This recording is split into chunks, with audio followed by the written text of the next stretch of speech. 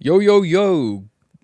Are we on screen? Yeah, Go. screen. Good morning, everybody. Welcome to what is going to be from this day on forward the early edition of the stream. Yeah. We are live 1 hour earlier than we've always been. So, new year, new you kind of like thing. Yeah. I mean, new year, new me, and that. What's up, Oh man, everybody? I suppose it's close to a new year. We're getting close to the lunar new year as well. So for all those Asians out there that support that celebrate the Chinese New Year, and for those of you superstitious out there that support celebrate the lunar New Year and the whole, what do you call it? Is it the 1st of April? I believe that's where the whole April Fool's Day comes from. Is the whole Lunar New Year? So, I mean, we're right in between a couple of different types of New Years. Well, it's my version of the new year is today. This is a new year for me because everything is new. Everything is just new. But now we've got Fiverr's New Year. Yeah, we've got the Fivers New Year's. So everybody in chat, welcome. I hope everybody's got themselves a nice cup of coffee. It is going to be the early edition, so we're starting 1 hour earlier every single day, Monday through to Thursday, as of today. So come join us in today. Tell us what you're looking at. Tell us what you're trading. Tell us what you guys want us to have a look at. And we will start doing that as soon as now. But what I want to start with, Will, is I want us to have let's have a little quick discussion about what happened over the weekend. I think that's kind of going to be our theme for Monday morning. You and I will talk about what we saw over the weekend. What is it that we expect potentially for the rest of the week? And then as the day goes on, as the next hosts come in, they will just flow. They will just flow along with us. Yes. There we go. That's better. I always feel like because obviously I'm working from a laptop, so when I'm not live, I unplug everything and then like shift over to my couch and I just sit on my couch. So every time I come back to my like workstation, like my live stream station, I feel like I move my camera all the time. It bugs me. I'm like, gotta like readjust everything. Oh, I did the same thing yesterday. Accidentally. Because I was cleaning and, like sweeping and, just making sure that the floor and everything is good, all that stuff. And I think I moved the whole table accidentally. But it's one of those, it's the same, I think, as your desk, just maybe just a different brand. But it's an electronic desk, so it can rise and lower, and it's nice and long. And it's very heavy. So I don't know how I moved it accidentally. So this morning when I was testing everything, camera, microphone, all of that kind of like stuff, I look at the camera, I'm like, yeah, that shouldn't look like that. So it's like, I don't remember this being over here. What's going on here? Anyway, Yeah. let's say hello to whomever is in chat at the moment. First and foremost, we have got Z for Ethiopia. We are back. New week, new opportunities. Love that energy, Z. Yes. Can we bring up the chat, Remy? I tell you what. Yes, actually, I can. Let me just. You do it. I don't know why I don't have access to do it. There we go. Thank you. I'm better than you. That is true. That is very true. We've got Miss Daily Deals. Hi. Hello, Miss Daily Deals. Zed saying GM. Good morning. Good day. We all love good daily deals, mate. Remy saying, welcome to the Fivers live stream. Yes, to everybody, welcome to the live stream this morning. We've got Theola. Good morning, everybody. I hope you have an amazing week ahead. What about everybody that had a nice weekend? Can we not say No, screw your weekend. The weekend doesn't exist. The weekend's garbage because do you know why? You can't watch a stream live and you can't trade the market. So, I mean, who actually wants a weekend? I can't argue with that logic at all. It's the most logistical answer ever. It's just pure facts. There's no if, buts, and maybes. Just absolutes. Yeah. We've got TezX saying hi. We've got Shaky Morning. We've got Quibus Quisson saying hey, good morning, gents. Theola saying good morning, Richard. Good morning, William. Martin I. Good morning. Hey, Rich. I expect that you were going to be here. How? How did you expect this? Are you a soothsayer? Whoa. Can you see the future? What's happening in Nasdaq? Take your tinfoil hat off, Martin I. My FX note. Hi. Good morning. Good morning. Martin, I say, so let's recap last week. I still have my 5K live. I passed my 20K first phase and 100K. I lost 3K. Most sad about the 100K. Awesome about the first one. Awesome about the second one. That is life about the third one. Dude, it happens. Literally that. That's part of the game. You're going to lose some trades here and there. But if they're all active and they're all still according to your plan, perfect. Yeah, literally that. As long as you're following your plan, that's all that really matters. Mixe saying you guys started earlier today. Yes, as of today, the 2nd of February, going on forward, we will be starting an hour earlier. So it is, 8:30 GMT? So I think it's good. We've wanted to extend the stream for a while, so here we are. As good a time as any, don't you think? So thank you for everybody that's joined us a little bit earlier. The stream is still going to last until its normal time slot, which is, 3 o'clock GMT. So just 1 hour extra. That's all we're giving you right now. So do bear with us because there are some more changes that might be coming in the near future, but as of today, it's just the extension of the stream by 1 hour. Yes. Henry saying evening with 2 G's. Well, evening to you as well, Henry, all the way from down under. With 3 G's. We've got Chine. I do apologize if I have absolutely butchered your screen name.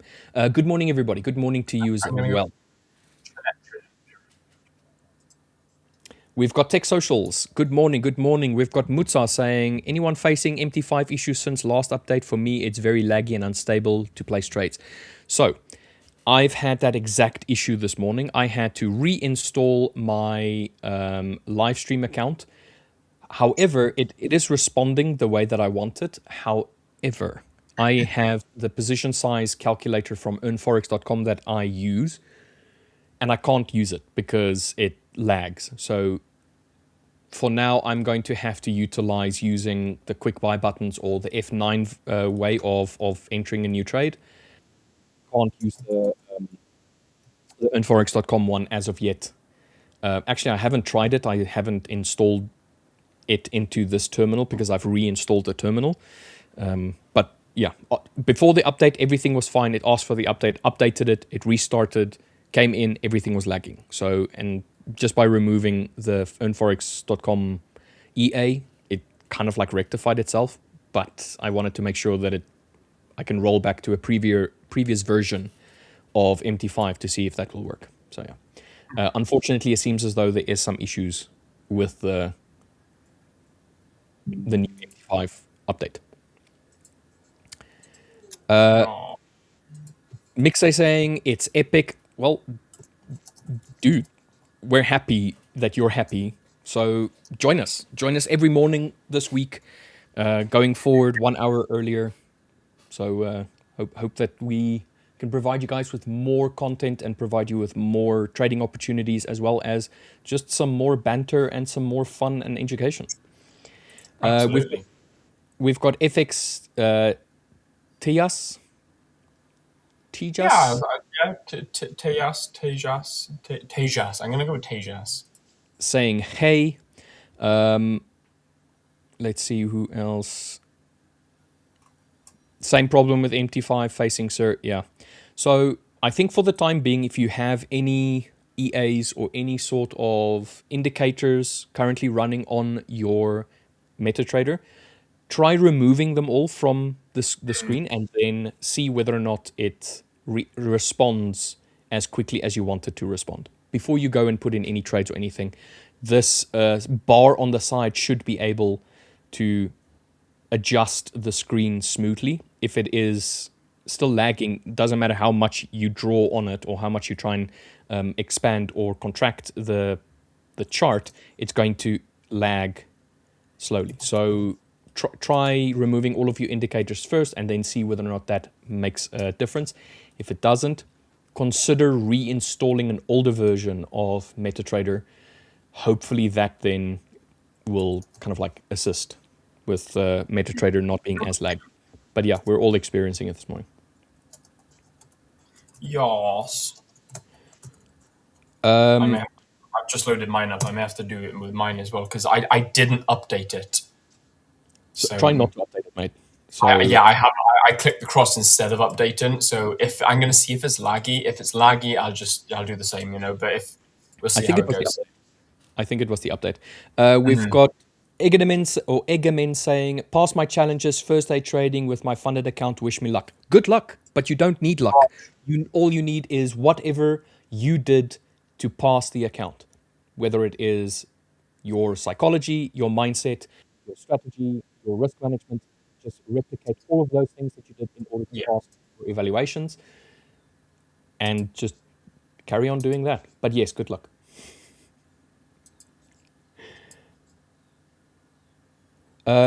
Pascal saying, why does your MT5 look more modern than mine?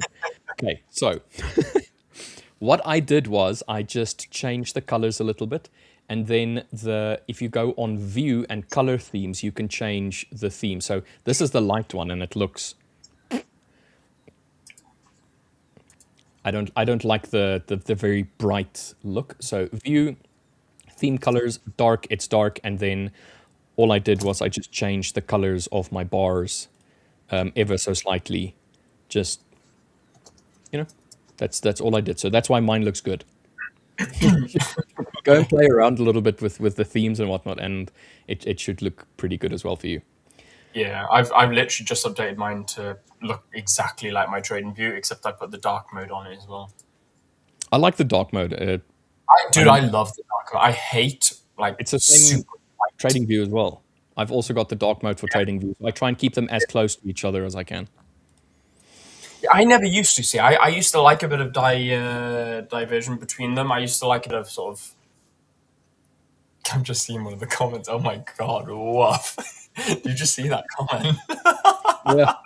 Henry saying yes, removing my EAs resolved the lagginess. Yeah. So I'm not an expert on it, but Dirk that is part of the live stream did message me an idea of what he's seen is happening on the update, and that might be causing some issues with printing, like picture printing. So one of them is like indicators and so on. So for the time being, I'm just going to run it without it. I will test it a little bit later to see whether or not I can actually add the earnforex.com's trading calculator, the position calculator. But for the time being, I'm just going to go and trade without it. Yeah, nice. Tech Socials saying, so we do not require the MT5 app from the Fivers. We can use the unbranded MT5 app. You can. It's still going to be just the MT5 installation that you're going to be using. The nice thing about using the one that's from the hub is that when you do go and select open account or use existing account, it already gives you the Fivers information ready and waiting. So it's just easy. So you don't have to like connect it. It's one click. It's very easy.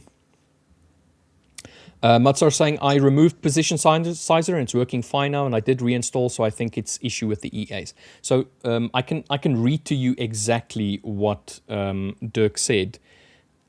So he's very clued up when it comes to looking at the old information and so on.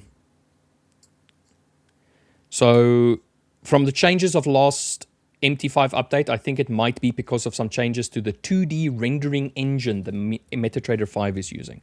So basically the position sizer is redrawing a lot of the buttons and boxes on every tick, and that causes the lag with the changes in the rendering engine the MT5 underwent. So you're going to see probably the same issue if you have a bunch of other indicators on your screen. It might add to the lag. So if anybody is struggling with lag, remove all of your indicators, all of your EAs if you have one. You're going to have to go back to old school, old-fashioned, just manual trading for a little while, up until either there's an update to either the EAs or to the indicators so that they align again with the MT5 platform, or alternatively, go and install an older version of MT5 and just don't update it until that is fixed in a follow-up update after this one. So that's the suggestion I can give to you, and it seems to have worked. Henry just confirmed it worked. Matsar just confirmed that it worked. So let's just do that. Yes.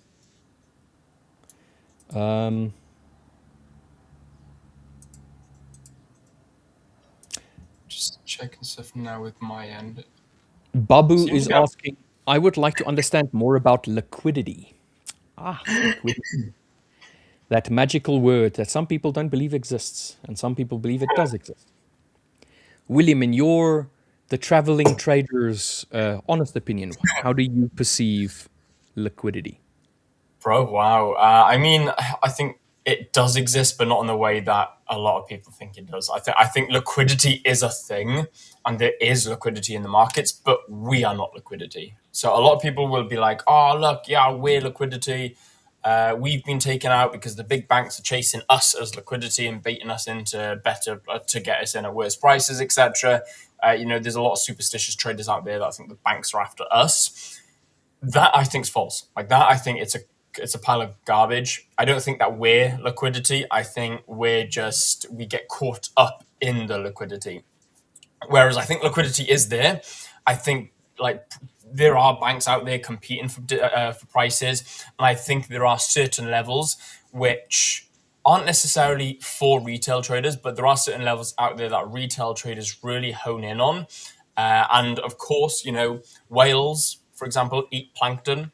Now, enough plankton will feed a whale. So therefore, we just happen to be millions and millions of plankton that happen to get swallowed up by a whale. And therefore, the plankton think that, the whales are after us. No, the whales aren't necessarily after us, but we just seem to get engulfed into their digestive system. We just seem to become part of their liquidity. So I think there are liquidity points out there, whether that's recent highs, lows, whole numbers, pullback zones, whatever you look at as liquidity points. I think they do exist, but I don't think they're because of us or for us. Very, very interesting viewpoint on what liquidity is. Yes. Very, very interesting.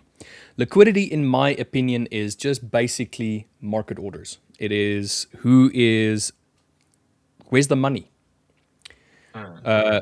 If you look to enter a trade, price is going to go down to a specific point as an example, and then suddenly there's strong movements off of that area. That is liquidity. That is buyers in wait. That is people willing to participate. So liquidity in my mind is participation. It's people, and when I say people, I'm referring to hedge funds, big banks, large businesses, those whales that Will is referring to. Liquidity to me is willing participants. If you don't get the movement that you expect from an area, or volumetric movement in some ways, that to me doesn't reflect liquidity at that area. It's a little bit slowed.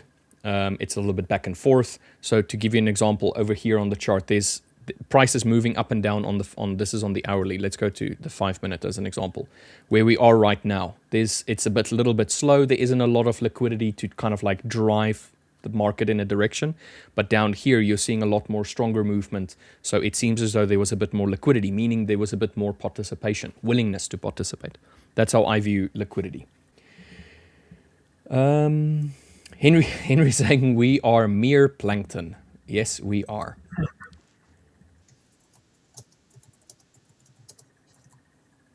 Mutsar saying just don't place your stop where most people place so you don't become liquidity.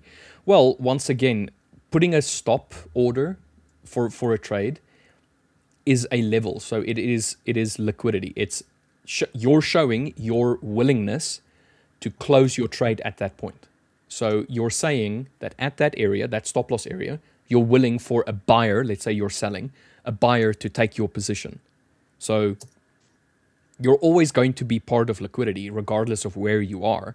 It's just whether or not you're in line with what the big players, their liquidity direction is, or whether or not you're against it. Is it possible to see the ticker bigger? On this one over here, I'm not sure whether or not I can actually make this one larger. This is a 4K screen, and I've tried in the past to kind of like make it larger, but I just don't know how. So not entirely sure how to make the ticker a little bit larger, unfortunately, my friend. I can have this up for you to kind of like have a look, but how to do this one on the side, I am no expert. Simpiwe is saying, good morning, Rich and Will, and everyone on the stream. Please help me out.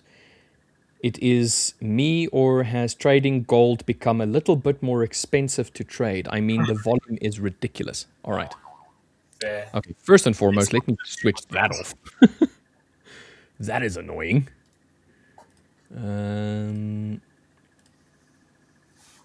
Yeah, it's not just you, my friend. You know, gold has become a little bit more difficult to trade at the moment. The volume in it, the volatility in it, and the geopolitics affecting it are just absolutely going berserk at the moment. So it's not just you. You know, I think we're all finding it's increasingly difficult to be trading gold right now.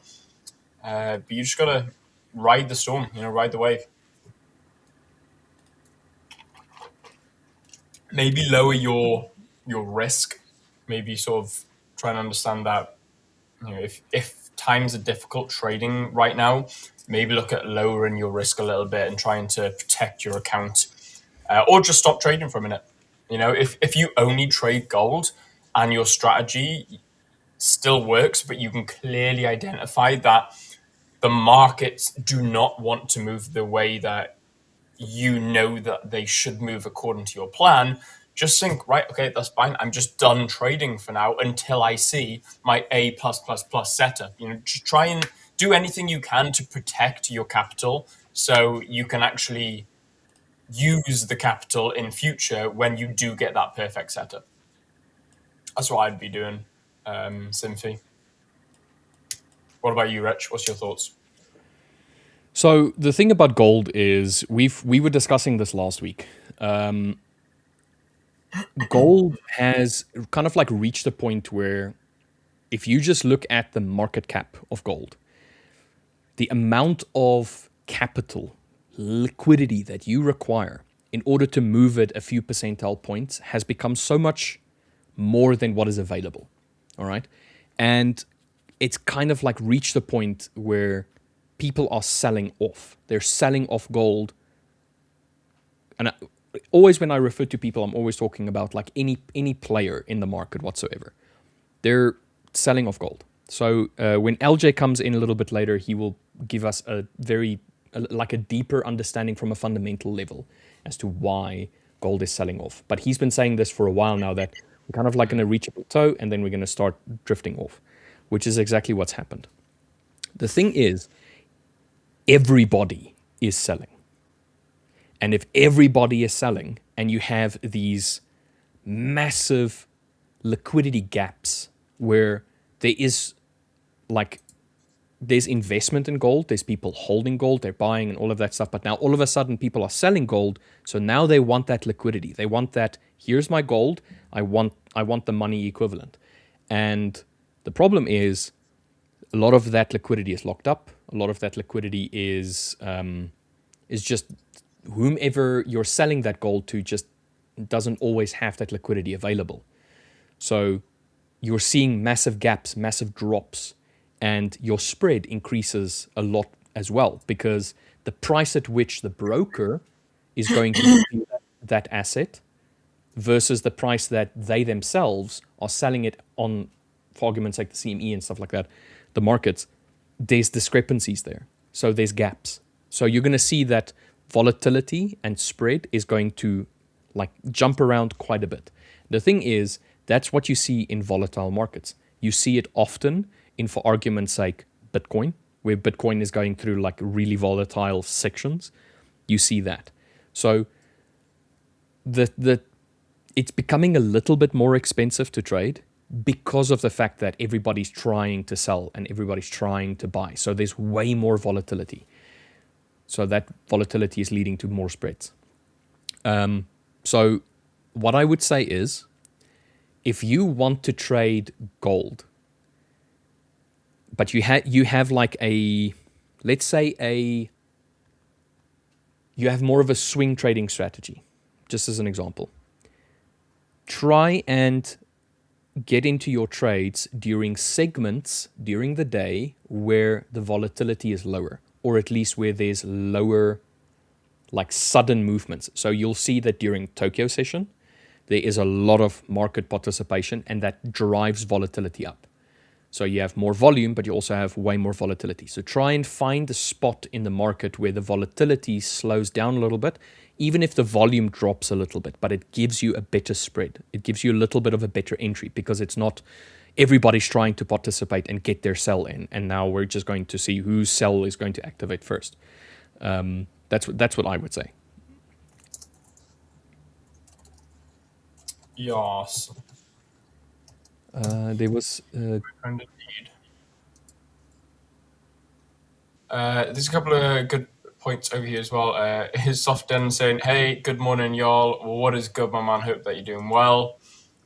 Yeah, because without understanding liquidity, it means that you are a trader against the big traders, which are the banks. I mean, in theory, I suppose, yeah, true. You know, you need to understand that what are the banks trading off of? And yeah, potentially part of it is liquidity. Liquidity is just basically volume as well. You know, that's all it is it's a fight for the best price for their clients. And that's all that liquidity is them trying to get in at the best price. Like I said, we can just get caught up in that. That's why so many people think, oh, we've just been liquidity hunted. We've just been stop hunted. No, you've just been unlucky. You've just been in the wrong place at the wrong time.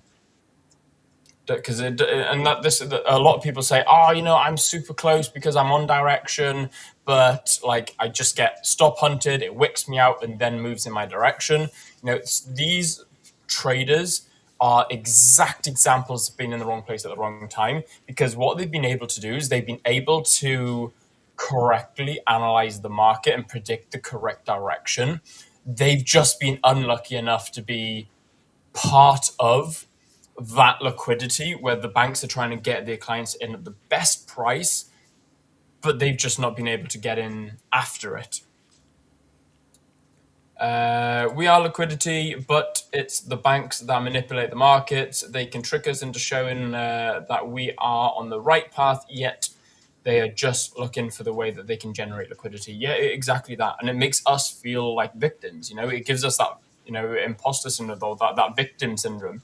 You know, it makes us want to think that the banks are against us. No, the banks are against each other. The banks are against the markets. The banks are against the institutions. You know, you've got BlackRock and all that lot. They're not looking at the fibers saying, right, boys, they're live right now. They're bloody live and they're buying gold. You know, they don't look at us like that. You know, they're just like, the fiver. I'm sorry, who? You know, go away, retail traders. You know, so they don't necessarily look at us in the way that we look at them. Instead, we used this analogy a couple of months ago, and we use it quite regularly. You get sharks swimming in the ocean. Of course, you don't get them anywhere else. But you get you get sharks swimming, and then you get We've got sharks in rivers, mate. Not just in the ocean. yeah. I mean, you got freshwater sharks, I suppose. But yeah, so you get sharks swimming, and then you see like these little fish like nibbling on the sharks and like swimming around the sharks. They're not being eaten by the sharks. They're there because they work in harmony, because those little fish are feeder fish. They feed off of the bacteria and everything else that grows onto or attaches itself to the sharks. Now, that is in effect retail traders. We are these little feeder fish trying to nibble on everything on the shark and keep the shark clean. So the shark is actually happy that we're there because we're keeping the shark clean. No different to how the banks don't care that we're there in the markets. However, every now and then a fish may swim across the shark's mouth and it'll just become shark food. No different to us in the liquidity markets. Because without liquidity, they can and we can't make money. 100%. Liquidity is money. Liquidity is volume. Without liquidity, there's nothing. There is no movement, because liquidity is banks trying to get in at the best price to gain the best possible volume for their clients. Once again, willing participants. So if a hedge fund or a bank has enough capital to move or affect, let's rather say, a movement on any asset, you as a retail trader, the amount of volume that you have available to you is not nearly. It's fractions of percentages. You might be hundreds and hundreds and hundreds of a fraction. So generally, here's the assumption. Okay, everybody's on the same page, the market won't move at all. If everybody's on the same page, if everybody agrees as to where the price is right now, market won't move. Because what is the market? A willing participant to buy and a willing participant to sell. So you need someone that takes up that order. So if I'm selling something, I need someone on the other side to buy that from me. So if the bank itself has all of this available liquidity, all of this money, all of this like ability to move an asset, everybody else that's participating as well is taking small little bites out of that large order, if you can imagine that. Okay. And the thing is, we personalize the trading, make it feel like we're personally being slighted if price comes down, wicks an area, and then moves up. Just remember that the market is always trying to find the best price, whether it's the best buy price or the best sell price. And everybody's trying to make that little bit of alpha, that little bit of that edge. And if it's a few dollars here, a few dollars there, that's what they're going to try and do. So the bank itself is not stop hunting you specifically. You are just in the area that happens to be where the best price is.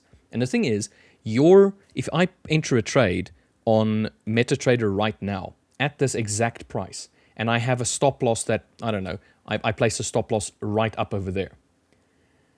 Who's to say that there isn't other players also having their stop losses roughly at that same point? Who's to say that the banks didn't actually want to climb all the way up to over here and then start selling? So the thing is, we just don't know. We're just not going to, we're not in the know, at least. So the idea is you want to kind of like see where price has been going and where that back and forth has been prior to where you're entering. It doesn't help that I go and enter a trade right here at the bottom on this wick, somewhere over here, thinking that, the price is just going to carry on going down. And then price starts pushing a little bit higher to an area where it had previously had a bit of a back and forth.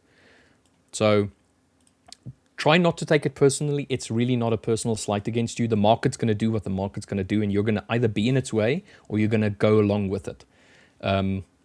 There's no rhyme or reason to think that you're being personally targeted. Because once again, the market doesn't care about you. And I know it sounds crazy to say that, but really the market just doesn't care about you. It's going to exist with or without you as a retail trader. So you'll save yourself a lot of heartache if you just kind of like depersonalize yourself from the market and just say, you know what, I'm just a participant. Don't take it personally. Yeah, literally that. I think that's why the markets have a very quality way of humbling you and making you realize that really you mean nothing. So this is a good comment, just kind of like add on to what we're saying. Babusi is saying, do banks really need our liquidity? It is very small. Now imagine, let's say we're about 10% of all of the market participation at, from retail, all retail traders all at once is, let's say 10%. I'm just throwing a number there. I'm not saying that that's the amount. Now imagine Will and I completely differ on our agreement as to what the market's going to do. I say sell, he says buy. Okay? The bank doesn't care. You're in there somewhere, whether you're buying or selling. Now, if we assumed that all 10% of all retail participants had a singular mind, a singular idea, and we all had that exact same entry point, exact same stop loss and target point and whatnot, only then do I think that we would actually count as towards liquidity. Because 10% of a few trillion is still a whole lot of money. So the thing is, we're not aligned. Retail traders are not aligned. We all have our own ideas of where we're going, what we want to do, and stuff like that. So we might think that our retail traders don't have impact. We do. We do have an impact. But we're not aligned. So you're getting fractions of impacts. If this makes sense, if the way that I'm explaining it makes sense, then it probably makes sense. But look, if it doesn't, it doesn't. All I'm trying to say is that they don't need it necessarily, but they do get it regardless. Yeah, it's there. It's there.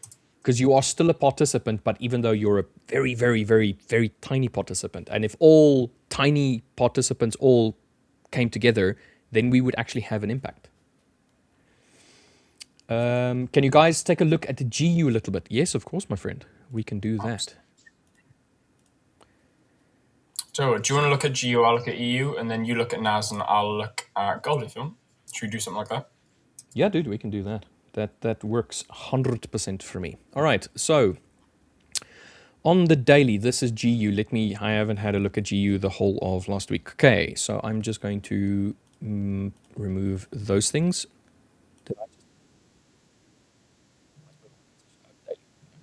Market sessions anyway.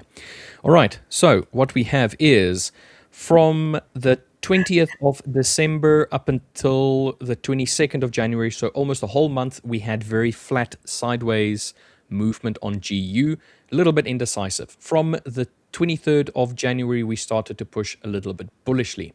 If I go down to the 4-hourly, we can see that we had an area of consolidation from the 26th of January, and we broke out of that consolidation on the very next day, the 27th.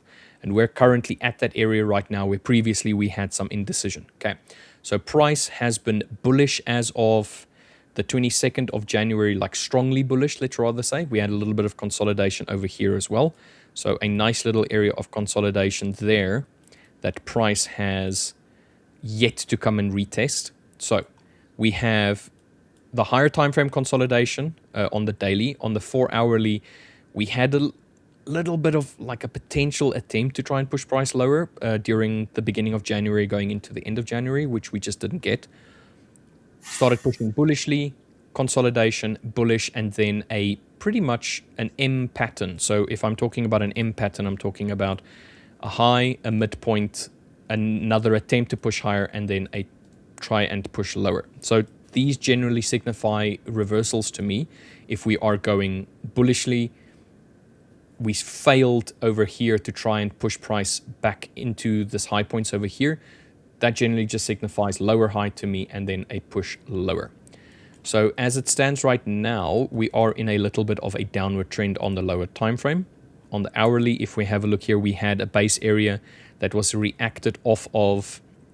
The base area was created on the 27th of January. We had a singular reaction, a secondary reaction, and then a third and fourth reaction, which had increasingly less bullish momentum each time it tested it.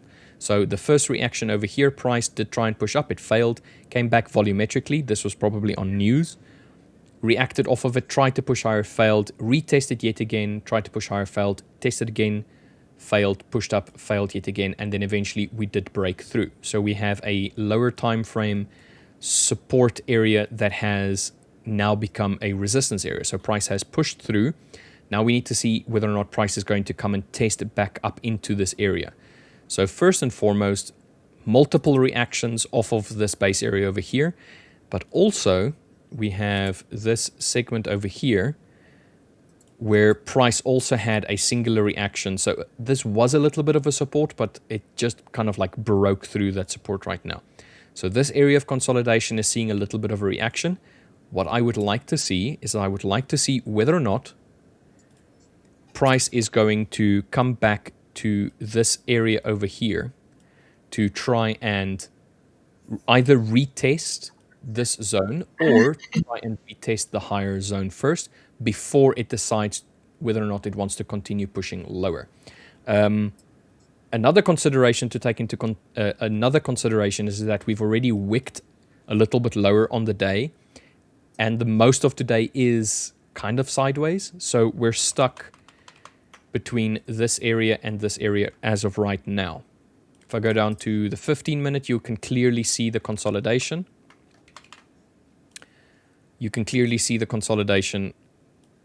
This was the low point of the day. That was the high point of the day. We wicked lower than the previous low point. So this area over here, we just wicked it. We wicked it twice. So that was the low of the day, and this was the high of the day as well. We're kind of stuck between these two areas. We're starting to look like we want to push a little bit more bullishly, but this candle over here on the 15-minute has kind of killed most momentum that we had, and now we're having follow-up bearish candles on the 15-minute. So the overall movement from last week Friday, Thursday, from Thursday pretty much, has been a low, a high, a low, a lower high, lower low, lower high, lower low. This one was a slightly higher high, but it was followed up by lower highs and so on and so forth. So I think we're still very much bearish. However, it's a Monday. Monday sometimes has like a little bit of slowed reaction as markets are trying to kind of digest what happened over the weekend. They're trying to digest what they want to see happen for the rest of the week. So for the time being, I think we might have a slowed reaction. There isn't any news today that really screams volatility, except maybe ISM manufacturing PMI later, much later this afternoon for the dollar. But up until then, I think we're going to have either a very slow downward descent, or we're going to have a sideways movement up until New York session. A bit more of the market players come into play. So for today, what I would like to see, ideally, is I would like to see a continuation of this downward trend that we've established on Friday. I want to see this continue down lower. I don't want to see us break and close above the Tokyo session all that much, really, because we've had a strong push into the highs of Tokyo and then a strong attempt to push price lower, and we haven't really come to test the highs. We've come to test like an area around the high once, but no real crazy reaction. If it moves bullishly from here, it also wouldn't surprise me, because we've had this area down here where previously we had consolidation, a breakout, a retest, and a strong continuation. So if price were to continue up from here, that wouldn't surprise me. But I would just wait. I'm just going to wait to see whether or not this is the low of the day and we're establishing a new bullish trend, or whether or not this area up over here can be defended to try and push price lower. So that is what I'm seeing on GU at the moment. I'm just going to wait. It's a little bit sideways for me. I'm waiting for it to establish a new trend. Yeah, nice. Also, guys, just bear in mind as well, I'm just going to bring up the news real quick. This is the news for today. So just thought I'd share that with you real quick. Monday, 2nd of Feb, 11 p.m. So this is, by the way, my local time. So this is Hong Kong time. So 11 p.m., which would be 3 p.m. 4, 5, 6, 7, 8, 9, 10, 11. Yes, 8 hours. Okay, yeah. So 3 p.m. UK time. We've got the ISM manufacturing PMI, which is high impact news for the dollar. So just be careful going into today, guys, at 3 p.m. UK time, so GMT time. Not only that, we've got a very big week ahead of us. I think it's pretty good that we can sort of like dive into a little bit about, not necessarily diving into the news, but just sort of a bit of a thing, a bit of a heads up, should we call it, as it is a Monday morning. Well, UK morning. It's Monday, London open. So we thought we'd just dive into the news ahead. Monday, so today we have at 3 p.m. got the ISM, which is indeed a red folder. Tomorrow, you know what? I'm not going to try and do the conversions in my head for the time differences. This is all GMT +8. So for wherever you guys are living, you do the conversion. But right now, this is GMT +8 time. So 11:30 a.m. we've got AUD news. 12:30 a.m. then we've got more AUD news. PM we've got USD jolts opening. And then Wednesday we've got again New Zealand dollar, euro, and USD. Employment change, CPI, and non-farm employment change as well. So that is that's really interesting. Actually, that's the third Wednesday we've had NFP. Is it? Oh no, it's not. No, it's not. We got it down here as well on Friday. Oh, maybe it's like the. Oh, okay, no, it's the ADP. It's like the pre. It's the ADP one. I was about to say. Yeah, fair. I was because this. So last month, I think, and the month before, we actually had NFP on a Wednesday, which was really weird. No, it's the ADP, not the name. Okay, sorry, false alarm.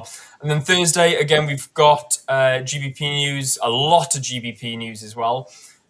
We've got Euro news, US dollar news, some more Euro news. Friday, then, of course, is the big NFP day for the dollar.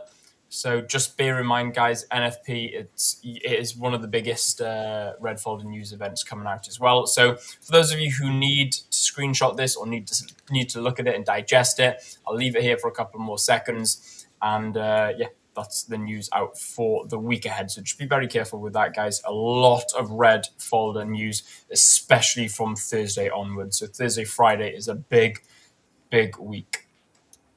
I just want to reiterate this. If anybody is struggling with MetaTrader 5 post updating, like if you got that little notice box on your screen saying update, if everybody or anybody is struggling right now with their MetaTrader 5 being laggy, remove all of your EAs. Anything that draws a box, that draws like a little button or something, just remove all of those things. As of right now, there's an issue with MetaTrader 5 where if you have an EA that requires a box, drawing a box or something, the 2D rendering program that MetaTrader 5 is using is currently printing that information every tick. So that's like every tick data it's doing that. So it's using all of the resources that MetaTrader 5 has available to it. So it's going to make your charts laggy.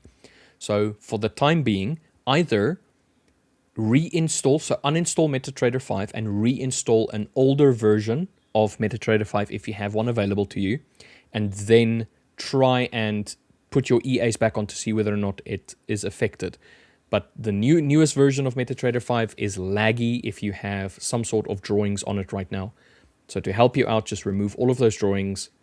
That's the fastest way to kind of like remedy the issue. You're going to have to go back to, if you're using an EA to calculate position sizes and stuff like that, for you, you're going to have to go old school.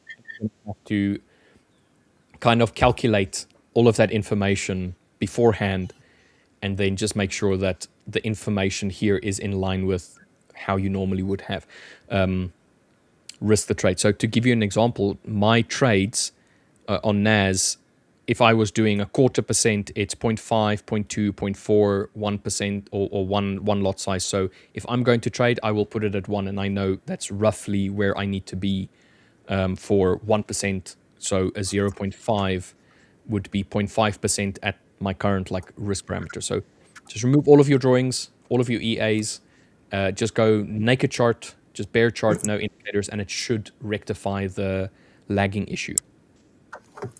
Yes. Henry says, nah, if we all agree, everybody buys or everybody sells. So to the moon till nobody can afford, or to zero. Yeah, that's what I mean. That if everybody did agree, then you could impact the market in a way. But because none of us agrees on where we're putting things, we don't have that like impact. We can short term, we can have small increases in price and we can force it a little bit lower and whatnot, but nothing substantial. Maybe we can like create a multi universal Forex signals trading group on the futures platform or something. Yeah, if all millions of retail traders were aligned, yes, we can impact the market. But generally, we're just kind of like, as Will always talks about it, we're just feeder fish. The banks, the hedge funds, those big liquidity providers, they're the ones with the buying and selling power. And we're just kind of like playing around in the middle. We're just riding the wave, or we're trying to swim against it. And that's what I mean by we don't really have that like scale of impact. No, we don't. Simply, thank you guys. I think reducing my risk tolerance should do the trick for now. Great, perfect, perfect thing to adjust, especially if you're going into a new account. What did you want to say, Will? No, carry. I was literally going to read out the comment. In the wild trades, good morning, chaps. Henry saying, sounds like the story of GameStop. Yep. That's if everybody's aligned, then it just absolutely kills it. But that's if everybody is aligned. Zero to hero or hero to zero, either one. Kaus Hadley is asking for Euro USD. That's going to be Sir William. That's going to look for us for that one. And then after that, I will have a look at Pranjal asking for AUD USD. I will have a look at that one for you.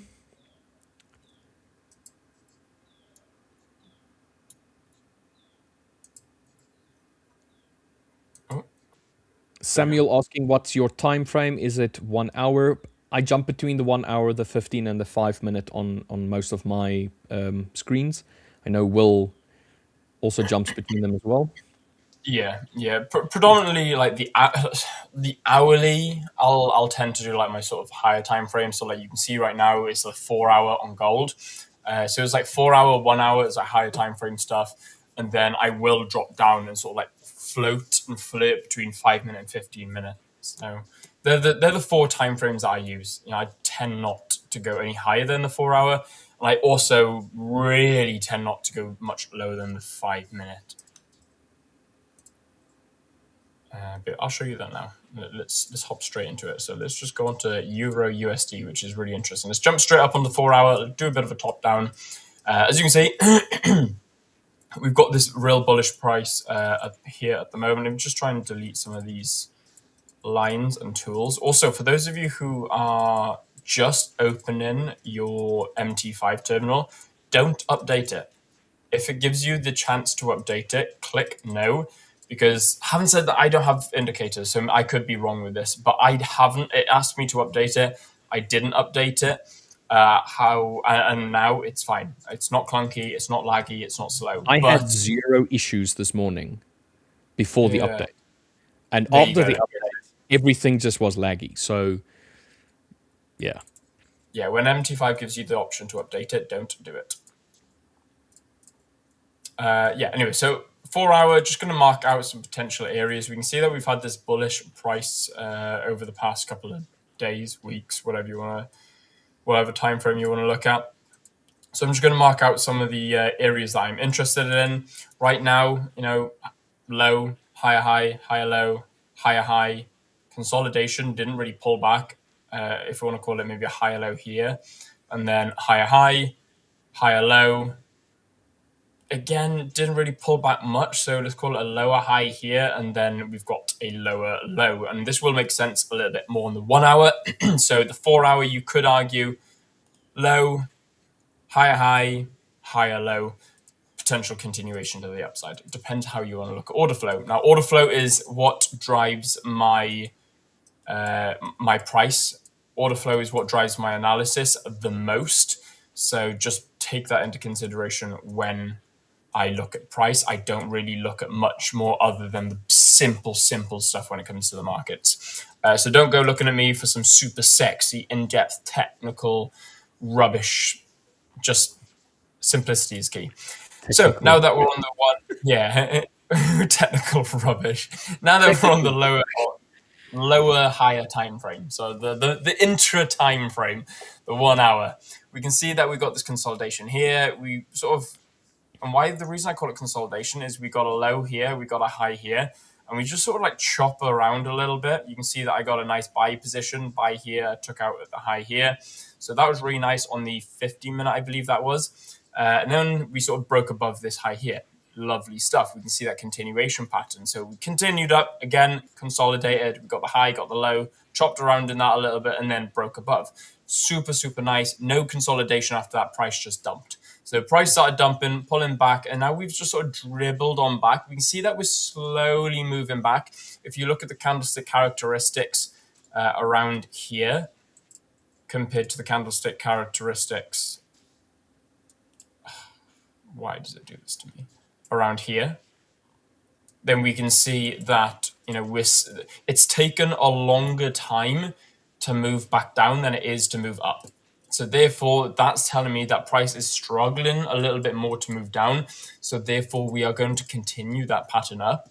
Now, not only that, the higher time frame is also telling me that we're going to continue that pattern up. The intra time frame, so the 1 hour, is also telling me that we're going to continue pattern up, and so is the 50-minute, so the sort of intraday lower time frame. And the reason I'm going to tell you that is because we've come into this nice consolidation zone here. We put in this low on the 15-minute. Let me zoom back in. Put in this low on the 15-minute, consolidated a little bit. So right now, what have we got? We've got a basic consolidation zone, which is in the exact area that we had the previous consolidation zone on the way up to those highs. So what I want to do now is, there we go. What I want to do now is just mark out a not so straight line. There we go. Mark out a straight line, and then I'm going to identify my high of the consolidation, and I'm going to identify my low of the consolidation. If anyone was wondering how I did that, literally double click so you can see the 3 lines, left, middle, and right. Press Control, and then just drag. Just like that. So if anyone's looking for how to do those quick keys, a little bit of an easy trick for you. So yeah, as I was saying, you know, we've got this low here, we've got this high here. Everything else within inside it is absolute bull crap at the moment. I'm not interested in trading. However, if we jump down onto the 5-minute and we're really seeing some obvious price action that confluences with a higher time frame, then we can start maybe looking at a setup instead of an A+ setup. However, right now on the 15-minute, this isn't price action that I want to be trading, because I do like to use the 15-minute as some form of confluence. Now, I would like to see bullish continuation due to the fact that it goes with the order flow of the higher time frame market, being the 4 hour and 1 hour. Now, I'd like to see something a little bit more on the lines of this, if I'm being completely honest with you guys. I'd like to see a break and close above the high. We can see that we put in this low, tried to pull above a little bit, tried to have a bit of a pullback into this area. We've held it. We've tried to push and break this low and create a new lower low, failed. And now we're just sort of chopping around. Price is just losing momentum to the downside, which could show probability to more upside movement. Now, if we go on to the 5-minute price, it looks even more valid for that buy pressure. So as you can see, you know, we've got this low here, very micro structure as it is the 5-minute, but we've got this nice 3-candle push, pull back, bigger push up here on the 3-candle push. 1, 2, 3, nice big candles, bullish candles. Pullback, failure to create a lower low or even an equal low. It is a higher low. For those of you who look at imbalances or fair value gaps. We've got a beautiful fair value gap here, which would have just wasted your time because we went straight into consolidation. So be very careful when using stuff like that. So we have got this beautiful fair value gap or imbalance here, which also marks out a beautiful fib zone, which looks around about the 61 fill. And then we've consolidated around a little bit. We have broken these lows here, but you can see that we've really nicely wicked this by started moving back up, tried to push down one last time, again failed to create a lower low here. We've actually created a higher low due to the fact that we've came down and wicked into this low but closed above. And then same goes here. We've got all this wickage here. Wickage, oh, go away. Wickage is not a word, by the way. It is something I have just come up with, so don't think it's some technical term. It's not. I don't think, anyway. So feel free to use it, but you may sound like an idiot to some other people. But I'm going to call it wickage. So we got this wickage here. And what I mean by that is we've attempted to push 1, 2, 3, 4, 5, 6 times to the downside and just failed every single time. If you want to be trading lower price action, which I really don't recommend, but however, if you do want to do it, also guys, if you want to guarantee your straight line, which you've already got, press control, and then you can actually, create that straight line without stress. So if you do want to draw that straight line, if you do want to trade that lower time frame price action, then we have got some nice potential buy movements coming through here, where if we can break and close above this high, have maybe some form of pullback to show that we're attempting to go lower and then a failure. Again, guys, I'd really be looking for some better confirmation on the lower time frame. So I'd be looking at something a little bit like this, where we have a break of the downside. Break of the upside, showing that we've broken new highs. So we got a higher high. We've come back down, attempted to push lower, and then we've broken this higher high one last time to create a new higher high on the microstructure on the 5 minute. And then you can be looking at your entry criteria, because that's where you're going to find your A or A plus setup on the lower time frames. So something a little bit like this is where I'd be entering. This is what I'd want to see on the lower time frame, I think. Entry into here somewhere, and then a continuation higher. Now, all that could be completely invalidated if we get a break and close under this. Now, if we get a break and close under this, then I'd have to reanalyze absolutely everything with a complete, fresh, clear mind. But that's my 15-minute and my 5-minute analysis on EU. So hopefully that made a little bit of sense. If you have any questions, feel free to ping them over in the chat, and I shall try and answer them as best I can. Awesome. I just wanted to quickly mention that because we've extended the stream, the times that everybody is going to be on the stream is going to be slightly adjusted. So myself and Will are going to be with you until 10 o'clock GMT time. So that gives us another 24 minutes or so. After which we will have the macro movers, which is Dirk and LJ. They will be joining us at 10 o'clock GMT. They will be with us for 2 hours, after which it will be myself and Will again this afternoon from 12 until 1:30 GMT. And then after that, we will have Victor and Samir, who is going to join us at 1:30 to 3 o'clock GMT time. So I see that we've got about 150 people in the live stream at the moment. We would really appreciate it if all of you could drop us a like. And if you haven't already, drop us a subscribe as well. We're really trying to push this YouTube channel to 100,000 subscribers. We are currently sitting at 96,600 subscribers. Oh, okay. I knew it was going to be around 96, 97. I couldn't remember what it was then. Yeah. Guys, so that's we awesome. are That is serious. We are so close to reaching that 100K. We would really appreciate it. Thank you very much to everyone that is here and already liked and subscribed. We really appreciate you guys.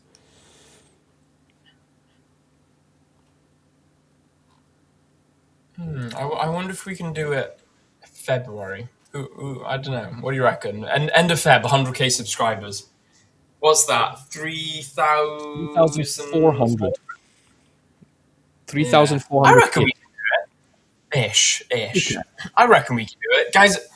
Make sure you smash that like button and make sure you subscribe to the channel if you haven't already, and make sure you share. Make sure you click that share button. Make sure you share it amongst absolutely everybody. Post it on your socials. Print out a QR code, link into the channel, and put it flyers all over your local village. Who, I don't know, come get creative. So, share it with absolutely everybody. So I want to just say this, that we are going to have a 10-year anniversary event at some point.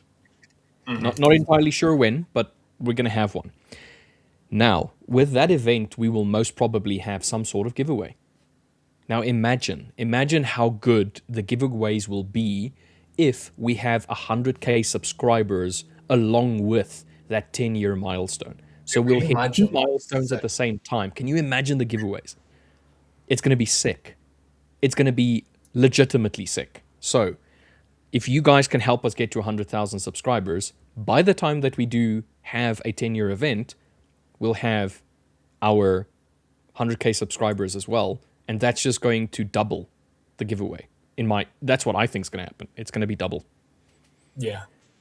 Yeah, dude, that'd be so awesome, man. It'd be so awesome. So, guys, please, also just the fact that it means a lot to us. Like the likes, obviously, of course, I don't know YouTube algorithms that well, but I'm sure it goes towards the algorithm. But more importantly, it also makes us feel pretty good. You know, it's pretty cool to see that you guys like what we do and like what we share and like what we say here. So for us as well, man, just smash that like button. Personally, I would love it if you guys could just drop us a like. Yeah, exactly. I mean, we do this every day, Monday to Thursdays. We always do it with the best intentions. We try and provide everybody with the clearest, most honest information that we can give. So, and we do it with a smile on our face as well. Obviously. So it would just be... Yes. Ramu saying that, hello brother, I am new here. What is good, my man? Welcome to Aussie Fivers channel. Hope that you've stuck around. That was 17 minutes ago, so hope that you're still here, bro. Make sure you subscribe to the channel like we've just mentioned, and come join the community. Get yourself into the Fivers website, get yourself an account, and get into the Discord.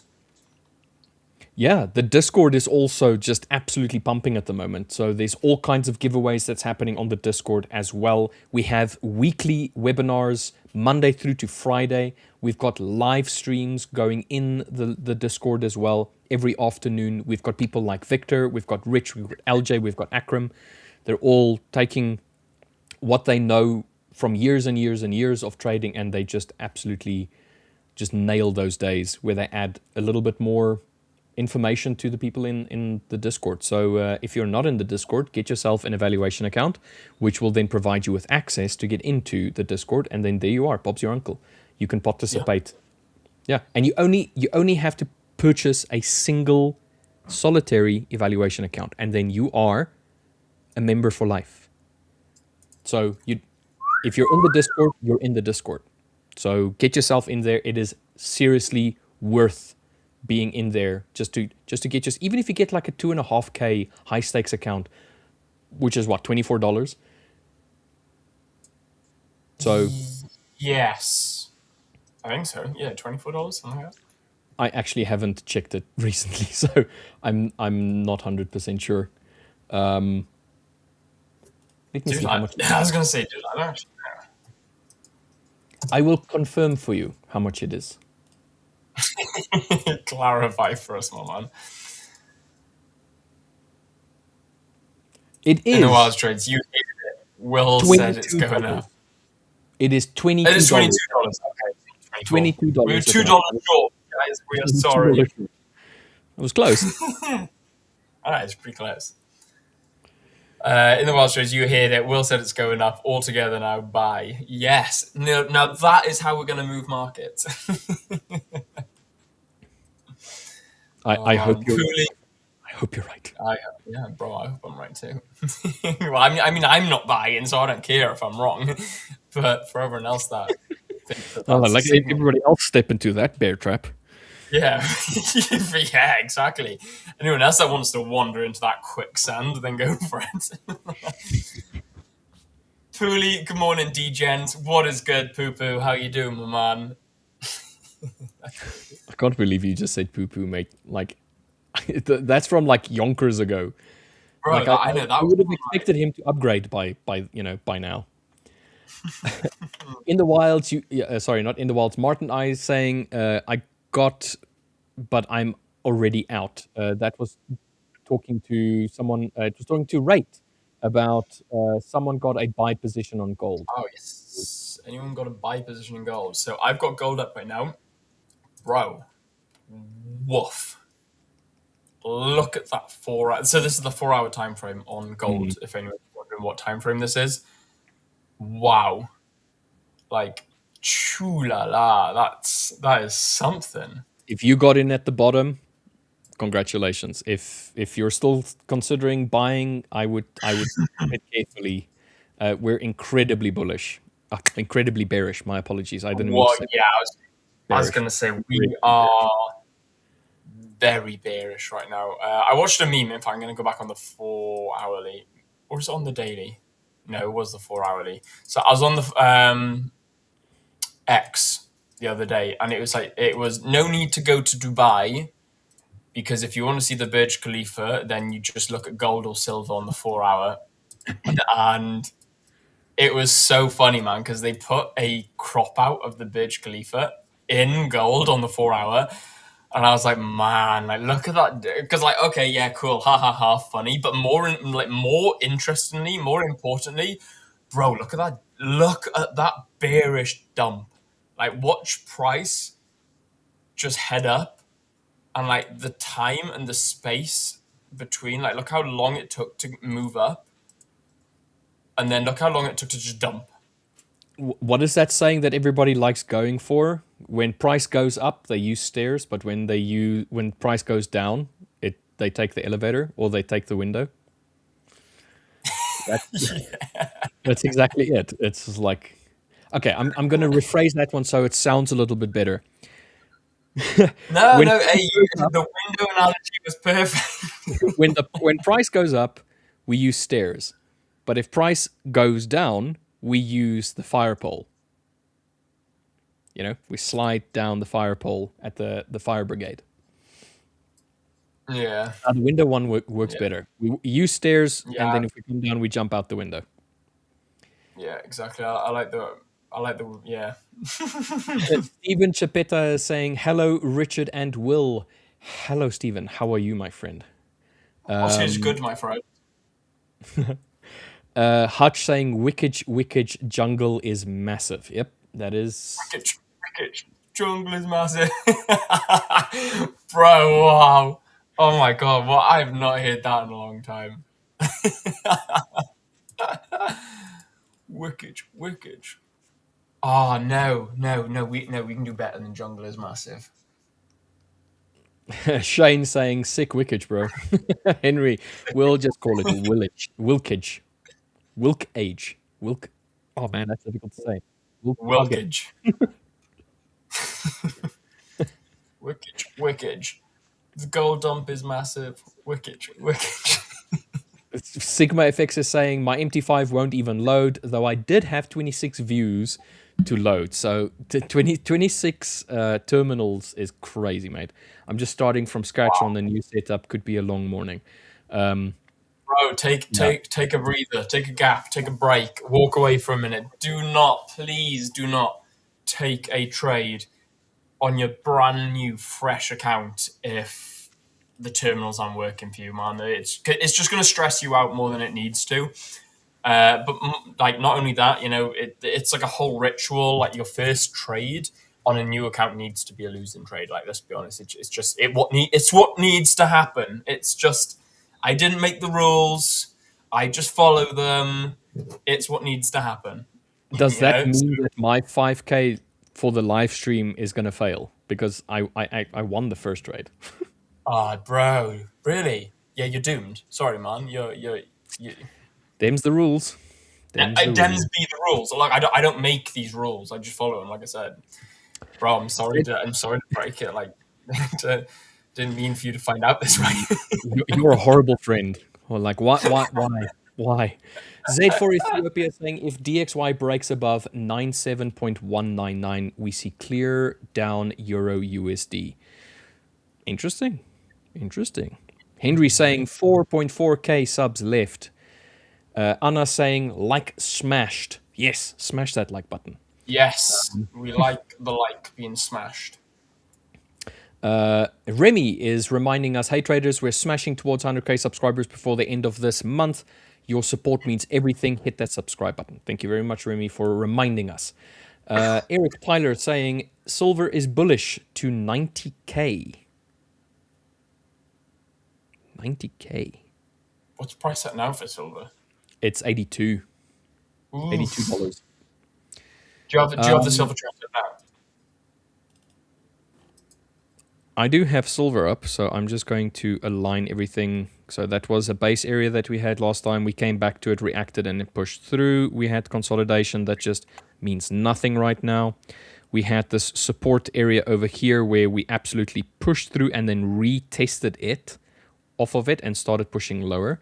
What are we reacting off of? Let's see. We're reacting off of this area down here. 1, 2, 3, 4. 4 reactions after, well, 3 reactions after establishment. So we are reacting off of this area right here. So right now on silver, if we're going to continue pushing bullishly on silver, we have to break through this area up over here. So price has to close above, retest, and then try and push up from there. Otherwise, I don't see like how strong is going to this push going to be, especially considering how, if I go onto the daily, how absolutely massive this drop down was. So this is a very, very, very strong push lower on silver. I kind of like, I want to wait on today. I want to wait to see whether or not this over here is going to be the roundabout or if it's going to be the continuation to push lower. So I'm not going to trade silver at all today. However, if people want to trade silver, I'm going to preface caution first and foremost. We have an area of support down here, which, like I indicated already, we've had multiple reactions off of previously.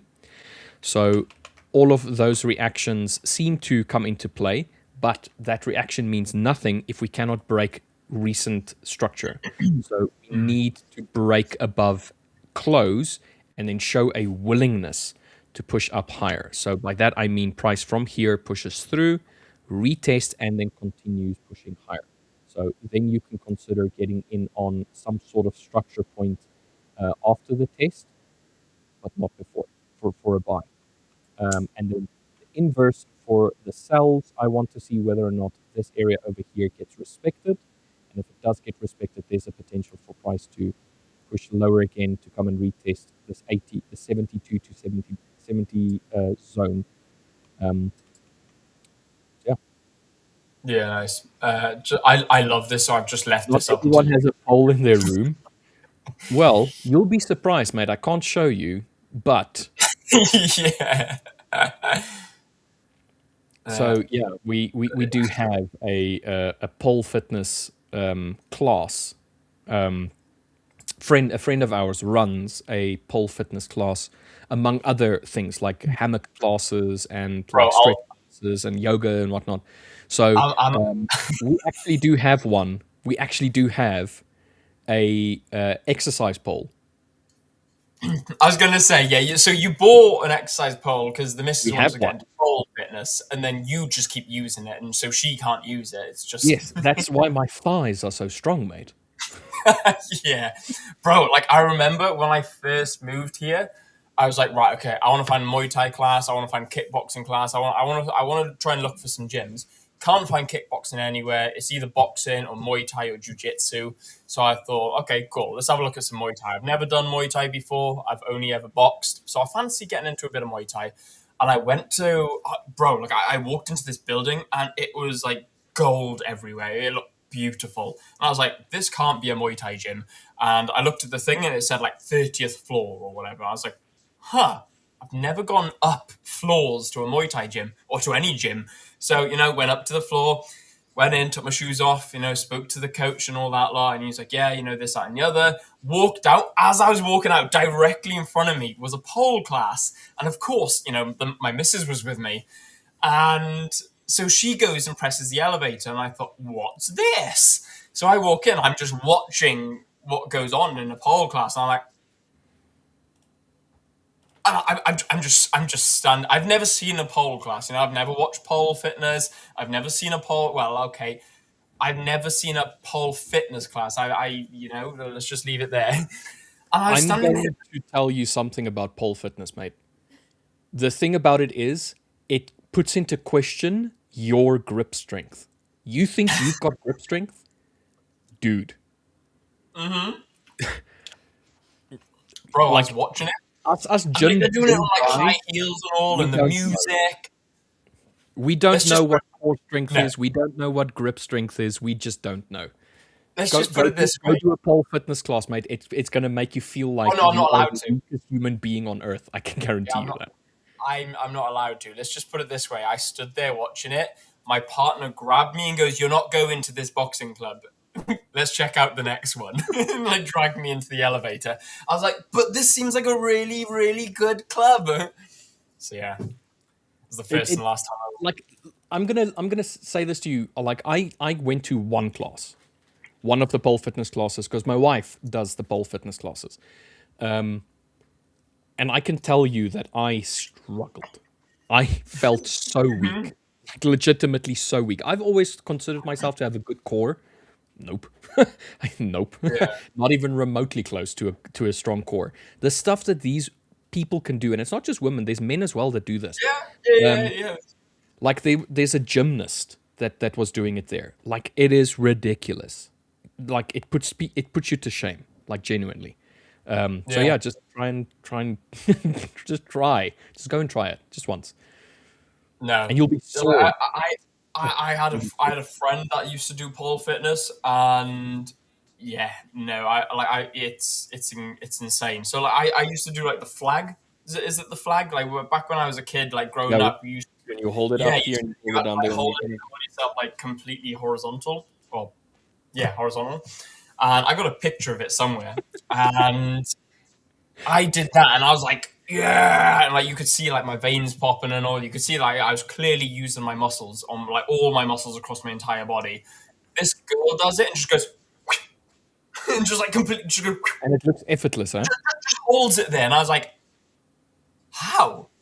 Okay, fair. She was significantly lighter than I am, so maybe I had to use a bit more muscle. She was also stronger than you, so her nonetheless, I was like, what? Her weight to strength ratio was way above yours, mate. Like, oh yeah, 100%. I was like, damn, fair play.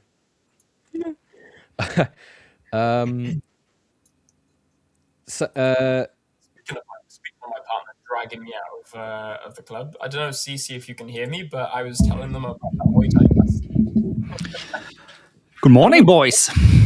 Good morning to you, Dirk. Good morning. Good. It's freaking cold. It's slippery out there. Nobody's getting rid of the ice. So I kind of ice skated to work today. America says the same thing, my friend.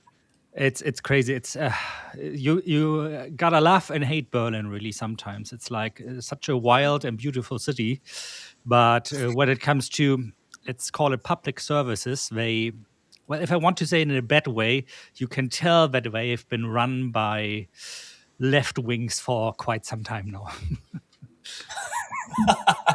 Fair. How long exactly? I think like for over 10 years now.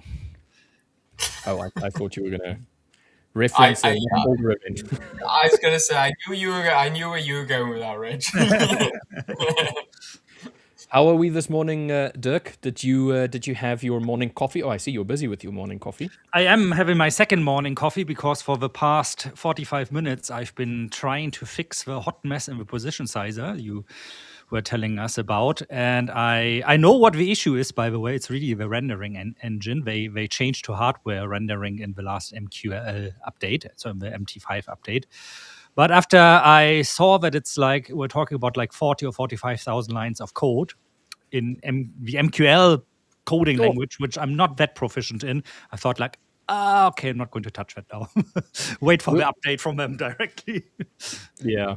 So I've gone ahead and I just reinstalled MetaTrader, uninstalled the previous version, reinstalled an older version that I had, and it does the same thing, unfortunately. So It does. Oh, yeah, okay. I'll put Alright, the guys, position sizer on.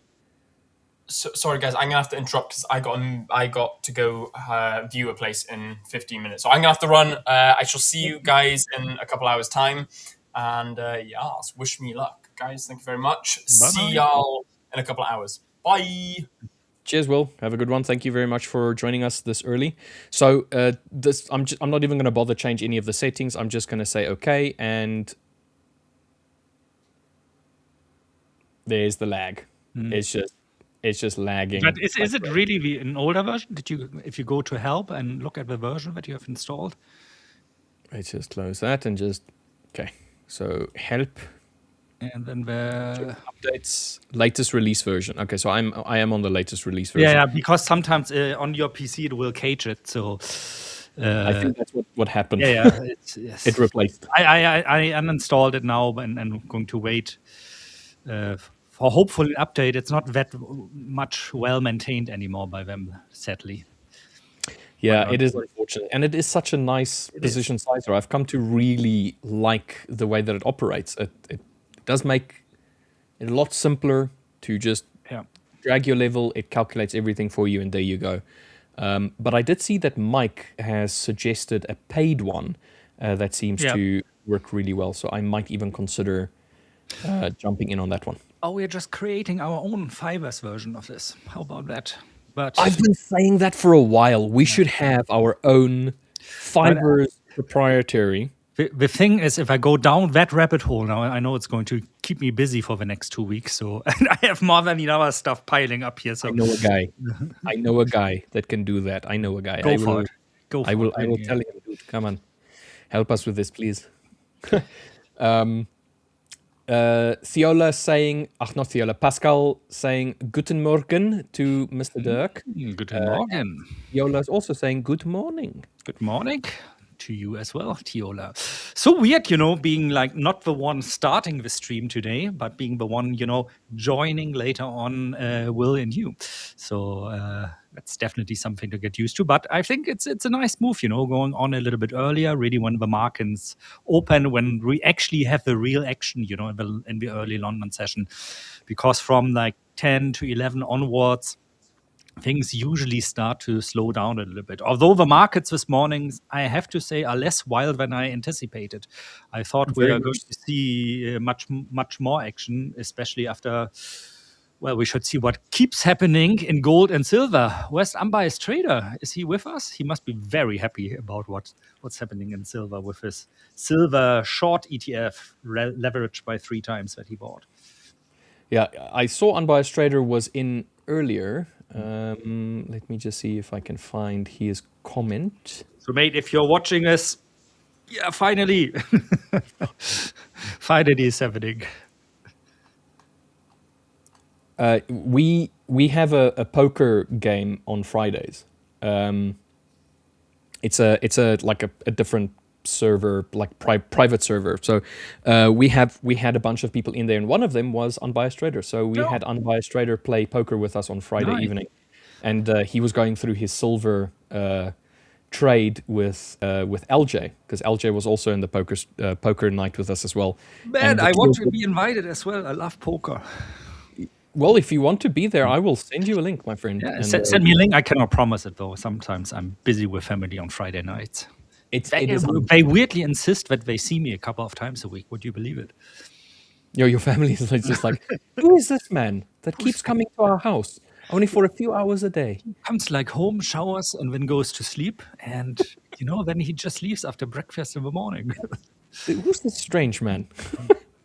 Hey, there he is. Vice Trader. Good to see you, man. Ibrahim? Yeah, Ibrahim is saying, when will the free bootcamp account be given away? So, we have some very exciting events happening in the not so distant future. We do have the futures section that will at some point be released. The team, I believe, is really working hard in the background to get that ready, perfect, and in place for when it gets launched.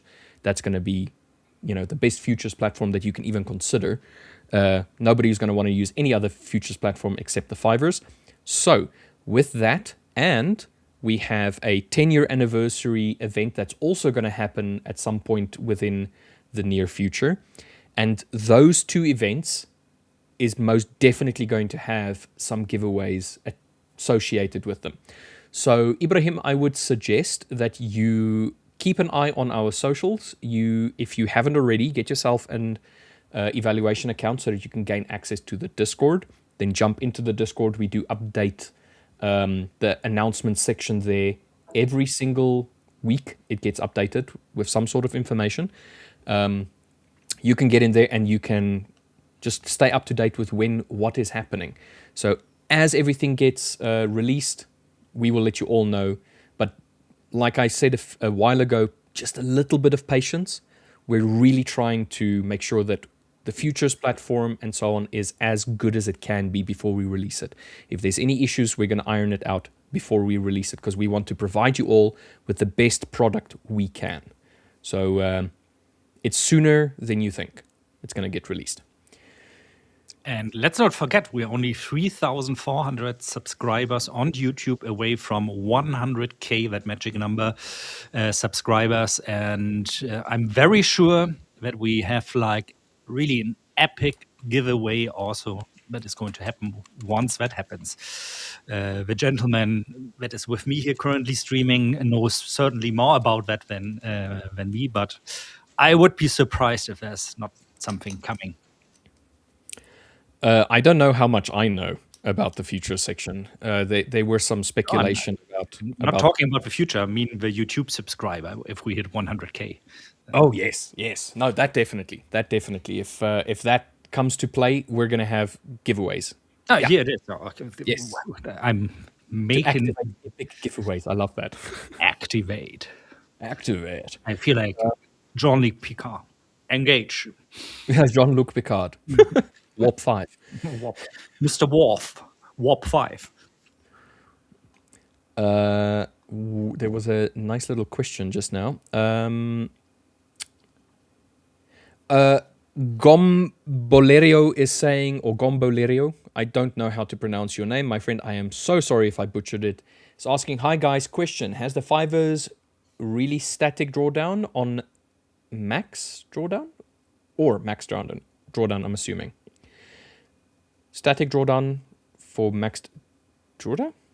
So, the way that the drawdown works is every night at rollover, it remembers what your account's details were. So how much equity you had in, or how much margin you had in your account, and then it calculates your drawdown based on your equity highs. And it's usually static for that day. So 3% is always going to be 3%. So you don't have to worry about today it's 2.5% and then the next day it's 1%.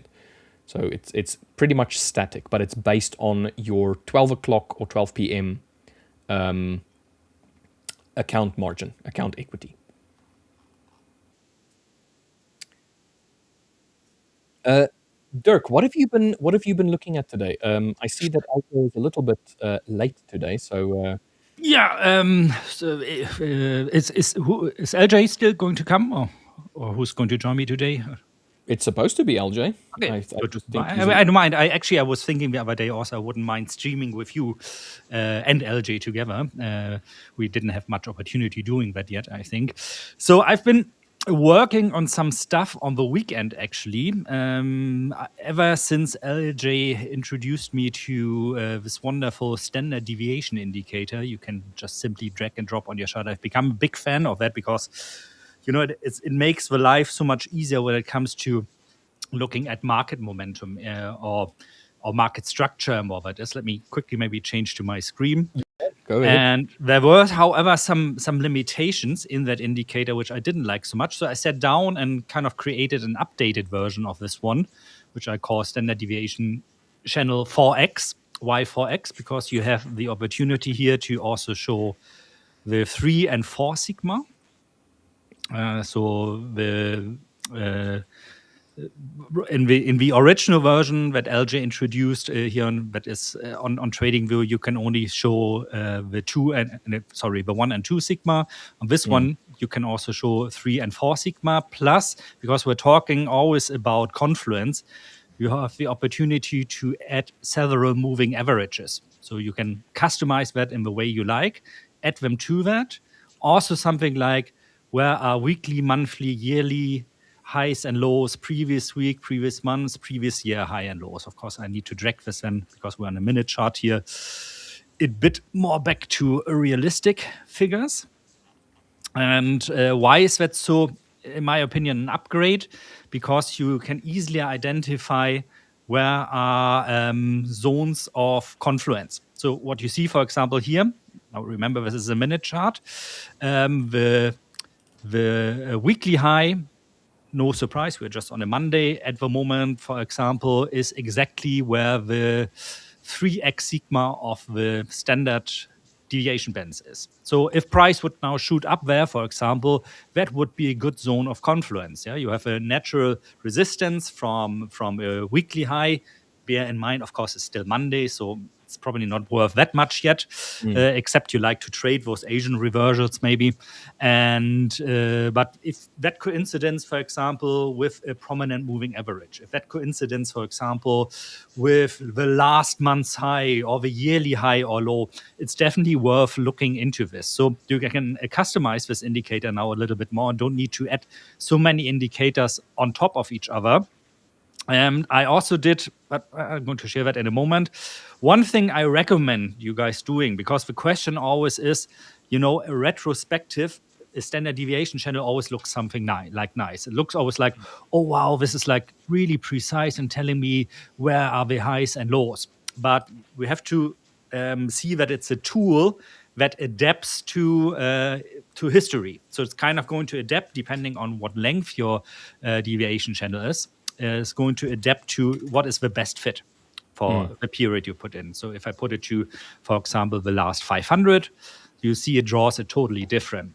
Now, one thing you can do to kind of get an idea, is this something that is showing me actually worth maybe trading or worth looking at, is if you go here to visual settings and go to something that's called Show Pearson's R. So if you activate that, that's probably going to be a little bit difficult to see that. You have a little blue number here at the bottom left of the deviation channel showing something right now of 0.58. And that basically means that it's just a mediocre fit. Like the standard deviation channel explains, so to say, the highs and lows or what price-wise was going on. Just so. If you see numbers above 0.8, for example, then it's actually explaining those highs and lows very, very well. So one might argue I only want to use this tool if I see, for example, 0.8 or if I see a lot of confluence. Now, what I did is I actually back-tested on 1 minute data for 10 years how well does this channel or does the individual sigma work on telling you, is price going to reverse back to the 0 sigma, so the gray line in the middle here, or is price going to continue? And I did this for 1 minute data on euro dollar for the past 10 years. So we're talking roughly about 13.5 million data points. And it turns out that this 1 sigma, so that's the blue dotted line here on my chart, if price hits that in 82% of the time, within 20 minutes, it's going to return to the middle line. Or to be more precise, to where the middle line was when the 1 sigma was hit. And once you go up more on the sigmas, this becomes more rare. So 2 sigma is something around 63%. 3 sigma is still at 56%, if I'm not mistaken. 4 sigma, so we are very high at 52%. Now, you could, of course, say, wow, this is amazing. I just need to long or short whenever we reach one of those negative sigmas. The problem with that is, of course, it just shows you the probability of returning where price left from where zero sigma was. It doesn't tell you what the price does in between. So for the times it doesn't return and continues going against you, the question is, where do you put your stop loss there? And there's really no if you just look at the sigmas, at the deviation bands, there is no strategy actually that has a positive expectancy just from that. This is why it's so important that you add confluence to it, be it moving averages, be it weekly highs and lows, be it, I don't know, whatever indicators you use. It's like really you gotta find your thing.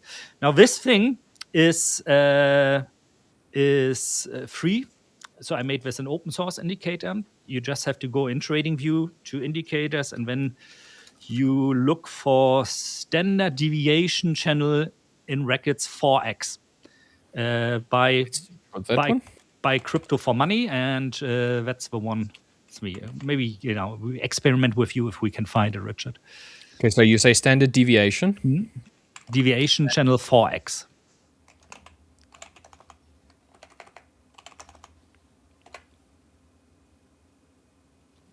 Not there.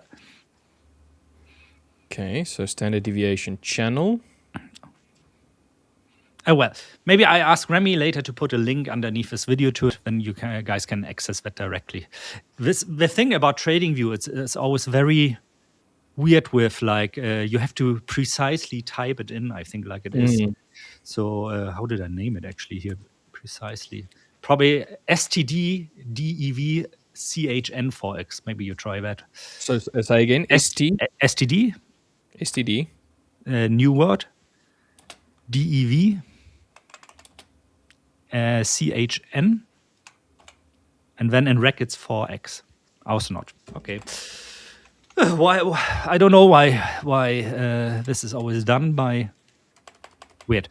Doesn't matter. I'm going to tell the guys to put a link here in the description of the video, so you guys out there can access this for free. As I said, it's open source one. The brainchild is not my own, but it was done by somebody else. I just added more stuff to it, and I like it so much because it's a great tool. Not necessarily so much for trading decision, but it's a great tool to kind of decide what is the current market setup, in what kind of market phase are we right now. So if I look at the last 500 minutes, for example, on the 1 minute chart, I can see, well, it's more of a downtrend. And what I like to do is I like to have different channels in different tabs for different time frames. So one for the 1 minute. Yeah, that's also a way to do it. Exactly. And one for 50 minutes, one for 5 minutes. And, with one glance, you can really see on the time frame that interests you, are we in an uptrend? Are we ranging at the moment? Are we in a downtrend? And then you can kind of adjust your decision making when it comes to trading. Like in a sideways range, you want to be more of a contrarian, maybe trending. You want to be maybe trend following. Really, really makes your life much, much easier, in my opinion. Okay, so I have your trend, your one on. I'm just going to hide all of the other ones so I can just have yours up. And then on the settings, I do not like having the information on the status line, and I do not like having the information on the price scale. So there we go. This is for NAS or US Tech 100. Question: does it auto? Yes, it auto updates. Yeah. All right, thank you. That's one thing that I find is very, very annoying, is when it anchors itself and then the anchor changes as the indicator reprints. Yeah, and you have to reload it and refresh it like all the time. Yeah. So this one anchors to the day open, I'm assuming, or 1 hour later. To the close of a candle always. Okay. So show persons are, that was one thing that you mentioned as well. Exactly. Okay, so there it is at the bottom. It shows, so it does definitely work. The information is right there. Standard deviation 1, 2, -2, 3, 4. Okay, so let's add these ones to see how they look as well. There we go. Then you, of course, you can custom everything, to like the colors and line strengths and blah blah blah and so on. You like. I think it's as I said, it's not my brainchild. The idea of using this came from LJ. When he showed it to me, I was like, how come I never? I work so much with ATR and standard deviation. How come I never got this idea myself? Why? Why am I the one? And but I thought like, it's missing a couple of things, to add some confluence.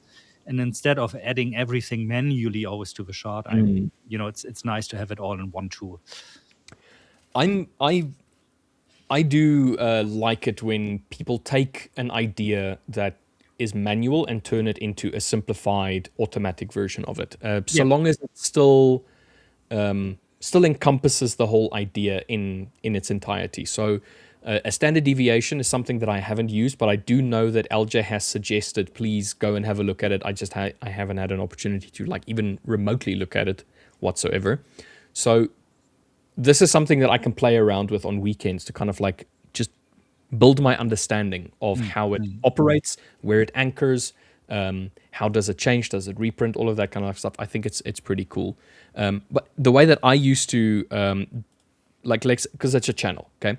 The way that I used to do it is I used to just line up the regular channel tool, and I had these, you might not see it all that well, but I have this red and green for the 25 and but this is not a deviation channel so much in terms of like a predictor. It's more of a this is where it bounced. This is where it bounced. Yeah, I mean it's nothing more as the deviation channel. No, it's just the idea is to give you an idea where could be points that we see pullbacks or trend continuation. That's why I said it always looks so nice. Of course, in a chart like this, it seems like this is very easy. I just wait until we are down at -2 and I buy. But at the point we were down at -2, where the channel, of course, looked different, first of all. So it's more of a tool like to explain in what band and what market structure are we at the moment. But if you put more stuff on top, like other indicators, moving averages, then, or you see something like that, a gap opening is aligning good with a standard deviation at the moment, well, that could be a potential target then. Don't use it like as the holy grail of indicators. You're not going to be successful. I really backtested this, and I wanted to know how, with different stop losses, with different entries, with pyramiding, also on the way up and down through the Sigma's level, the expectation is always below zero, so always negative. So you need to be more refined than this. I mean, if it would work as a standalone tool, at one point it would be arbitraged away anyway already. It is arbitraged away, Yeah. No, I agree. I don't think that any one specific indicator or tool should be used in of itself as a trading strategy. So I just think that people want that holy grail. They're looking for it. Yeah, always. Yeah. Something that is going to make trading as easy for them as it can be. Oh, I just see a signal, I enter. Unfortunately, trading, I don't think will ever be at that point because the moment that actually happens, like you say, it's going to get weeded out. Like big industries and whatnot are going to be like, oh, okay, easy. Let's just wipe this out as an example. So I agree. Add more confluences. That's why I do have EMAs. Even though I don't trade off of the EMA, I use it as a confluence. Just kind of like assist in my bias. And then I have another EMA which is a little bit like the Kalman bands that LJ uses, but it's calculated a little bit differently. It's just an EMA of an EMA. So it's not all that like I just use it to help me visually see without having to really like dive in and say, okay, higher, high, higher, low, whether or not we're in an uptrend or a downtrend over a specific time. It's just that's like a half of a success in my opinion already, because it keeps you out of the wrong trades often, that you have an idea how's the overall market structure. And like to ideally not go against the trend, except for like moments and point of time where everything aligns, all the stars align. Of course, I'm not saying like you should never go against the trend, but it makes your life so much easier, I think. Tools like this, be it moving averages, be it standard deviation channels, just to get a glimpse, what is going on right now here in the market. What am I looking at?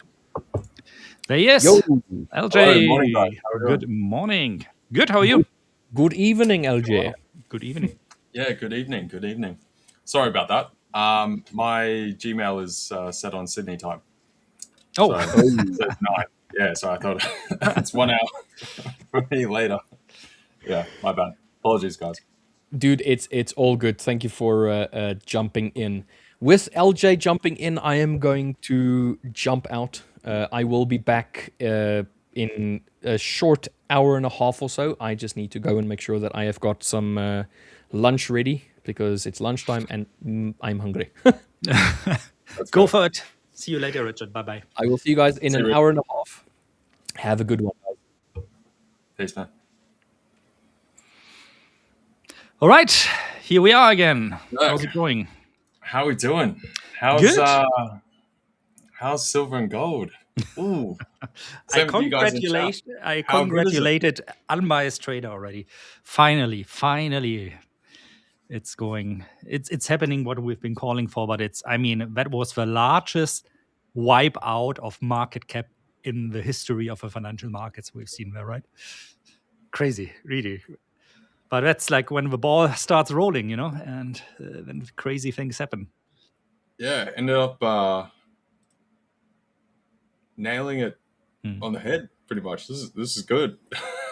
I loved watching that on Friday. I traded part of it. Oh, really? Yeah. And then jumped out. Yeah, Nice. Friday. Then I had a nap later, and then got up just before market close. And I saw we had already come off another shelf after that.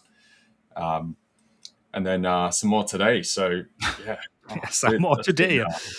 For what it's worth, we have recovered a little bit, from the low we made there. But boy, oh boy, look at this standard deviation channel on a 1 minute silver chart from 0 sigma to 4 and -4 sigma. It goes from $65 to $88 almost. Yeah. Mate, the thing is just bonkers. But look, we did pretty well around that, 112 to 118 kind of marker for silver, and then gold, the 5,500, 5,600 type area. That ended up being pretty nice there. So, look at that thing. Look at that. Oh God. I wonder. I'm now keen to see if my sort of that level as my sort of target level for the year holds. If we've put in the kind of firm top, at least maybe for this year. We'll see what happens next year if I don't know, whatever else comes out the woodwork, right? You want to talk about 2027 already? Yeah, pretty much. It's like, okay, we might as well skip over to there. It is insane, really. I'm looking at the daily chart of gold right now. Yeah, I like we will get. I expect we'll. Obviously, it might take a little bit to stabilize through here, just like when we had the dip back last year from that 3,800 or so. Consolidate a bit through here. We'll get another sort of pickup back towards this kind of 5K type level, but then I think it will be a bit more chop around here for the time being, because I guess the main point of it that sort of spurred most of this on further is the Fed chair announcement. And it was surprising and not surprising in my opinion at the same time, because until the last moment I kind of had a hard time believing Trump would elect somebody that has more of a hawkish background, actually. But it might have been the move actually to, now he's like pro rate cuts, obviously, but his historic vita is more hawkish. It's hawkish. Very hawkish. He was very outspoken about quantitative easing back then. I think he resigned back then from one position also because he was so massively against it and outspoken about it. But it might have been from Trump's side kind of a smart move, actually, because that guy still has the aura of, being independent from Trump. And being independent from Trump to the outside world kind of irradiates this, hey, guys, you can still trust the US dollar, It's not all Trump here. You can trust the US dollar. We are stable. We are going to pay our debt. The US dollar is going to continue to be a strong currency. So I wonder who kind of whispered there in Donald Trump's ear to be reasonable, about it, to kind of go for the compromise this time and not for the extreme. Yeah, well, I mean, like I said, so since we opened up the stream, starting the new year, right? I was really saying,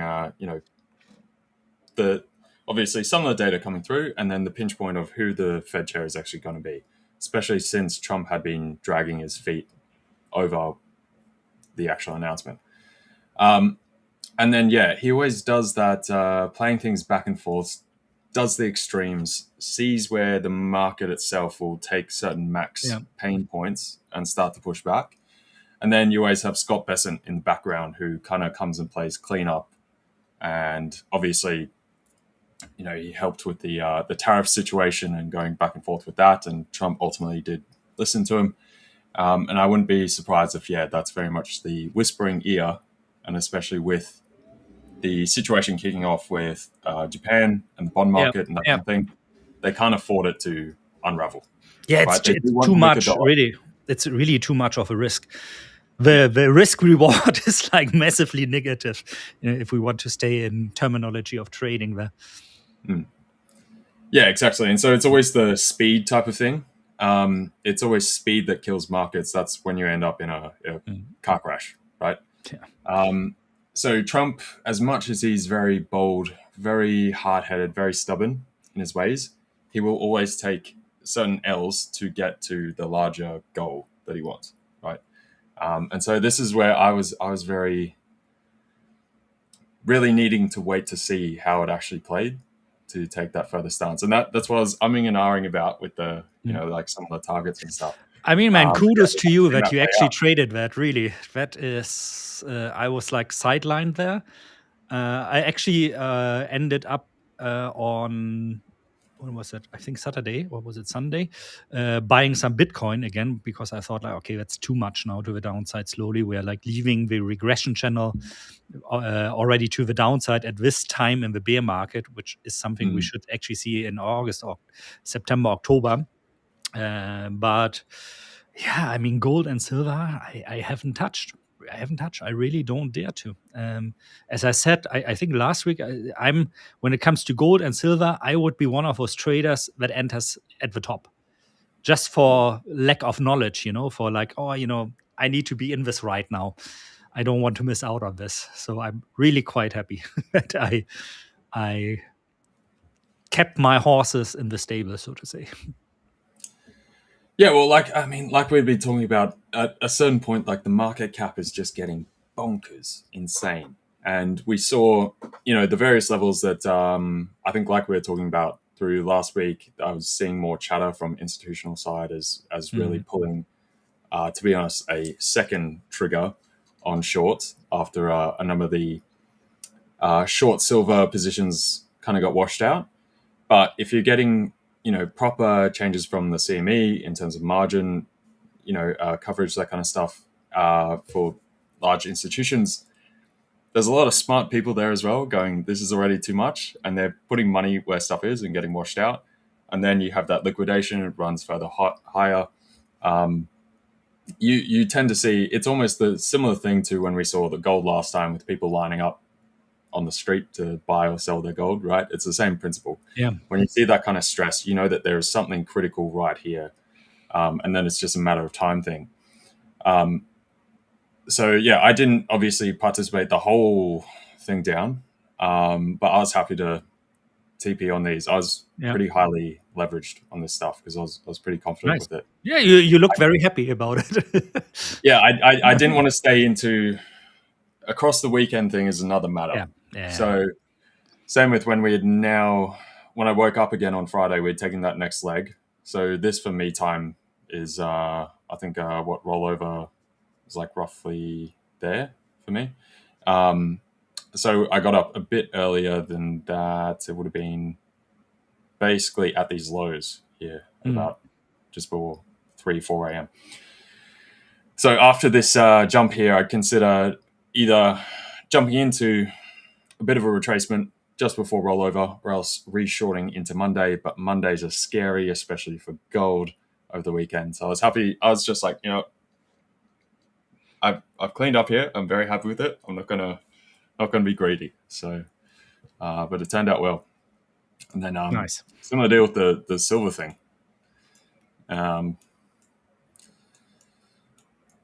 Right back into that pocket, and that topping area that we were talking about from the start of the month ended up being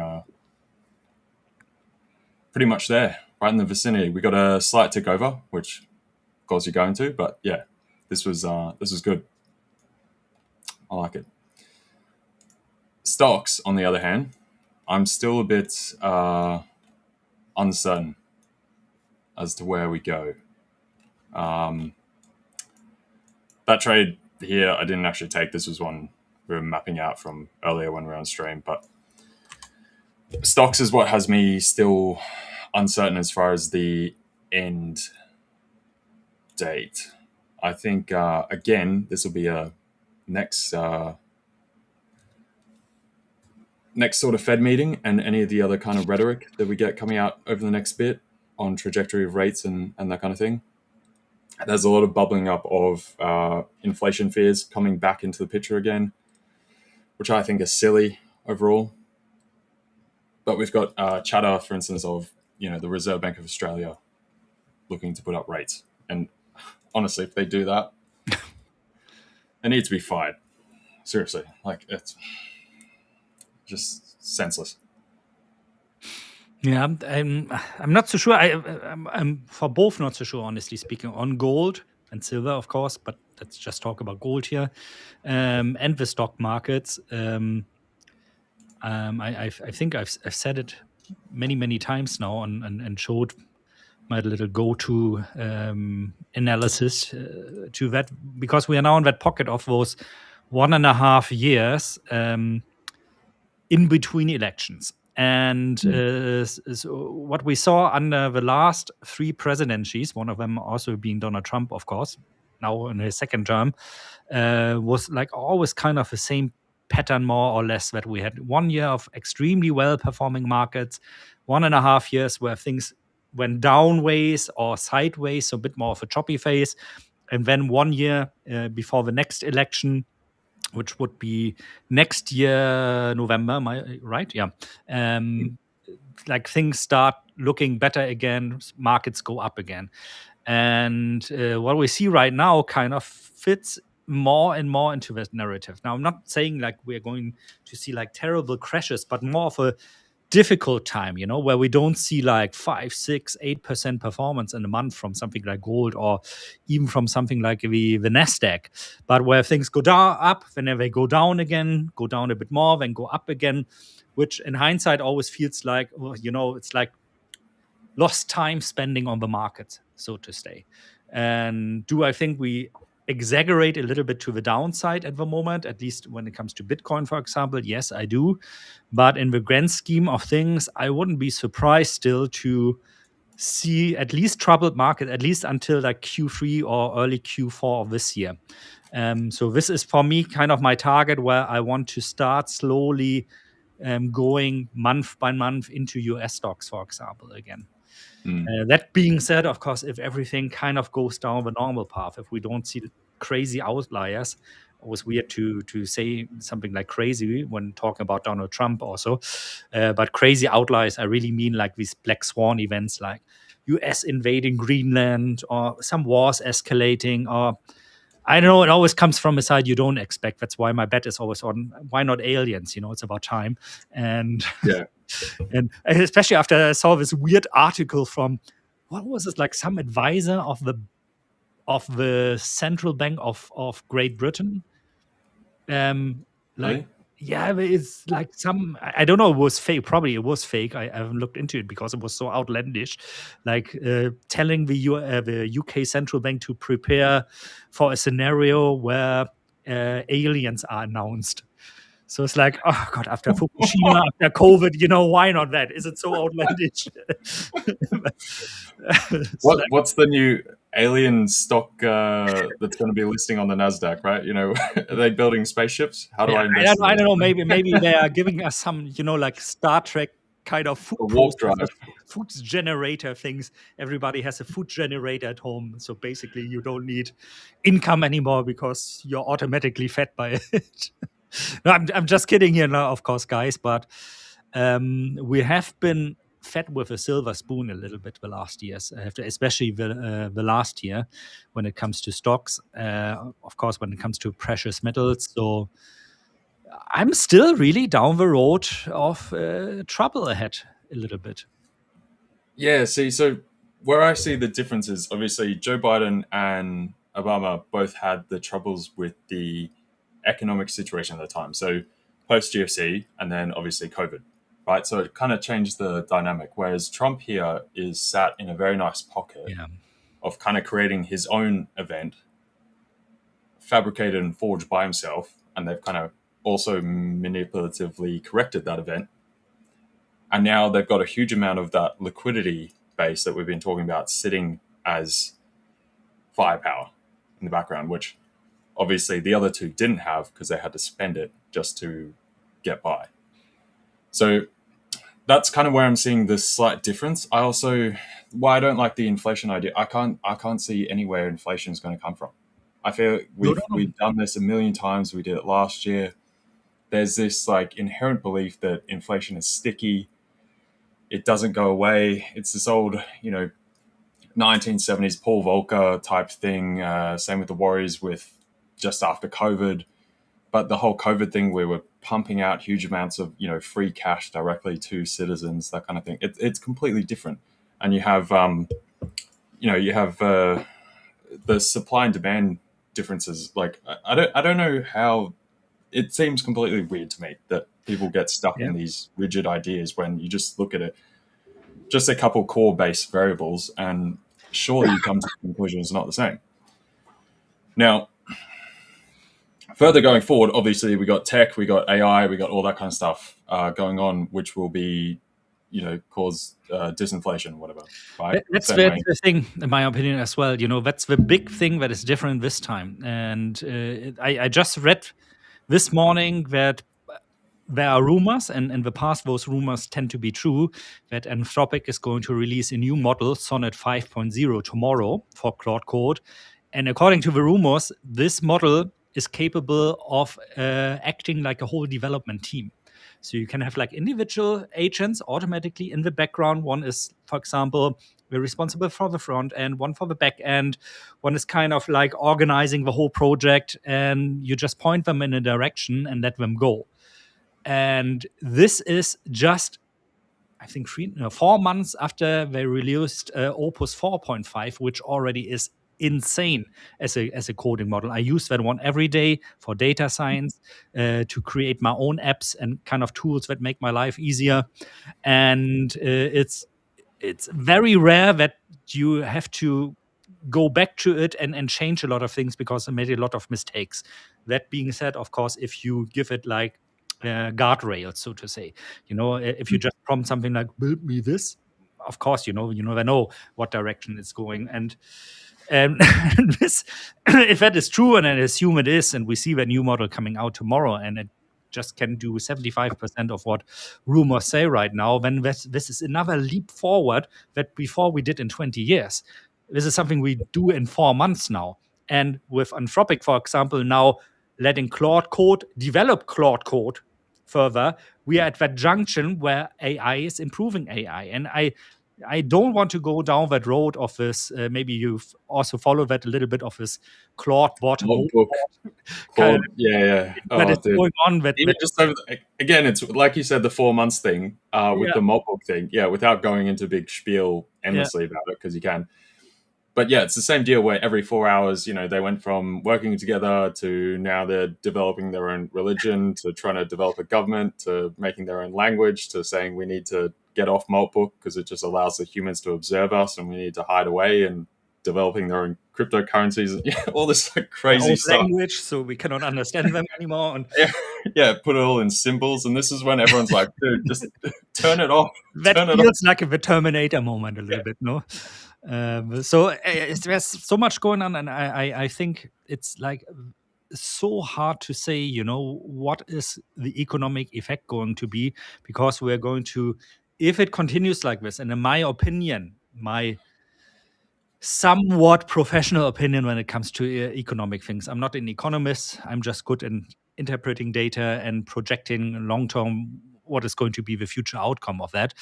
And but the future outcome I see at the moment is like this weird situation where we have insane productivity gains. So companies earning more and more and more and more and more because they become more productive.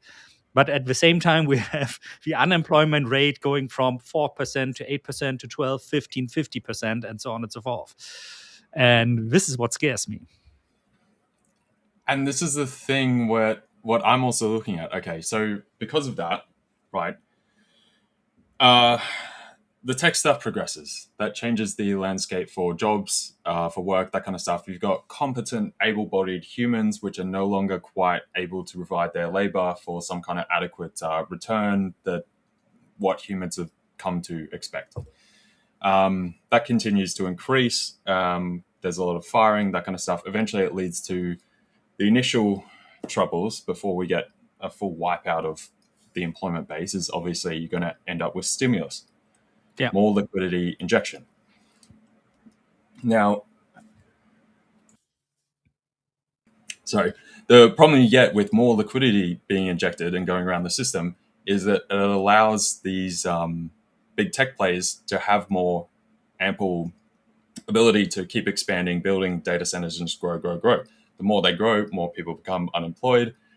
And it's like becomes a self-fulfilling feeding flywheel, which the more you stimulate it, it grows faster and actually more people lose their jobs. And so it's like a weird, you're actually forcing it to happen by trying to protect it type thing.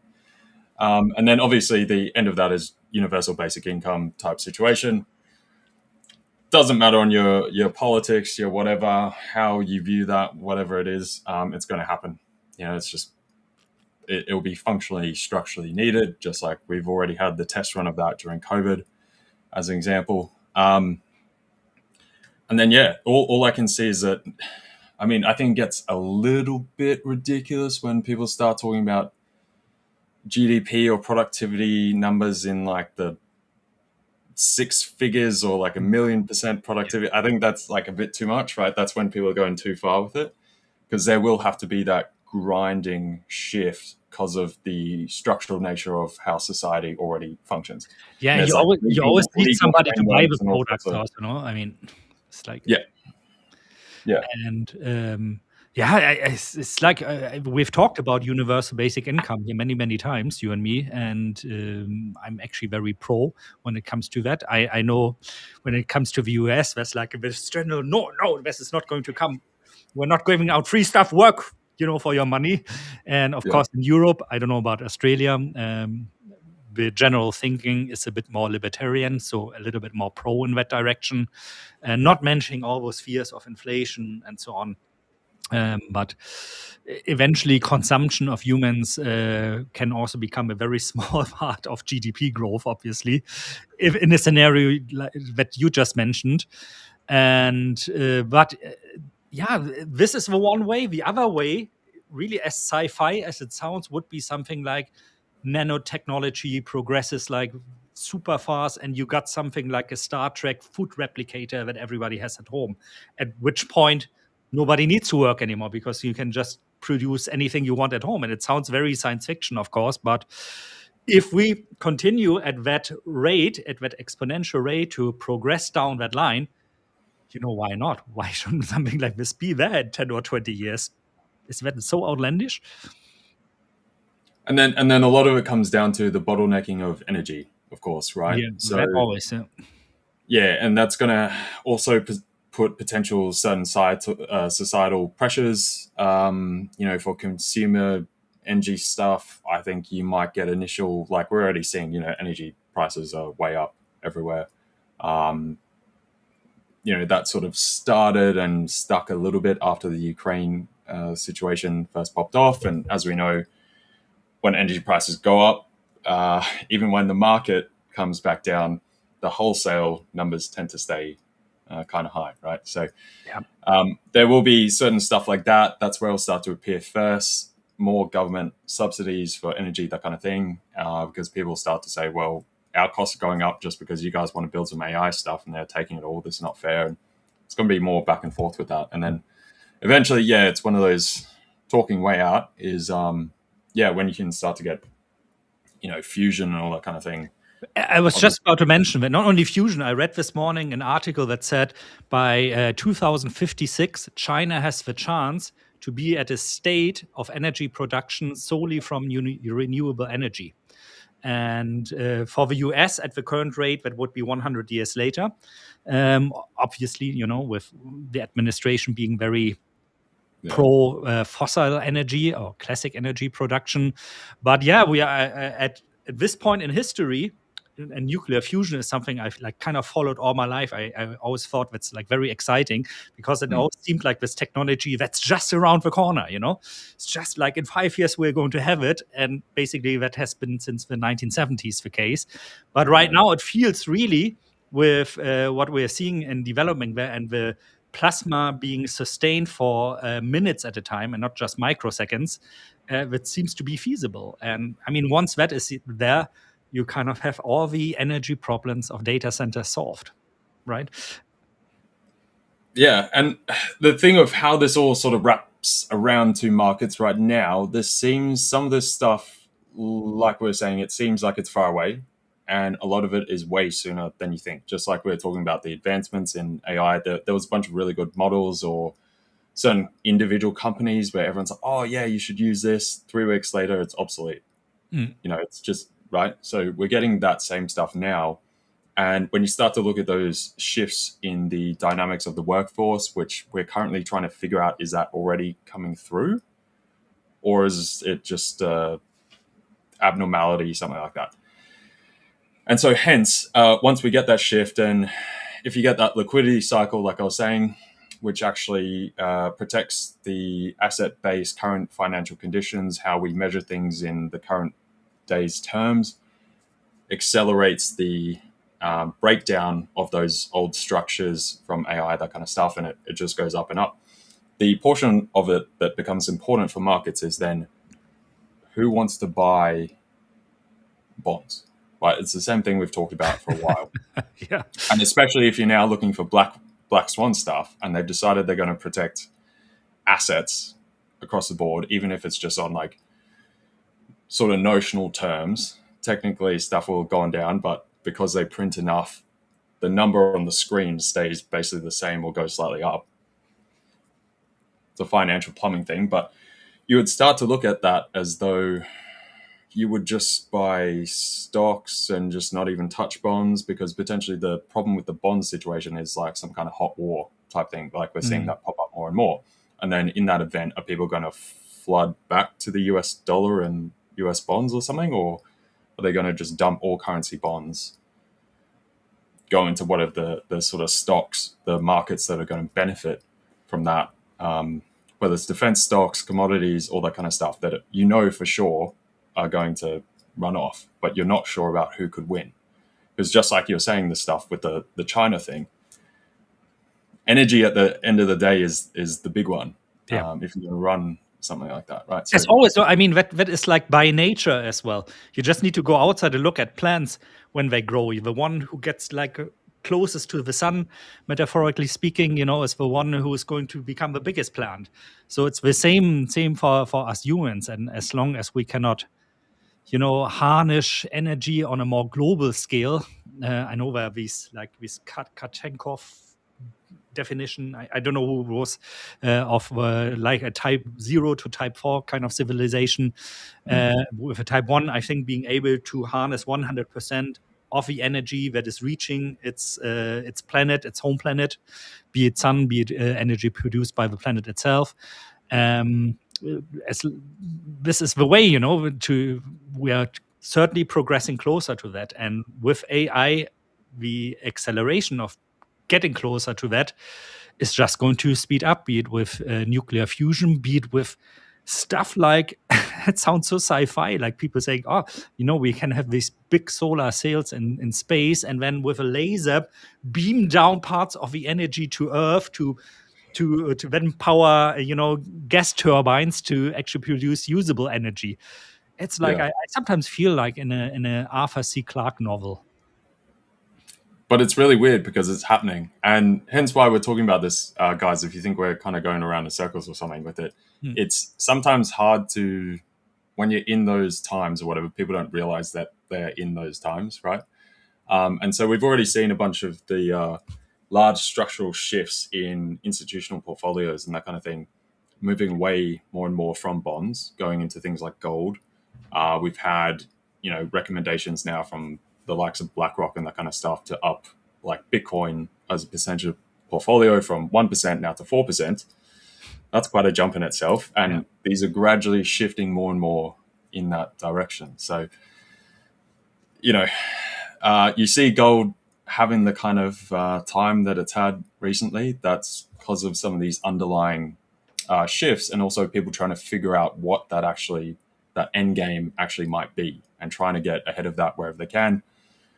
They start to pick off, and right now we're in that hence confusion kind of scenario right now where people are really trying to figure out where it lands, and particularly the time scale is the really hard part. Because you can say, okay, well, let's look out 15 years, and then you look at some other things going on, you're like, 15 months? 5 months? That is like the point in time, or the thing. If you're watching this right now, and you see like, in the background there's like a 1 minute euro-dollar chart like ticking its way, you might think like, well, it doesn't matter, if you trade on a 1 minute chart, if you trade on a 5 minute chart, even if you're swing trading like a day or 3 or 5 days or something like this is of no concern for me. Yes, it is. It is of concern for you because in the past, the rate of change was much, much slower. Now it feels like every 3-4 months, we have this boom, like super invention that's immediately in the markets again, that's shifting everything.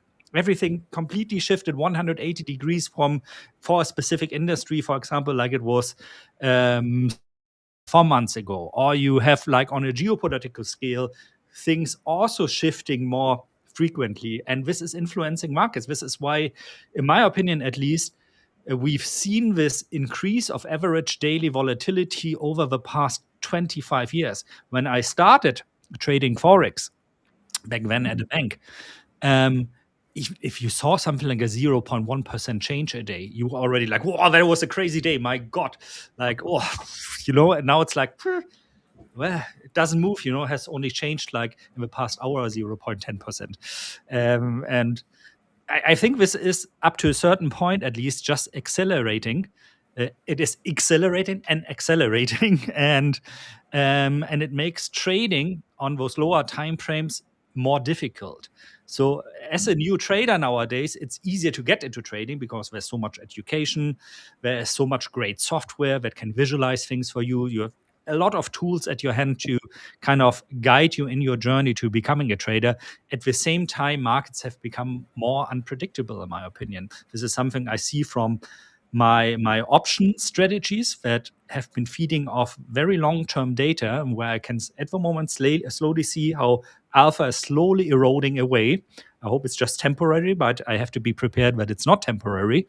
And for day trading, for sure it is. I mean, ask somebody like from the mid-90s, for example, that was trading commodities, that was standing in Chicago, in the trading pits, who was a successful trader because they were able to kind of read what was going on in the trading pit, like read the emotions and then position themselves. Then those people had extreme difficulties, most of them failed, switching over to electronic trading. Now we're at the junction of switching over to AI playing a bigger role, not only in designing trading strategies, but also in launching bots maybe by itself.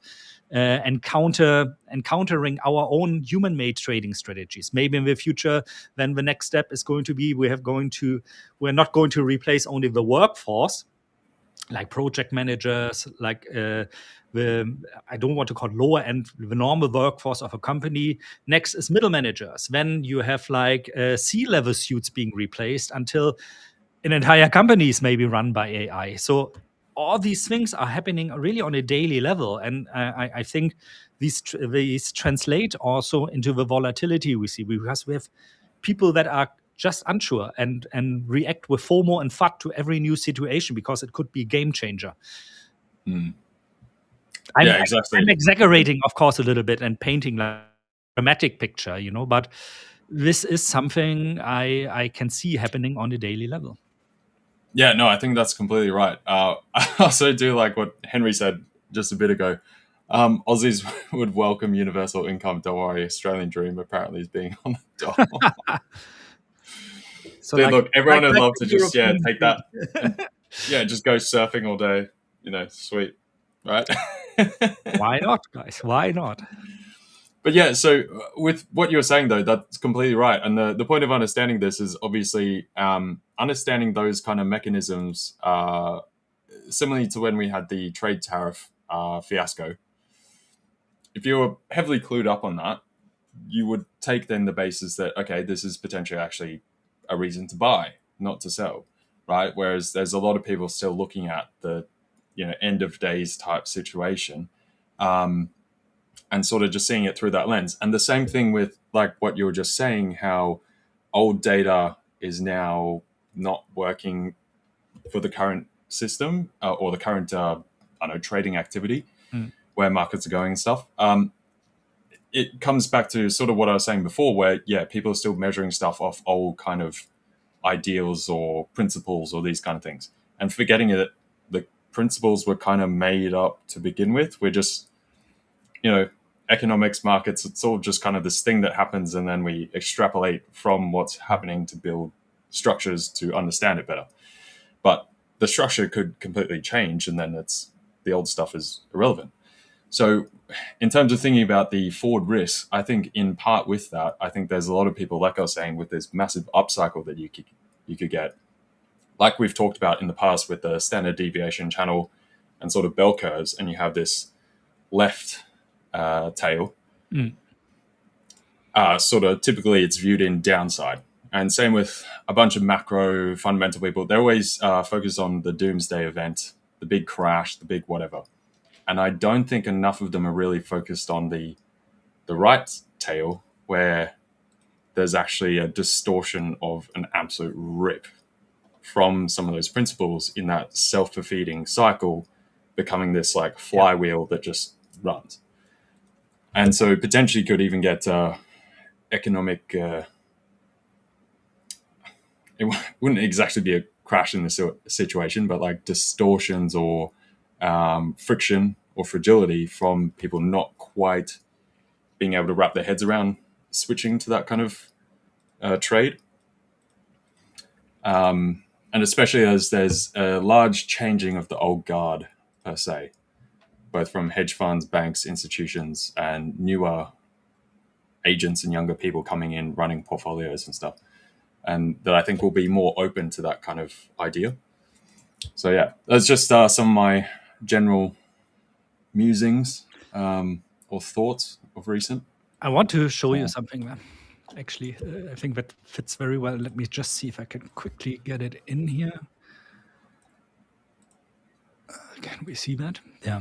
So I did, I told this Richard already, but it was before you joined, like I did some analysis on the weekend. So I looked at different standard deviations, bands, and how they translate the theoretical distribution to reality. And so I did this on a 1 minute chart with roughly 13.5 million data points for the past 10 years, and kind of compared for a channel of a length. Did I zoom in here? Yeah, okay, good. So I just have to switch back and forth a little bit between, like, for example, on 1 minute bars, the normal Gaussian distribution on a 120-minute standard deviation channel should be looking something like this. But in reality, it looks like this. Now, that doesn't look much like a different, but you can see, for example, here that 2 sigma events are 4 times higher when under normal distribution, 3 sigma events are 15 times higher, and 4 sigma events are actually 121 times higher than you would expect from a standard deviation. And this is interesting because this is exactly when we're talking about fat tails, what you are always talking about. Hold on, what is this here? Like, I have to switch back and forth through the tabs. Sorry, guys. So excuse the delay a little bit. Normally, and this is especially prominent on 1 minute data, but you see the same actually more severe also if you look at 5 minute data or 15 or 30 minute data. So where one candle is 5 minutes, 15, 30 minutes, and so on and so forth. Normally on 1 minute candles, a 4 sigma event. So a 4 sigma event is when price goes either here up to the red channel or to the lower red channel, should happen every 1.6 weeks. But in reality, it's happening every 1.6 hours. And this is when LJ is talking about fat tail, this is really what the fat tail means. So the severe events in the markets are coming much, much more often than you would think that. That's an expression of volatility, of course, as well, of increasing volatility. Would be interesting to see like how would this data have been like from 1990 to the year 2000. I would bet my life almost on it that it's much, much lower. That probably not 166%, but maybe like 80% or something like this.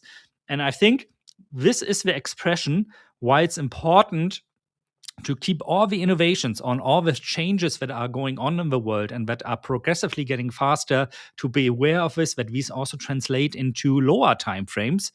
Because as this continues to happen, we are probably going to see the 166x number up to 200 or 250 or something like this, meaning you either have to have wider stops or you have to wait for the more severe events, or you have to just accept that you need to lower your risk because the probability of getting stopped out is just higher than a theoretical model can show you. I hope I explained that somehow, that it's understandable for our viewers out there. Then another thing I was talking earlier about, this is probably interesting if you want to kind of build trading strategies around that. So on the 120 bar channel, for example, if you see the price moving to plus 1 sigma or minus 1 sigma, so that would be the blue line. The gray line is the 0 sigma, the blue line down here, or the blue line up here over the current price. The probability of returning to where the gray line, the 0 sigma, was in the when that 1 sigma or minus 1 sigma was touched is at 82%. So that itself doesn't translate. By the way, at 4 sigma, it's still at 56%. That's quite a lot. When I see numbers like this, like my first reaction always is, wow, this can translate very well into a good trading strategy, but it does not, because it's always the question, where do you put your stop loss and how's your risk reward ratio? 82% doesn't help you if you need to put your stop loss to 5 or 6 sigma, and then you get stopped out one time and you need like 10 positions in a row to win just to get back to break even. But it showcases that there is like statistical statistical, how's the English word for that? Statistical usage, I would call it, to something like this. And this is also the reason why LJ, for example, and I always say you need to add confluence to that. If you stack on top of that, you can like put the odds much, much more on your side than just simply looking at simple indicators like the standard deviation obviously is. I think you're muted. Oh, I was. My bad. Sorry. Statistically significant, I guess. Thank you. Yeah. Yeah. So the same way you would find something in science or something and say like, this is worth exploring more, right? Exactly. So the reason why I chose like 10 years of 1 minute data, because 13.7 million data points, you can pretty sure it is the statistical significant. Whereas if you just look at like 3 months of data, could also be coincidence. Very likely is going to be coincidence. Yeah. And then so I was just trying to draw this on Paint right now. Like, this is is Like exactly an overlay, right? So you might think the sort of thingos come through like this, whatever. This is just freehand drawing, so excuse that. But typically the data, and this also comes to if you guys try to build some trading models with AI and that kind of thing, it might give you data that typically would say this would be the extremes, but the extreme is actually out here. Yeah. And on something like gold, that can be like $300-400 an ounce further once that's like extrapolated, because it goes kind of exponential if you flip the charts, whatever. I'll try not to confuse people, but then the other portion as well is that sometimes this part of the curve here is not always uniform either. Like it can go kind of like that or something. Yeah. Right? That would be typical for risk on markets, no? Yeah. And then it could be even like that as well, depending on volatility, certain regime, or, it could be like that or whatever. So that is the thing. If you guys start to build some of this stuff, or indicators in general as well, since a lot more people are doing that, is it's a good idea to have sort of a reasonable understanding of statistics and the best ways to sort of measure those things, just like Dirk was showing. And you see how the 1 sigma events have a higher mean reversion probability. And often we talk about the extreme sigma, the 3-4 plus standard deviations away. They're often a good point to sell because they are extremes. But also sometimes there is a reason that the market has moved to such extremes. You have to have, like we were talking about the context of other stuff, understand those kind of things to know whether this is actually just a distortion in general trading or has something fundamentally changed in the core underlying operations of how people are viewing the market, engaging with the market, positioning, all that kind of stuff. Exactly. Like I said just now, in like, what was it, 44% of the time, when you see a 4 sigma, it's not going to return to zero sigma, because it indicates that there's a break in market structure. So you're going to have the mean reversion, but not all the way down as where your profit target is, because the market might be shifting from ranging to trending. I think a good example is Nvidia. Yeah. Nvidia, right? Dude, we probably need like a weekly or something. But yeah, so a lot of people, thought, like your standard deviations on here, and we kept going. We didn't really look back, So if you're looking for some kind of move here, that just didn't happen again, and it's probably not happening again unless Nvidia goes basically bankrupt or something, or we get some kind of .com crash, but it'll be the .ai crash instead. ChatGPT crash. Yeah. The Maltbot crash where they all go crazy. They are all shorting Nvidia, but they don't have reason to short Nvidia. Yeah, they build their own company and start fabricating themselves, and But so now understanding that though, if you were clued in with Nvidia and the fundamentals and the macro and AI and how it's all going, you would see that it's valid that we're probably going to just storm off, right? So, and then over time, people tried to short this or say it's a bubble. Nvidia has kept performing, revenues keep going up, profits keep going up, more and more demand, and then thus we're now sitting up here at the tops on Nvidia. So there you go. Always reminds me of this German YouTube channel that has been around, I think, for 16 years now. And they are always like super bearish on everything, basically. Like for Nvidia, I can remember since 2010, they've always been telling this is a scam company. This is a scam company. And back then we were trading at what, like $20, $30, something like this. Jokes on them. Yeah. But no, not too much talking. Forex is not mostly technical. It is, the markets in general are mostly fundamental and macro. Right, people aren't just turning up to the market with billions of dollars and just, clicking buy because it felt like it that day. They chose green instead of red or something, right? If you guys trading more near term, sure, you might be looking at a more technical basis, but some of the points to realize with this is that even if you're trading on that technical basis, having that understanding can help you capture. Let's just get rid of that for now. Move that over. Like these big drops that we had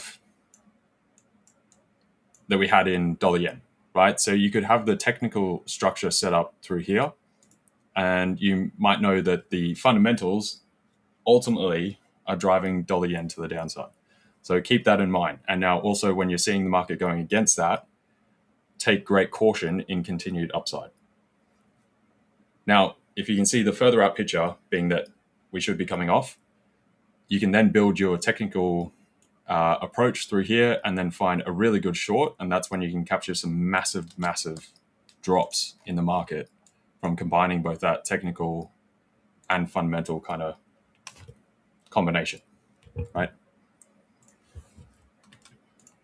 Yeah, but if you want to just do text, you can just do text. That's fine. Yeah, it's the thing is, technical analysis can be. It's a bit like when you have a headache, taking ibuprofen or paracetamol. It can like cure your pain for the moment, but it's not going to get rid of the underlying cause, if there is an underlying cause, of course, a more severe one. So a friend of mine always liked to say, yes, technical analysis has its place in time and in making trading decisions, but in fast-moving markets, it can be a very two-dimensional solution to a three-dimensional problem. The third dimension being something fundamental going on, not necessarily always talking about fundamental analysis, fundamental as in geopolitical stuff shifting. Donald Trump coming out, saying something that totally changes trade relationships between, for example, the USA and Europe, and then after that also enhances trade relationships between Europe and China suddenly again, which have been on ice, for the past years actually. And so you have to keep things like this in the picture. The thing,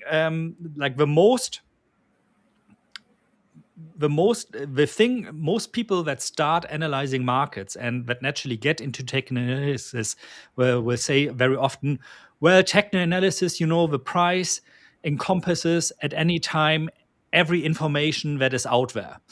While that certainly might be true to a certain extent, it's still not going to tell you anything about the future, right? You can explain the price maybe at this time, but what does that do for your trading decision? Nothing. You cannot extrapolate this into the future. So technical analysis often is a very simple way because you can learn it quite quickly and it looks like very nice, when you have your moving averages, your RSI, your stochastics, and so on and so forth on the chart. It looks like, because we like to see patterns as human beings, and we like to make up patterns as human beings as well. Everybody probably will agree to that who has been lying down in the grass looking at clouds and suddenly seeing shapes after a while that are, of course, not really there. So sometimes, why this analogy? Because sometimes technical analysis can be, the longer you look at the chart, you start seeing things that are not there, because our human brain wants to see patterns where in reality might not necessarily be patterns. So you have to wait for the time where there actually are patterns and where you can align a fundamental picture with a technical picture. So technical analysis basically can help you with the timing. Like LJ said, well, we should see some pressure on dollar yen for a dollar yen chart, for example. But I'm going to look at support resistance, standard deviation, you name it, whatever you're using to kind of get an idea when to time this trade. I hope exactly. I don't complicate things. I did. Yeah, no, exactly. So timing is exactly perfect. So perfect case here of then using the text as far as knowing that this drop has probably played out the scenario at least near term from that fundamental macro type aspect. Typically, when you mention macro, it's like a little bit further out. Fundamentals kind of now and a little bit into the future, which overall, build the total macro thesis, put it that way for you guys.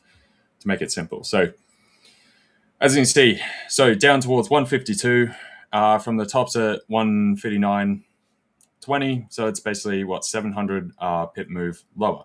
Now you can then go in if you missed that massive drop.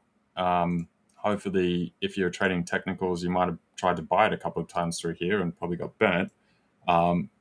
So say you wait for it to peter out and then you go back to your technicals and go, I'm going to try and find the bottom, find some kind of retracement idea. You can see through here, we've got the low set in there, slightly higher low from the prior candle here. This is on the 4 hour. You got these higher lows coming through here, another higher high. We've then pulled back into this sort of basing area. The candle closures are getting bid up gradually, like especially if you went down into 1 hour. This is on the 4 hour.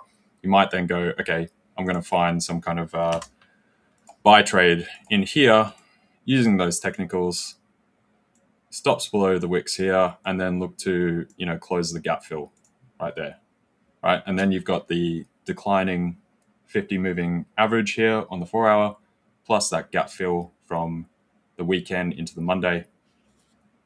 Bang, perfect. That'd be a brilliant trade right there. If you size that well, time it well, that could be you could take like 1 or 2 trades a month. Yeah, if you wanted that. Right?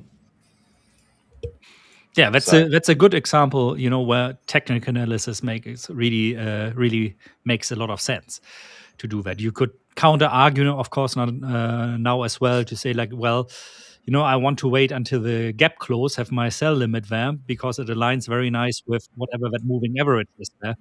The kind of bluish one you have there. It's 50.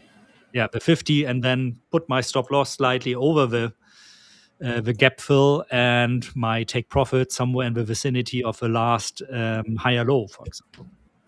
Yeah, so you could go something like that. Go look at the top of this candle wick here, right? You've got the 10 moving average coming up through here, and you'd look for some kind of target like that. That's also around the round number, psychological number of 154. There you go. And you'd have like an interim consideration point by these prior highs and the candle close there. And potentially, so you might have like what I often do is, TP1, TP2, TP3. And that one, by the way, would also probably align with the overall fundamental picture at the moment. Yeah. So and then would have been my preferred trade. I wouldn't have traded. I haven't traded like the pullback to the gap, by the way. Yeah.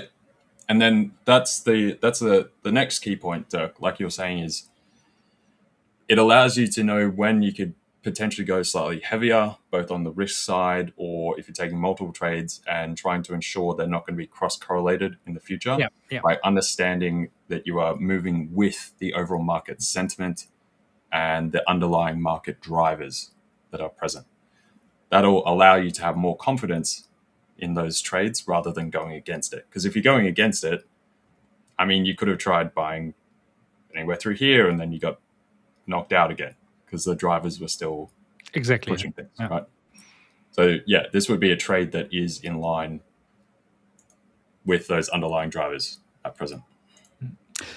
Would you excuse me, I mean, of course, for 5 minutes. I want to get some new coffee. Yeah, sure, go for it. Mitchie was asking before, GU. We can definitely have a look at GU whilst Dirk's grabbing some brew. So let's clean this up a little bit. Let's go down to the hourly first of all. Let's just get rid of the old stuff last week. Make this a bit cleaner. We'll probably get rid of this channel here as well. And we'll just get rid of that. Okay. So the massive downdraft, obviously we've seen that in all the majors and basically a small retracement right now in general. Dollar yen. Where's the Dixie up here?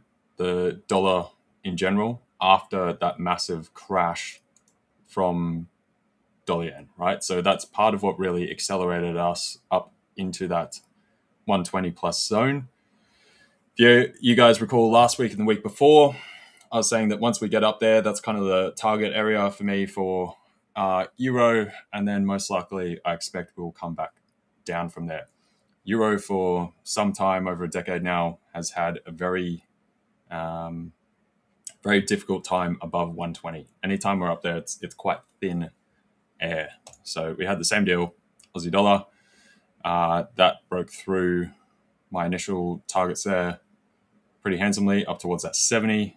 70, I was looking for probably closer to end of Q1, but we got there pretty quick with that massive drop in dollar yen. So pound dollar is going to be very much the same basket. Pound dollar's actually had a bit of a nicer run to the upside than some of the other majors like the euro and such. So yeah, if you jumped in on these lows from today during Asia, then congrats. That was a great trade. I took some of them on the Aussie earlier today, and then a euro one, which I jumped out earlier during end of Asia. And then that one I closed just when I jumped on stream before through there. So pound dollar, similar deal. I'll be looking for another entry either on Aussie dollar or euro dollar, depending how we get the setup. I don't like euro dollar as much. As you can guys see, it's a bit languishing compared to the others. That I would prefer to see possibly one more somewhat of a dip lower, just for risk reward standpoint, unless somehow we just, the structure starts presenting itself on, say, the 5-15 minute time frame that we're saying just run.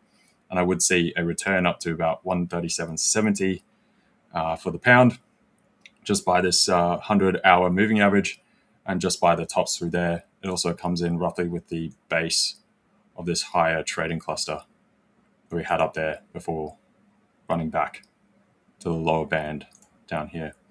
So I'm in favor overall of the selling coming back in for the dollar near term, especially leading into payroll.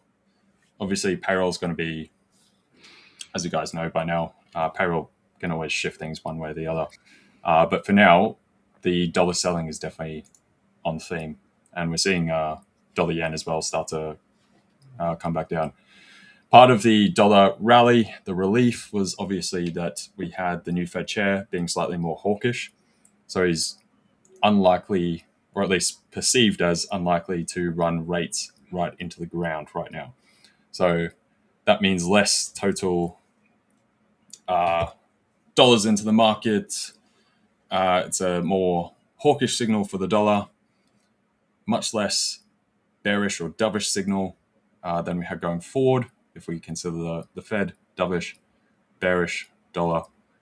And we've basically seen just a general unwind of that, especially after we had the massive dollar pressure the week before. So this is a bit of just a relief rally, retracement trade at the moment. And then we're probably waiting on the next key signals from data and any Fed comments in general. Exactly, by the way, the one I entered last week, Monday. And dollar yen, cable, later on euro dollar as well. Yeah. I might jump up real quick back as well, just for a sec. And I'll just pop your screen up. My screen, but let me change it to... There we go. Good, guys. So haven't been looking much at the chat today. Anything you want to go and have analyzed? Yeah, no one knows what gold really wants to do. Yeah, it's really like this. Haven't looked at my longer term chart when it comes to gold at the moment. I mean, look at this. Yeah, this is the daily chart. And just let's not like... it's interesting, by the way, that we kind of retraced here also at the -2 sigma standard deviation channel. But still a trade, in my opinion, if you want to long it, that it's impossible to time. Now, if we look longer term at gold, I've been saying this over and over and over and over and over again for the past year. You want to look where we touch the the bull market support band.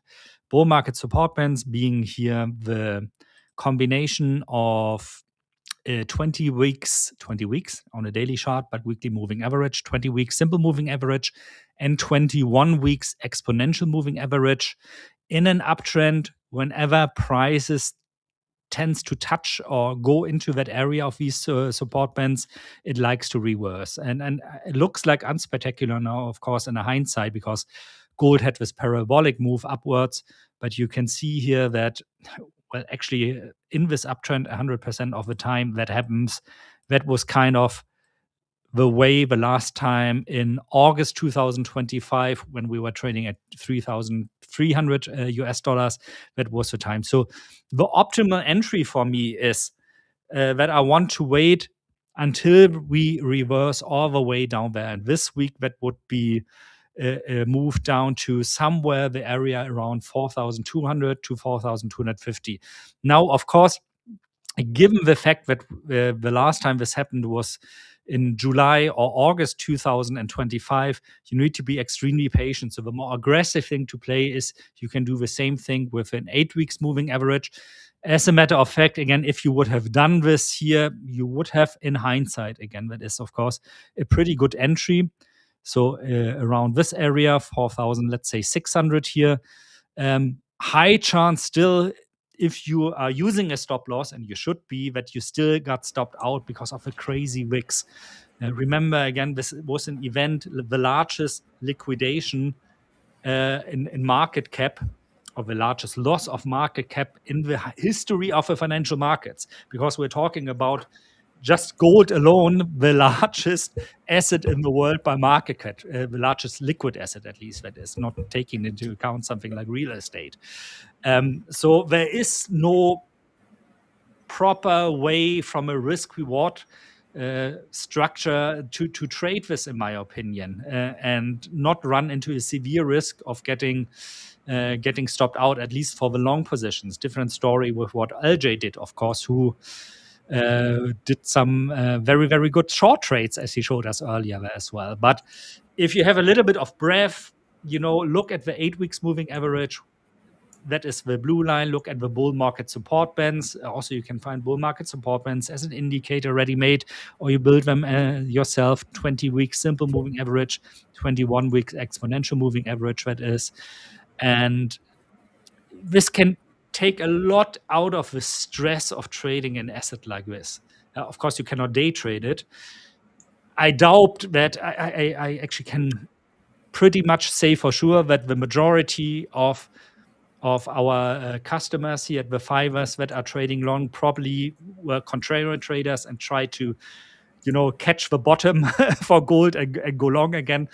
Probably got wiped out, safe to say, on this. And so there is no easy way to trade this. And asking now, like, oh, is it going up? Is it going up again? Actually shows me that probably you're still trapped in a gold long position at a much higher entry.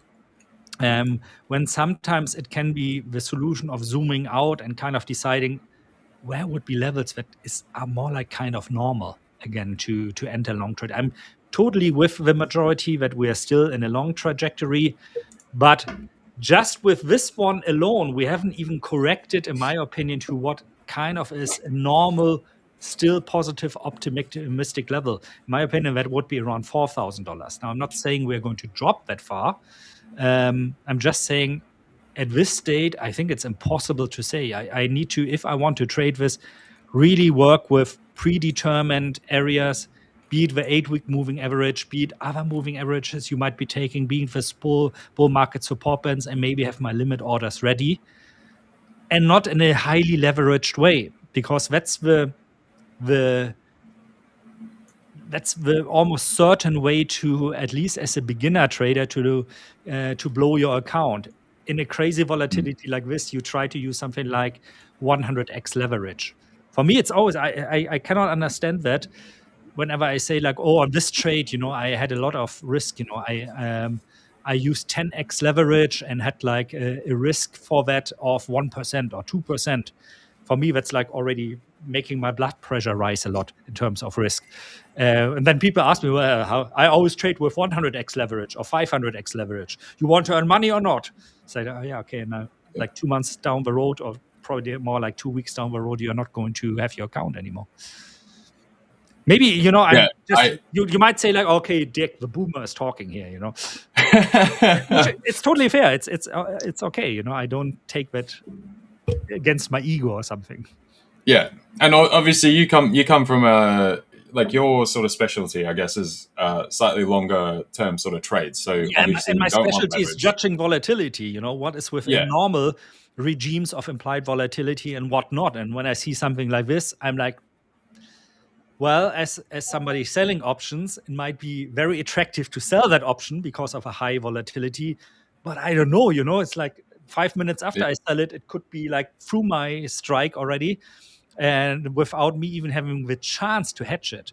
Whereas if I buy the option, I'm insane because I pay the implied volatility, which makes it like, it's like, when everybody wants to buy real estate and a house that normally costs 500K suddenly costs 1.5 million K. You're probably Yeah. not going to break even very fast on that. Yeah, so there's a couple questions going to run through, and I've got some comments on that as well. So first of all, as far as the expected date of the Fivers anniversary, so I believe there'll be a bunch of stuff going on throughout the whole year. So you guys, tune in, check in. There'll be various events all throughout the year. With that, there's not like a one specific exact day or that sort of thing. There'll be a bunch of sort of a extended celebration, I guess. And so, yeah, I'll run through some stuff with this because, is the channel geared towards day trading or longer term? Definitely both. So first of all, though, what I will say with what you're saying with the leverage thing is, often a lot of your trading focuses on a little bit longer term. So obviously you do stuff longer term.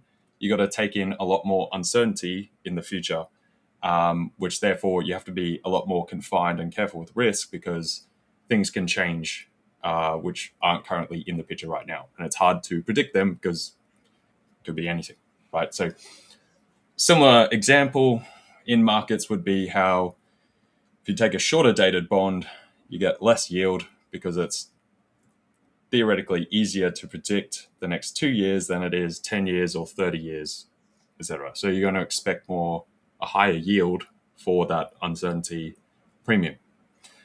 Now with short-term stuff, I think 10 to 1 can be okay. The thing is, if you're running 10 to 1 straight up with 1% or 2%, it doesn't give you any real room for flux, right? And it's going to depend on the volatility of the asset as well. There's a bunch of those variables. I also agree with you with people saying they run 50, 80, 100 or more, unless you've got some like quant bot, which is doing like 300 distributed trades over all sorts of assets and it's like hedged out, then okay, because there's a balance between everything. But normally people are not doing that. They're taking an outright statistical arbitrage between pairs. You're one long, like you are Harley Davidson long, and I don't know, other motorcycle manufacturers that one short, because you want the better between them to even out again. Then that can be within reasonable risk limits. Yes. So that's a completely different thing. That's often a larger portfolio. You're going to be running that over days, weeks, months, often as well, and bits and pieces coming in and out all the time. For most of you guys trading day to day or intraday over the next 5 minutes, 15 minutes, the next hour, you shouldn't really need more than 30 to 1. I think 30 to 1 is like a good level because it gives you enough to enter multiple other trades with other assets as well, which you can balance and hedge some things if you're sophisticated to start doing that. So that's kind of where I like that. If I'm taking outrights, it'll be 5 to 10, probably at max. If I'm running a couple balanced things or stuff that should be inversely correlated but different time frames, then it'll be kind of 20 to 30 at most. But rarely I'll even get up to 30. They'll sort of cap at 20 or 25. And that's normally only on higher confidence. But that's already the difference. You are aware of the cross correlations between your positions. You know that when you are, I don't know, euro dollar long, and when you somehow get a signal in cable long, that it's kind of the same position. So you don't want to exaggerate, because it becomes quickly a very one-sided risk. When you're euro dollar long and when you see a long on dollar yen, for example, it's a whole different story, because that is going to reduce your overall risk, because that functions in a way like a hedge to your euro dollar position. But this is also, again, it sounds very technical. It's really not. You just need to have like an oversight map in your head a little bit about if euro dollar goes up and cable, so pound sterling dollar, goes up, well, that's betting in the same direction naturally, but if you have that in your head and suddenly you see, well, my signals are all in the same direction, then you quickly come to the realization, well, I don't need to trade euro dollar long, cable long, Aussie dollar long, Kiwi dollar long, and so on and so forth, because it's more or less all the same trade. So I might want to focus just on one trade when it comes to that, and use, if you want to do that, the leverage on that trade, 1 to 30, 1 to 20, 1 to 10, whatever, your zone of comfort is, of course. By the way, I rarely calculate actually my leverage. Because my measurement is always how much do I want to risk in terms of. Do you want to risk? Yeah, of course. And then the leverage kind of is naturally, do I need a bigger position or do I need a smaller position? And what I was about to say, but like this, you kind of over the time naturally see, like, do I need to have the same position size in the same direction, like 5 different positions, or maybe should I skip those positions because my portfolio risk becomes much higher? I think actually concentrating too much on what leverage do I use is the wrong way. You should really calculate it by what is my risk. So, and your position size might become very, very high if you like want to risk 1% on a euro dollar trade and your stop loss is, let's say, 10 pips away. Naturally, your position size is going to be higher, right? Whereas when your stop loss is 50 pips away, your position size is going to be lower. So this is where you actually need that leverage.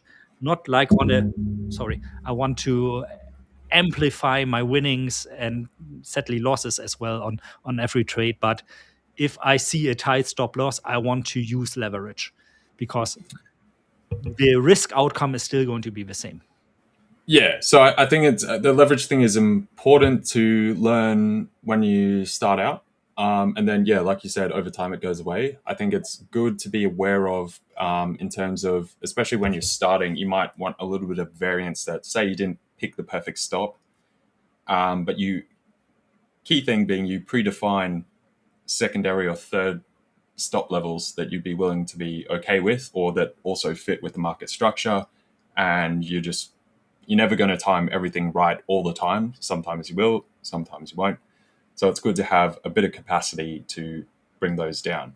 But if you're heavily leveraged already and you want to pull your stop to the next level and you're at 1% here, maybe that next level takes you like 3.5%, 4% risk. And it's like, oh, now that's a bit of trouble. And especially if markets are moving very fast and you've got to make those decisions on the fly. Yeah. And actually the market was starting to run up, but then it's literally just because Trump tweeted something silly. And so it's like an aberration, and then market's probably just going to turn back up, right? That gives you that time and that structure to work through that. And it's just gonna. So it's even more like when you're really trying to scalp the markets and you do that in a manual way. Like it kind of stuck with me last Wednesday. Somebody asked, "Hey guys, can you like live scalp the markets?" And ULJ said, "Yeah, we can do that from time to time." And I thought, like, "Hey, that's a great idea." So Friday, I opened like a little high stakes account, 10K. Thought, I'm going to scalp a little bit euro dollar, see if I can get into the vibe kind of again. And I noticed like sometimes it's really between the time you click your mouse and your execution, those 100 milliseconds, you totally have a different price. So you're going to have slippage, obviously, which in one case reversed my trade from a nice profit into just break even. And if you do that in a leveraged way, then, that can quickly lead to you being stopped out. Being liquidated from your account. There are these daily risk and the total risk limits on the Fivers accounts. Sometimes they can seem like, they want to restrict me from winning big on my accounts and having large payouts with the 5% total stop out with the 8%. No, it's there for a reason, because it forces you to maintain that positive risk reward ratio. It forces you in a good mindset of risk, because the risk management thing is like the thing that, in my opinion, separates traders on a more professional level, or let's say the ones that are funded when we talk about the fivers, from the more gambling approach. Yeah, I think a good example is like anyone can come to the market, look at stuff, analyze things, and click buy or sell. But what you get paid for is risk management. Yeah. Right. And so that's the thing that will keep you guys in the game the longest, and you'll be able to turn up to the market every day and actually take profits from the market. Right. Versus getting blown out, and now you're having to remake the profits that you just lost anyway, and all that kind of thing. Yeah. So or to revenge trade.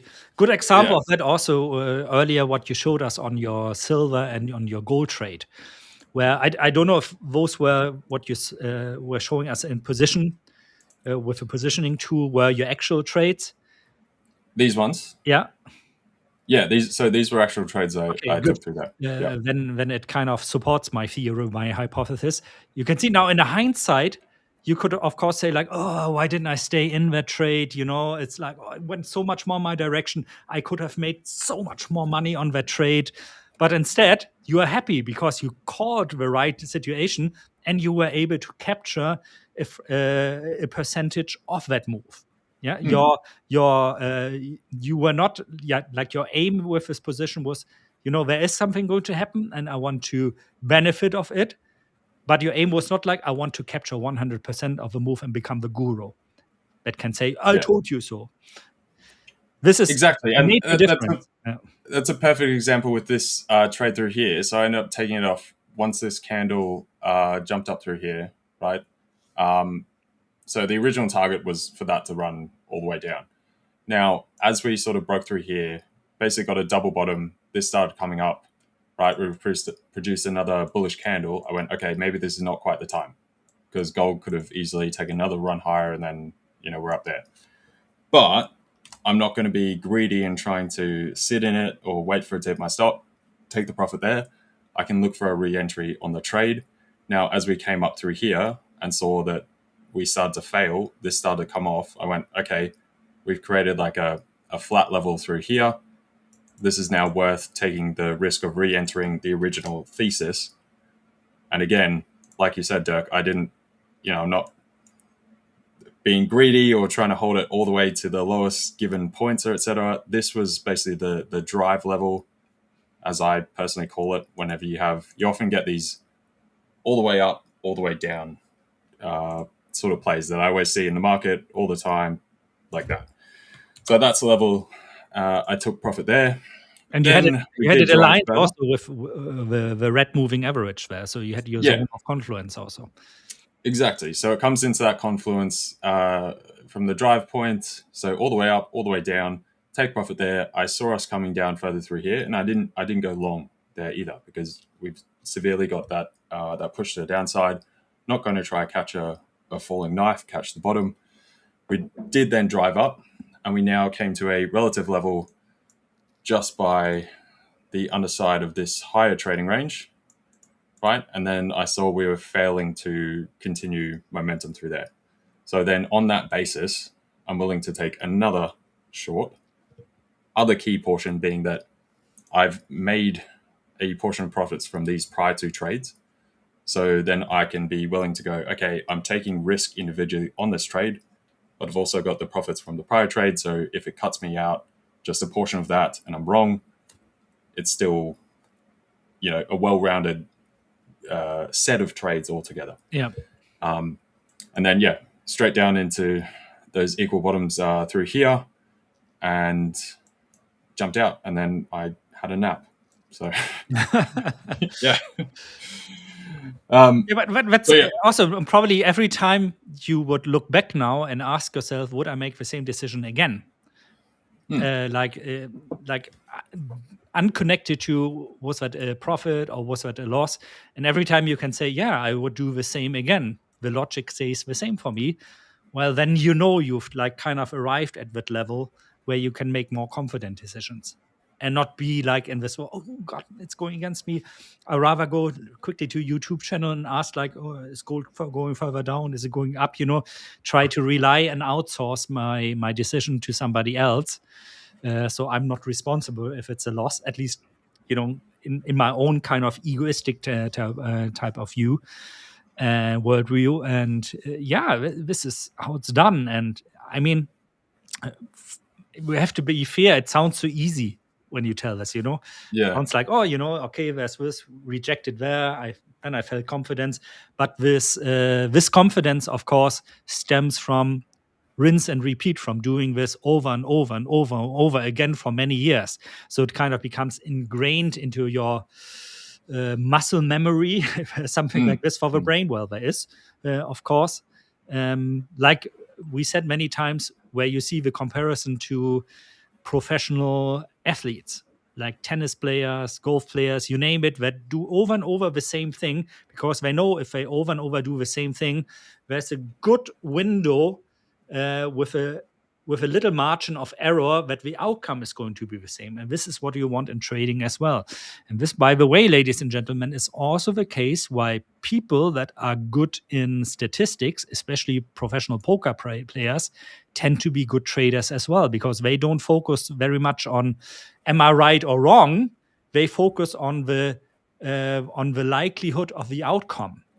And if that is into their direction, in terms of good risk reward and probability, then they are going to take the trade. If a trade goes against them, then they're like, well, sometimes you get 2 aces on your hand, and then the flop is like 3 sevens and somebody's holding the other 7, and it's like this last part, of course, of luck and probability that there's as well, which is the same on the markets. Yeah, exactly.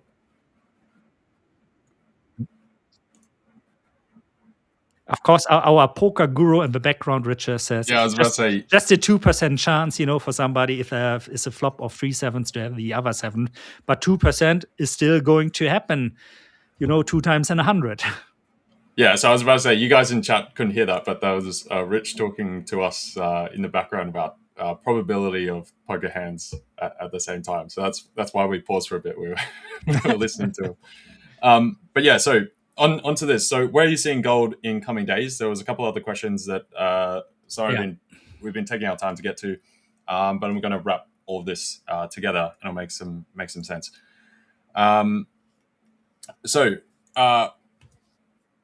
First of all, from what you were saying before about the cross correlation of stuff, an example just to wrap that up was how last year we had very much shorting the dollar.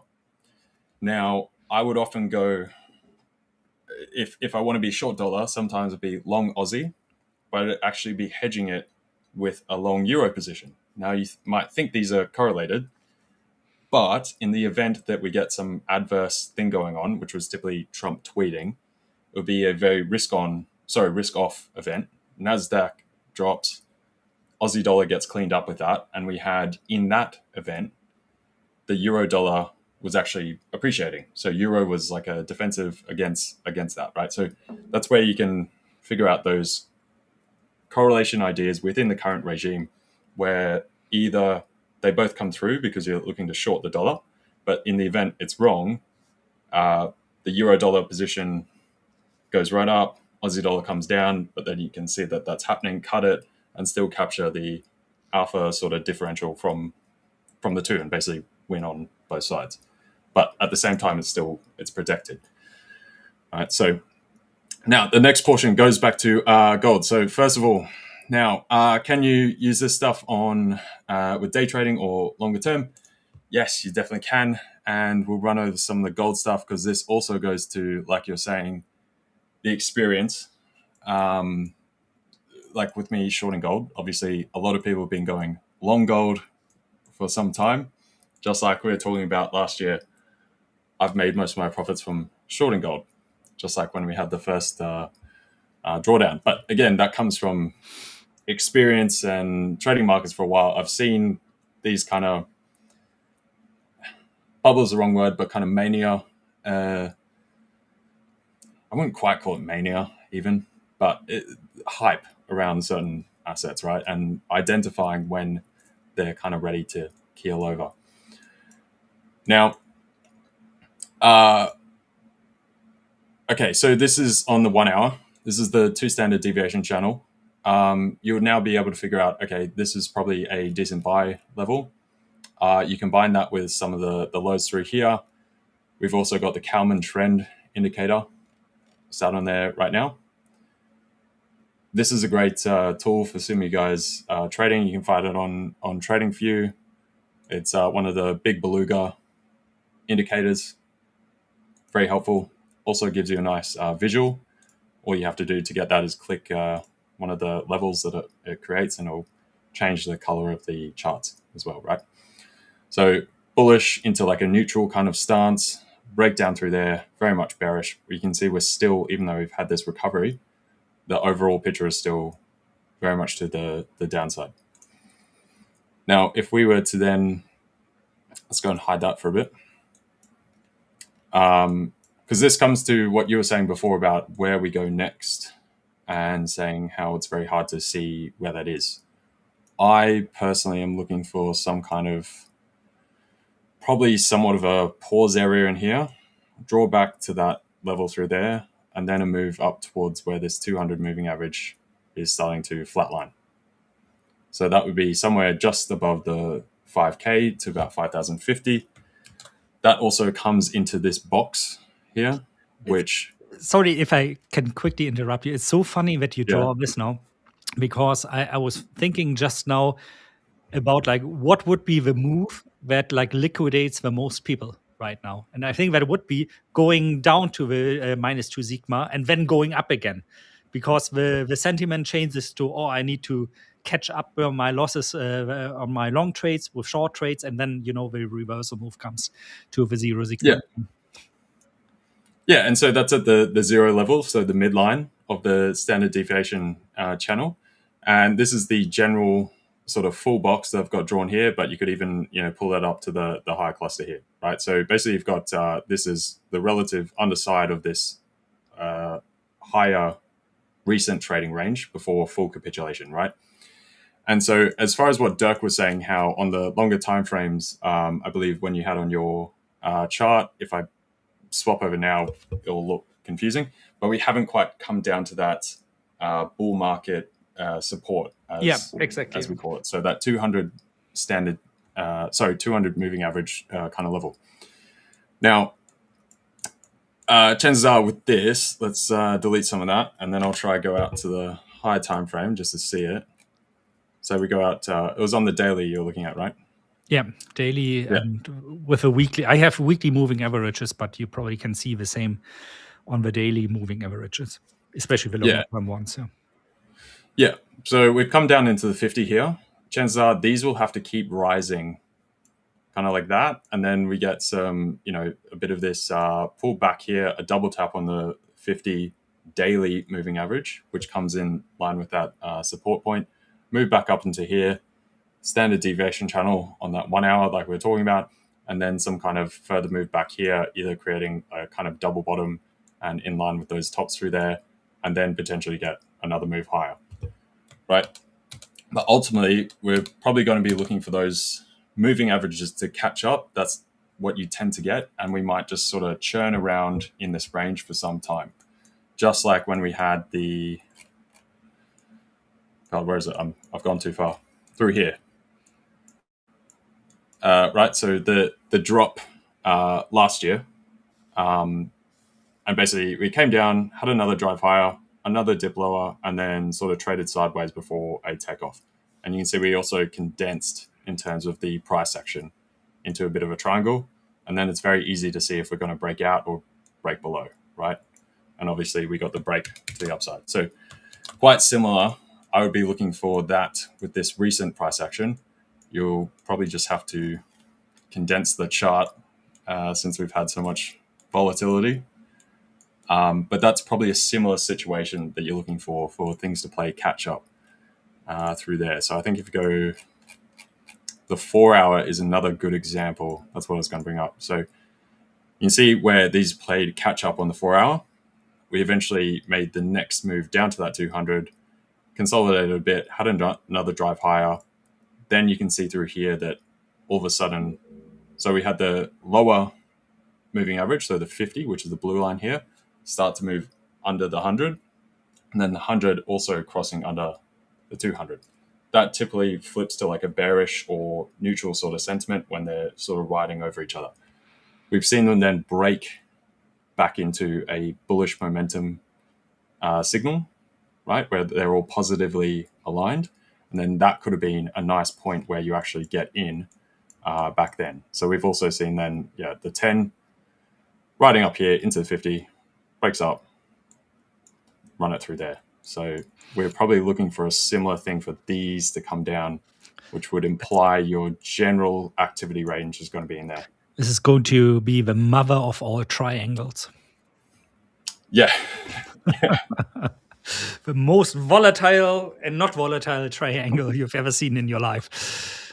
Crazy. So overall, I would be saying, guys, this sort of 5,050, at least near term, unless something changes in the next little bit, which you guys pop in every day, I'll obviously update you. This would be my general activity range going forward. So it's probably a slight move or a pause where we are now, a move back down, move right up, and then there'll be obviously chop in between of actually getting there, right?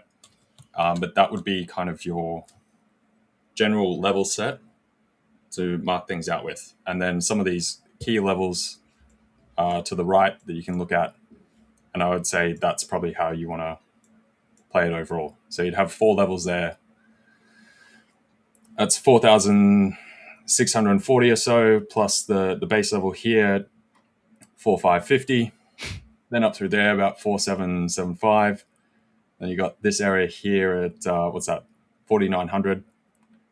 And then 5K and a touch above that where we had that higher drive through there like I was talking about. So you guys can pause the stream and go back and hear all those levels. And that would be my general a nice takeaway for you 8 to 10% box to play with. Yeah. So there'll be a lot of activity in there that you guys should be able to take advantage of. But similar to when we had these kind of moves through here, just understand that you see this pick up, it won't just immediately run, right? You could get a false sort of start, drawback, consolidation for ages, etc. So hopefully that answers the question of, is the bull market back or not, or whatever. I think we're looking at a bit of a pause for now. So.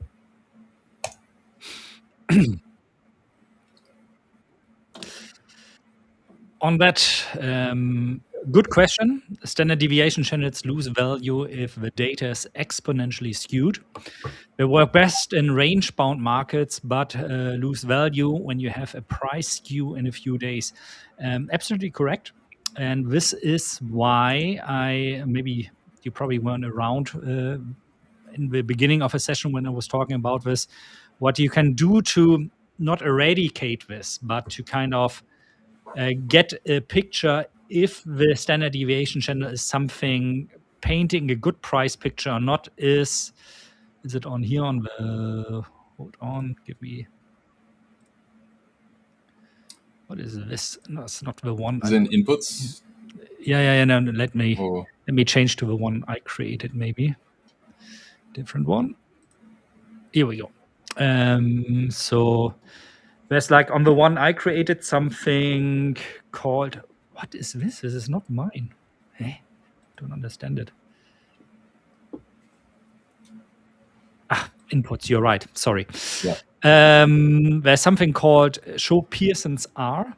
So this gives you an indication how well this standard deviation channel fits reality.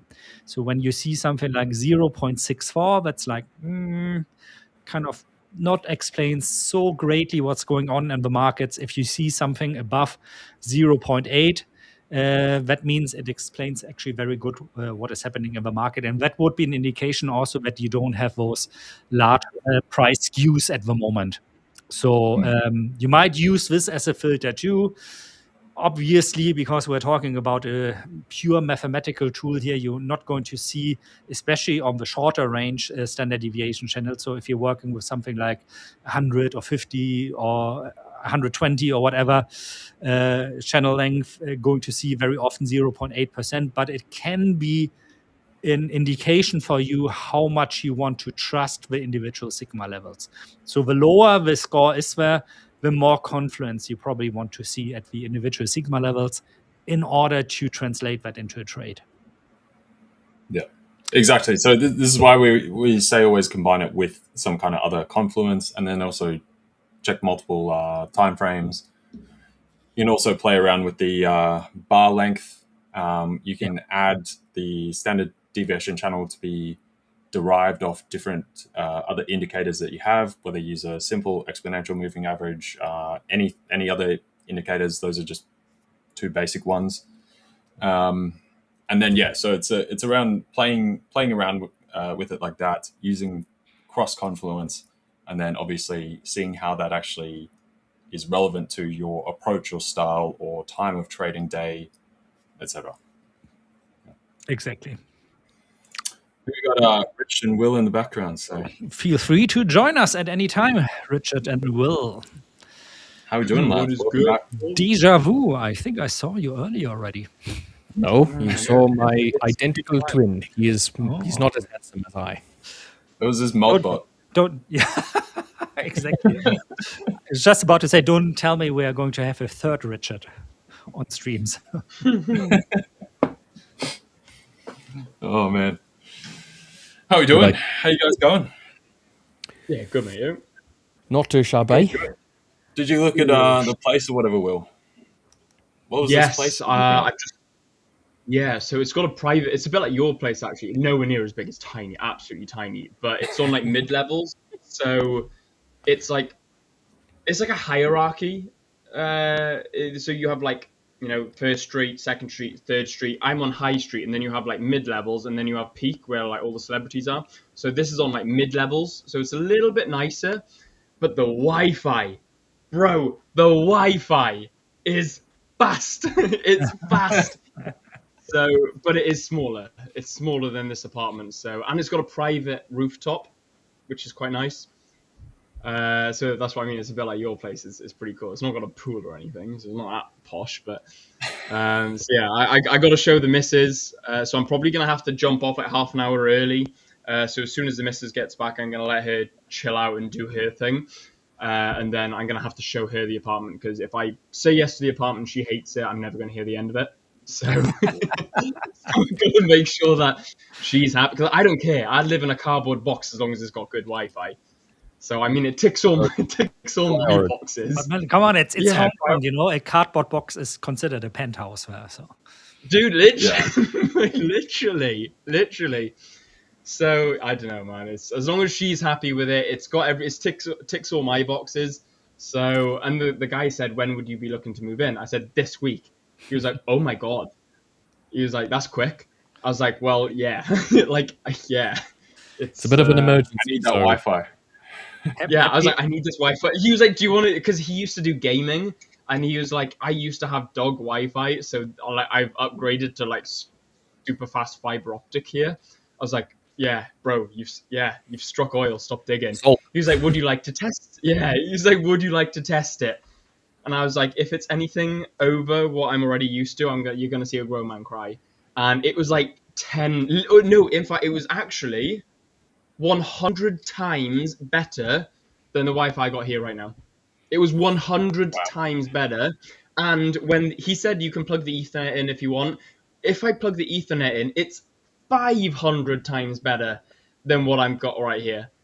So, yeah. So that means you're going to become a 100 times to 500 times better trader also. Well, we hope so. Yeah. Commensurate profit increase. There you go. Nice.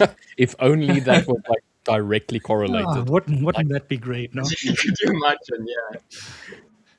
So I'm just praying the missus likes it. I'm genuinely like, Yeah, that's my the most fingers important. across. Happy wife, happy life.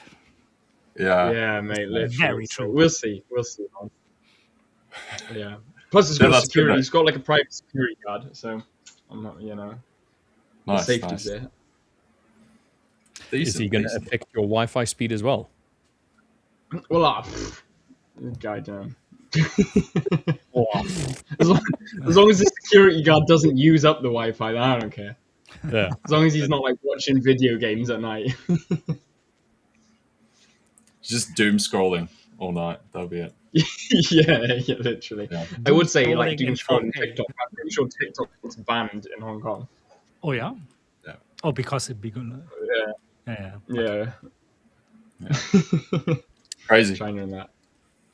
Alrighty, guys. So I want to get some lunch actually, and going to see you again on Wednesday.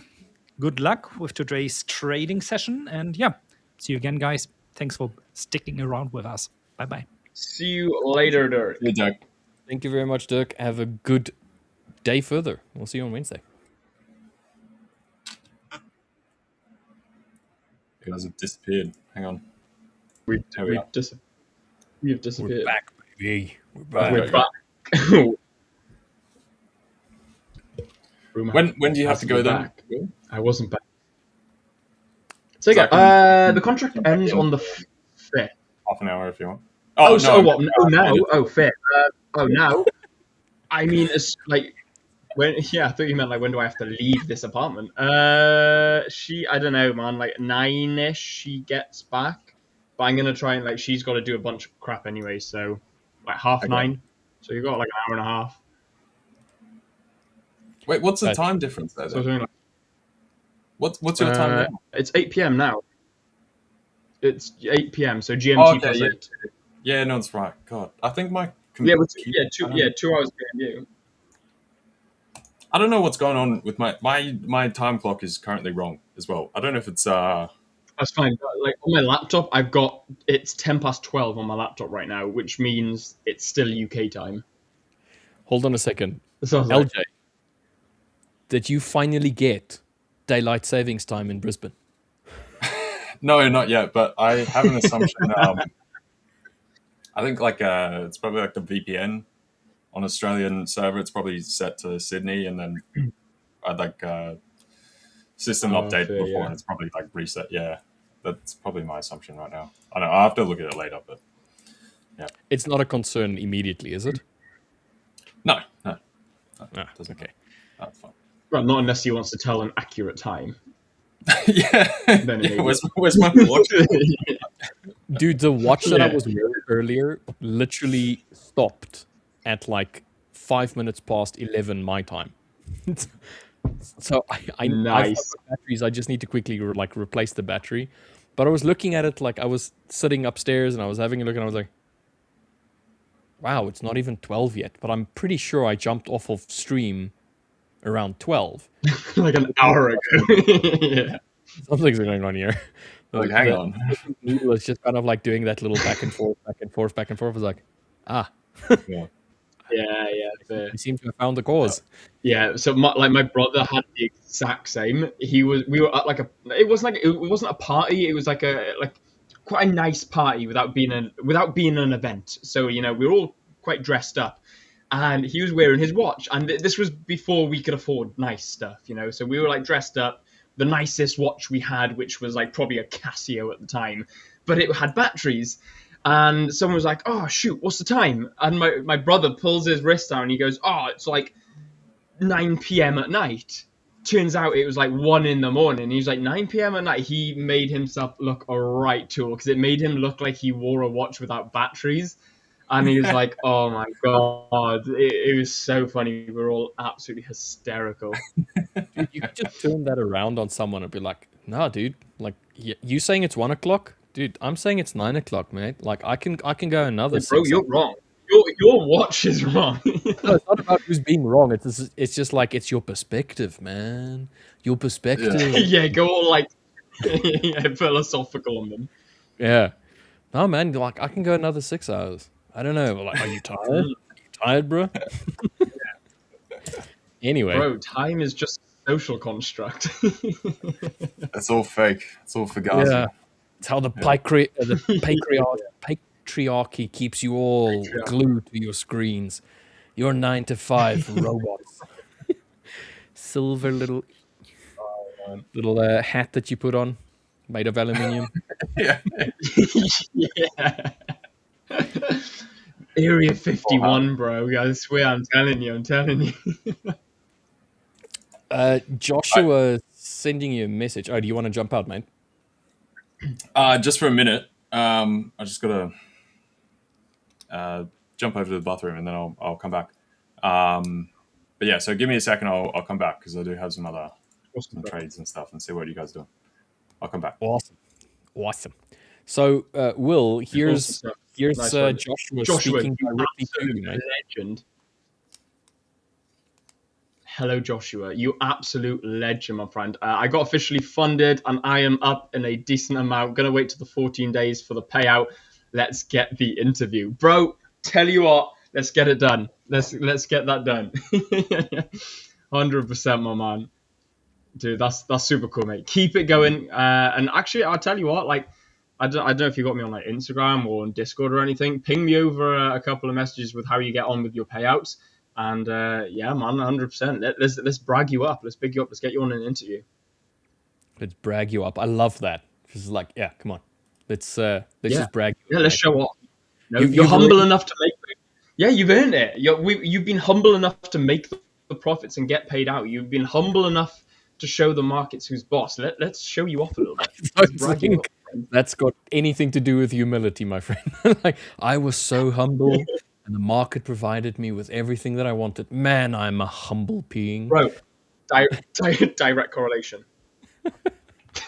All right. Will, were you, let's rather say, in any trades between our previous segment and this one? No. I literally, so when I said I had to go, I jumped off the stream, put a jumper on and ran out the door. And like, I probably got back about half an hour ago. So nah, man, I've still got the same drawings from this morning, like untouched. I kind of wish that in fact, actually, no, I forecasted price, didn't I? I forecasted price on EU. Which one? On gold? No, on EU. Euro. You That's a shame. I mean, to be on fair. EU? Yeah, Euro USD. I did a forecast on price. Did you forecast that it was going to do nothing? Well, I mean, I kind of thought it was going to do a little bit more something, but microstructure kind of did what I want it to. No, it did nothing. So, yeah, unfortunately, EU has proven that it kind of like wants Just to in a sit complete range. where Yeah, it's sitting. Yeah. So, yeah. it's It has no intention of doing anything. yeah, GU has come and touched that intermediary zone that I marked out earlier, and it's struggled to push through it. So it's just kind of like sitting there at the moment. Also, not as bullish as I would have loved it to be, but it's okay. Yes. So, what do you think, Sorry, LJ? I see LJ is sitting there in the background. Say again. Did I hear that right? What did you say?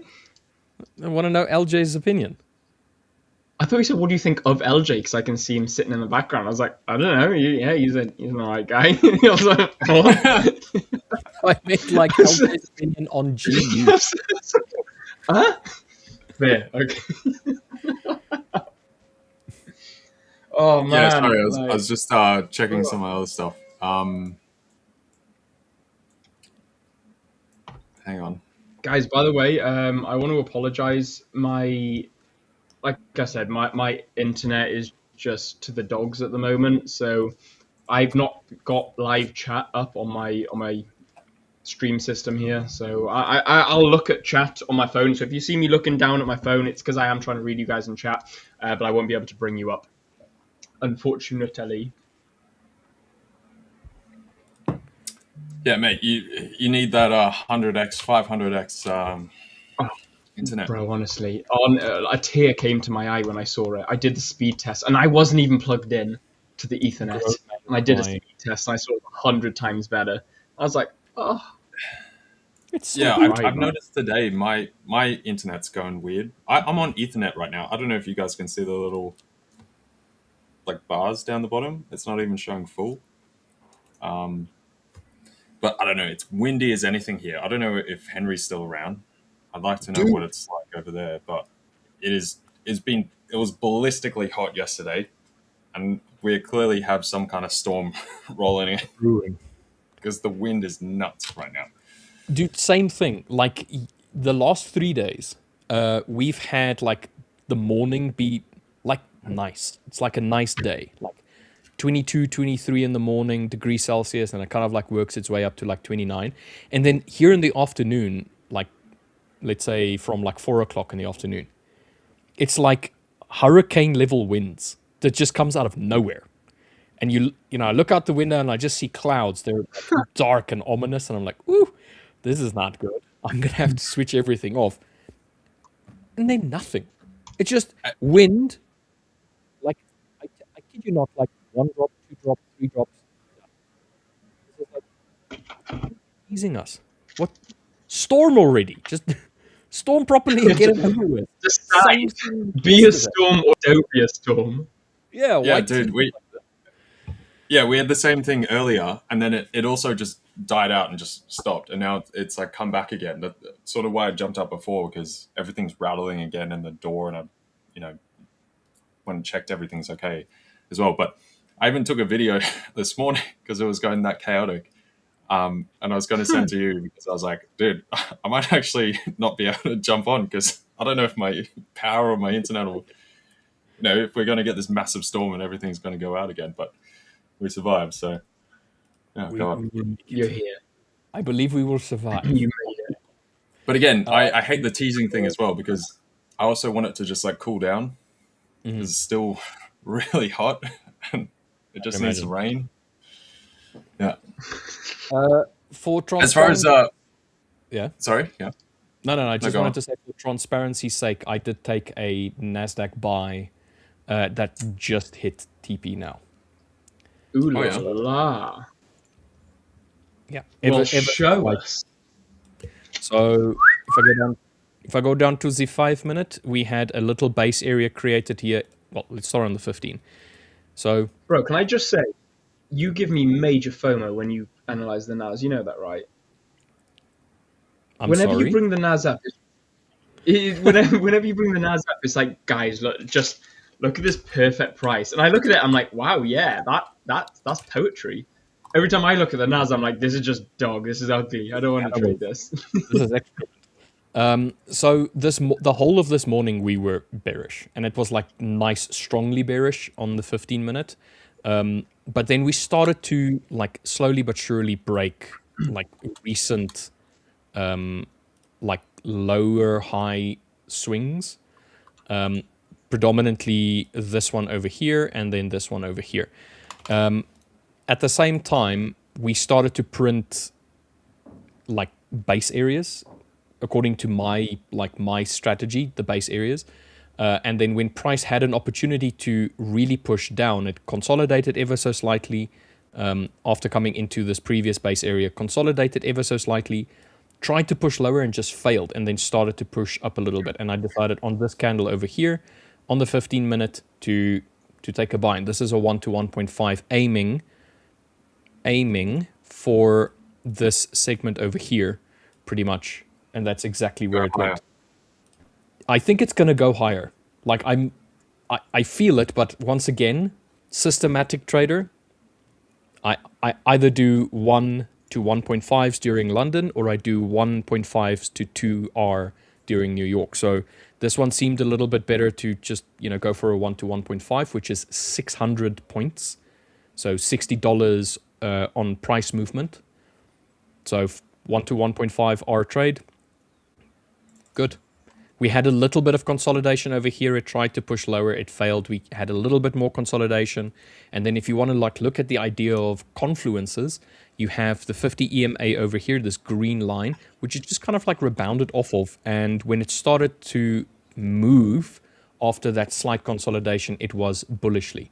So on the close of that candle, I entered, got a little bit of slippage. So it doesn't look like I entered on that candle, but definitely it entered there. And it just closed on this candle right now. So that is a 1.5, not 1.5%. It's a 0.75% trade, risking 0.5%, which is done now. So happy with that. So you're out now. Okay, cool. I do like that though. I'm glad you took that. So do you ever look at the options levels that I showed, Rich? I do actually, but I did not have it up this time. Where is it? There we go. So the price for today was 25533. Yeah.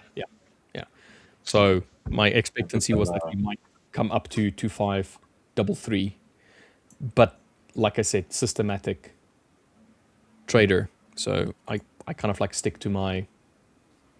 This is my risk. This is my reward, and I'm done and dusted. And it's worked for me so far. Fair. Do you never sometimes on trades like that though, where there might be something extra to gain like that, do you just flat not doing it? I have found that that it's best for me if I just kind of like stick to my system.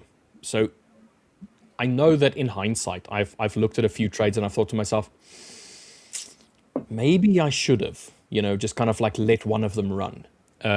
But then I've also thought maybe I should do 2 entries and then let one be to the standard, what I'm looking for, and then have the second one kind of like be the runner. But I haven't tested it. And that's the thing that has always kind of like held me back in that regard, is the fact that I've stuck to one thing and that one thing works.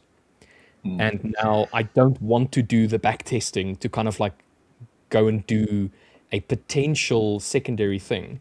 And because I haven't done that, I'm unwilling to implement it and just test it. So there's so much other stuff that's going on that sometimes when you have that opportunity, it's just like, man, I could honestly be doing anything other than doing back testing right now, Yeah. I'm curious though with the Nasdaq, because I can definitely, I think you got to take a much larger grain of salt with FX. There's more back and forth pull and push. But yeah, Nasdaq, you do have these kind of components, right? That you can then sort of lean on with that. So yeah, similar deal. This is one I took on my personal accounts. On my prop stuff, I'm basically done for today. If I find something else, might jump in. But I already got the euro. That was the euro dollar trade earlier this morning, and then Aussie dollar through here, which was I jumped out. Oh, nice! Yeah, Aussie dollar. That looks really nice. Yeah, so already. One is that one that you're looking for it to pull back? Is that like a pending order or these other ones? Yeah, so these were the next other trades that I was potentially scoping out just before I jumped off. So I've got a couple of them, and then it's a take your pick of your favorite major. But as far as the Nasdaq, yeah, I quite like that. Right, so the only other point I'd be looking at is this. Obviously, after we had the gap this week, we did come up, fill it already. So that has been filled nicely, but you still have that kind of general support cluster with the gap there and those heads. So I'd be looking at this as like as I always do, my sort of, in this case would be a TP1 and then TP. Whoop. Try that again. TP2 there. Yeah. Right. But yeah, so I was just wondering, maybe you can try it on some of the Nasdaq trades, or at least just TP half of it, 50%, or TP 70%, so that even if you L on the remainder 30%, you'd still be net positive return, right? Would you run? Sorry. would you then trail your stop loss or have it just kind of like set? So I would. It depends if you mean like a automatically trailing stop or like a manual readjustment. So say Let's say you manual. hit your level. Yeah, so you hit your level somewhere in here, right? So then if you kept the remaining 30% from there, yeah, I'd pretty much just go up to flat or even. I mean, you can't drag negative stops on things, No, but I mean, you just draw a line. Yeah. Draw a line where you probably would have placed it. Yeah, so I basically the original stop was like down there. I'd just place it just below that low, so pretty much basically at open. So I'd probably just make it essentially zero risk trade. So basically at open of the trade in that circumstance. So the thing is, like, I have another strategy on a different account that runs exactly like that. But I take, instead of 70%, I just take 50%. So 50% drag to a recent swing and then kind of like just leave it until it runs out. So I think some of those I've had runners that have gone multiple percentages, but it's just not that often.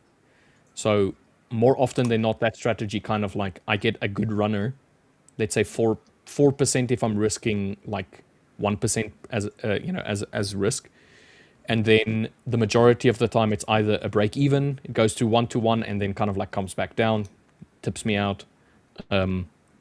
So those are just like few and far between, unfortunately. But that's mostly on UJ. I haven't tried it on Nasdaq at all because I like having those different strategies for each asset specifically, so that if I'm on that screen and I'm looking at that asset, I only focus on that asset. At least I try. Doesn't always work. Yeah. I will also say I will tend only to trail stops, aka manually trail the stop, if prices all of a sudden are moving very aggressively to the upside. Yeah. Right? So it's only when we get the aggressive push, which often you get the aggressive topping and then an aggressive pullback.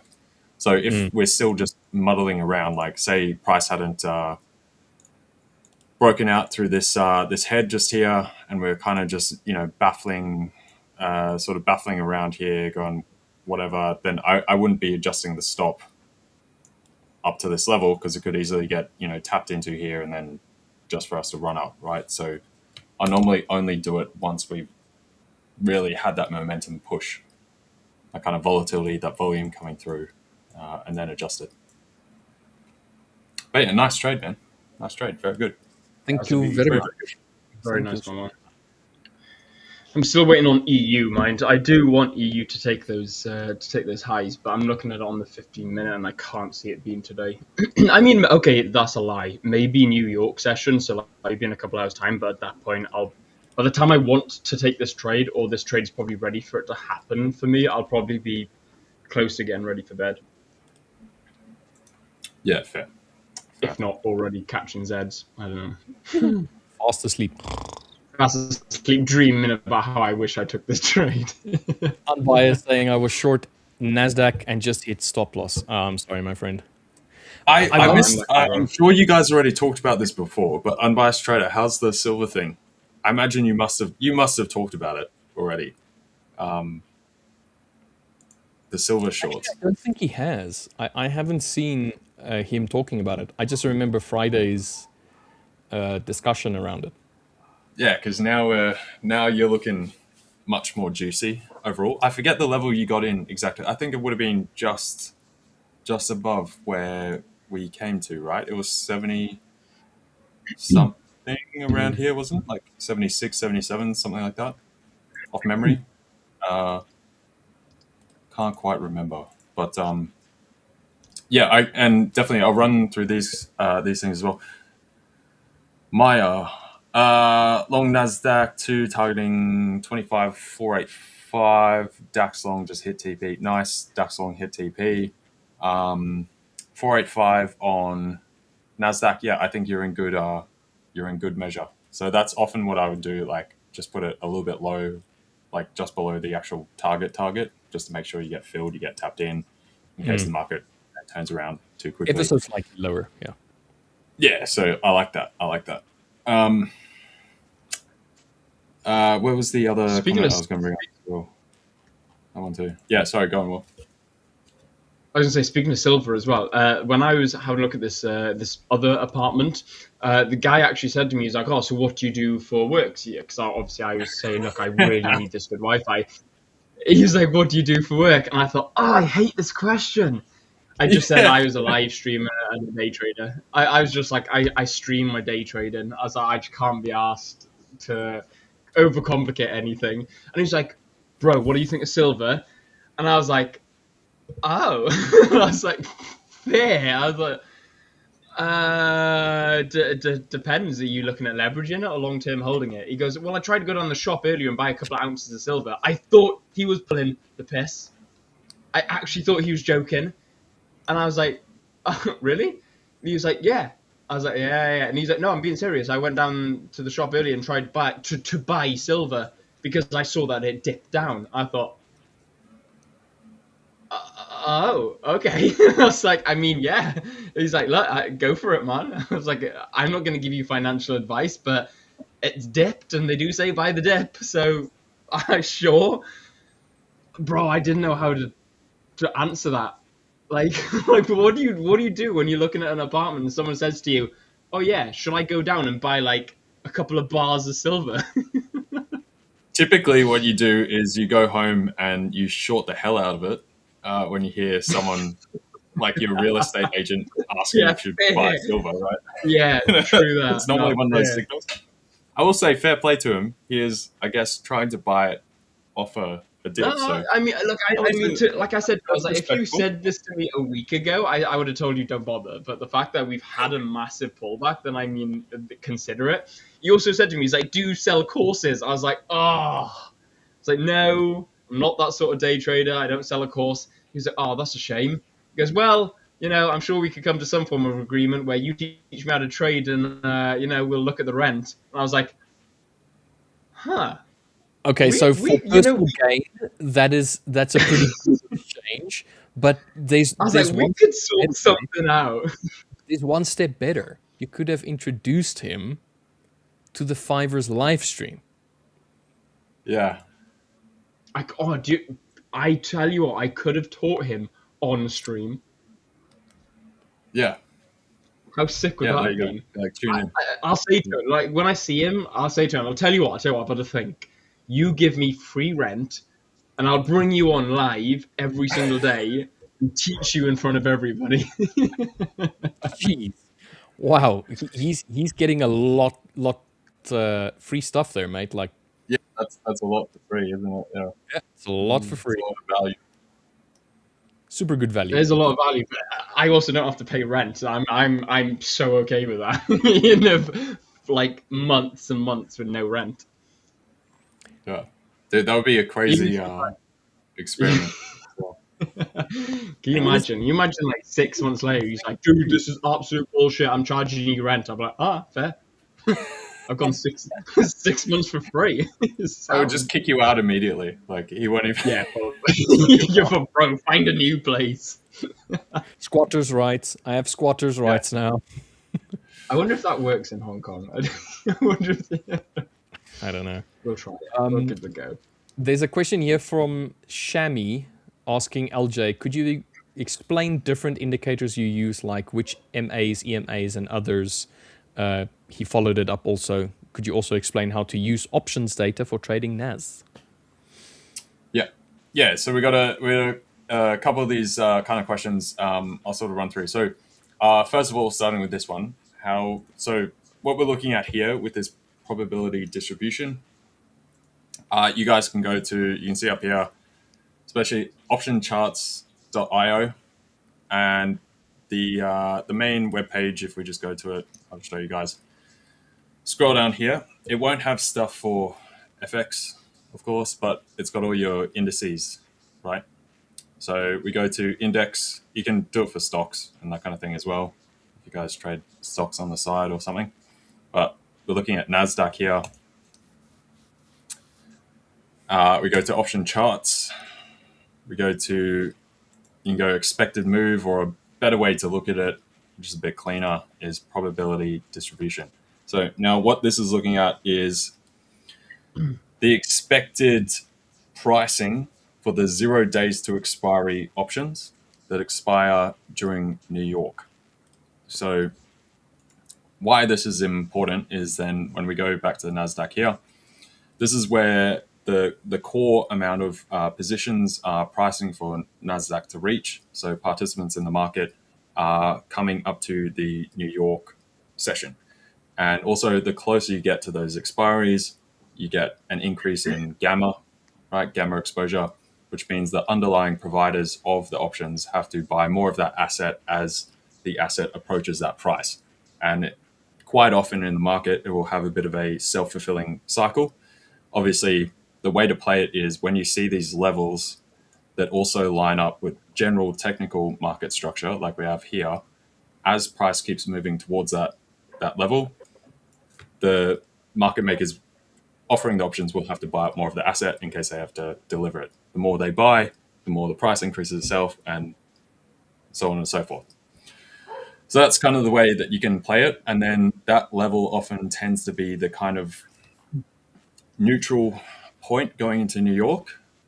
You'll see some kind of drive up towards there, and then you'll see New York open and stuff, and then you'll get volatility, either big crash lower or sometimes a big drive higher, right? Depending on what the underlying fundamental is going on. If there's CPI or PMIs or NFP coming out, or Trump's meant to be speaking, or Jerome Powell, take that into context as well. But that would be your way to play it.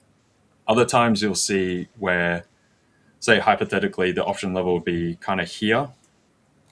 And it's in this kind of like, if we look at this window of this being support, that being kind of the resistance level near term at the base of this higher cluster of this trading range, and say the option level is kind of in between in like a neutral dead area, that would be an example where you probably don't want to really like play it that day, because it doesn't have like asymmetric movement for you to trade something with good risk reward, right? So you want something where it's got a bit of an asymmetric upside instead.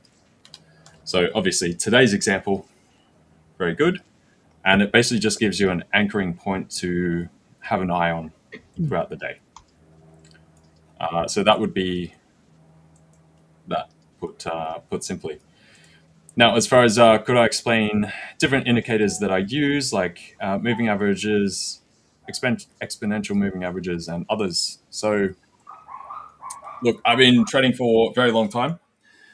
So I've got various platforms across. Obviously, I bring up TradingView for you guys here. I also have 3 different brokerage platforms, personal brokers. I've got MT5 terminals. I've got CTrader, everything. Right? So LJ, sorry, mate. Just excuse me for a second. If you guys don't mind taking me off screen, I've got a bit of a commotion outside. Yeah. So across the board, I've got a bunch going on. So on certain platforms, I'll have a lot more analysis with various things. I guess my core stuff that I show you guys is often using a standard deviation channel like this. And the idea, so we don't spend too long going through each one, is you trade it kind of like point to point, right? So the lower bands is a -2 standard deviation. That's -1. This is the mean level, so the midpoint, so basically 0. That'd be +1, that'd be +2. And the idea is basically to trade price from end to end. Now, obviously, you take into context prior market structure. But for instance, here, if you saw, we've had a strong amount of pullback for some time. We've moved beyond the standard deviation bands coming into the new week on Monday.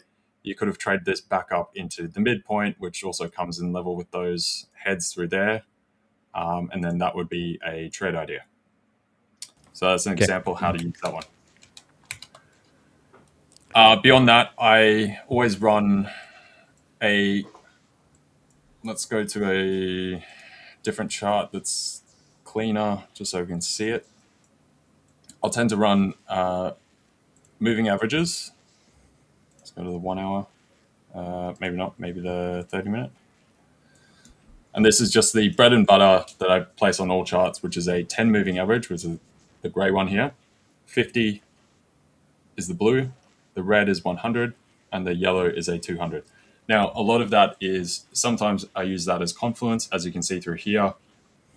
It's worked very nicely. The same through with the 50 there, and also the 10 in terms of a continuation of the current momentum that we have. Once each of those break down, they're kind of like fail points.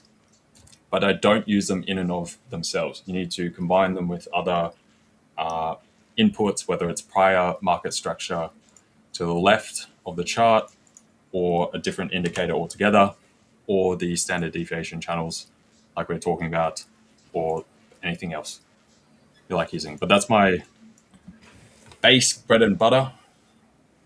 Aside from that, I do use like a Keltner channel often as well to measure volatility and stuff, and then that gets you that exponential sort of component.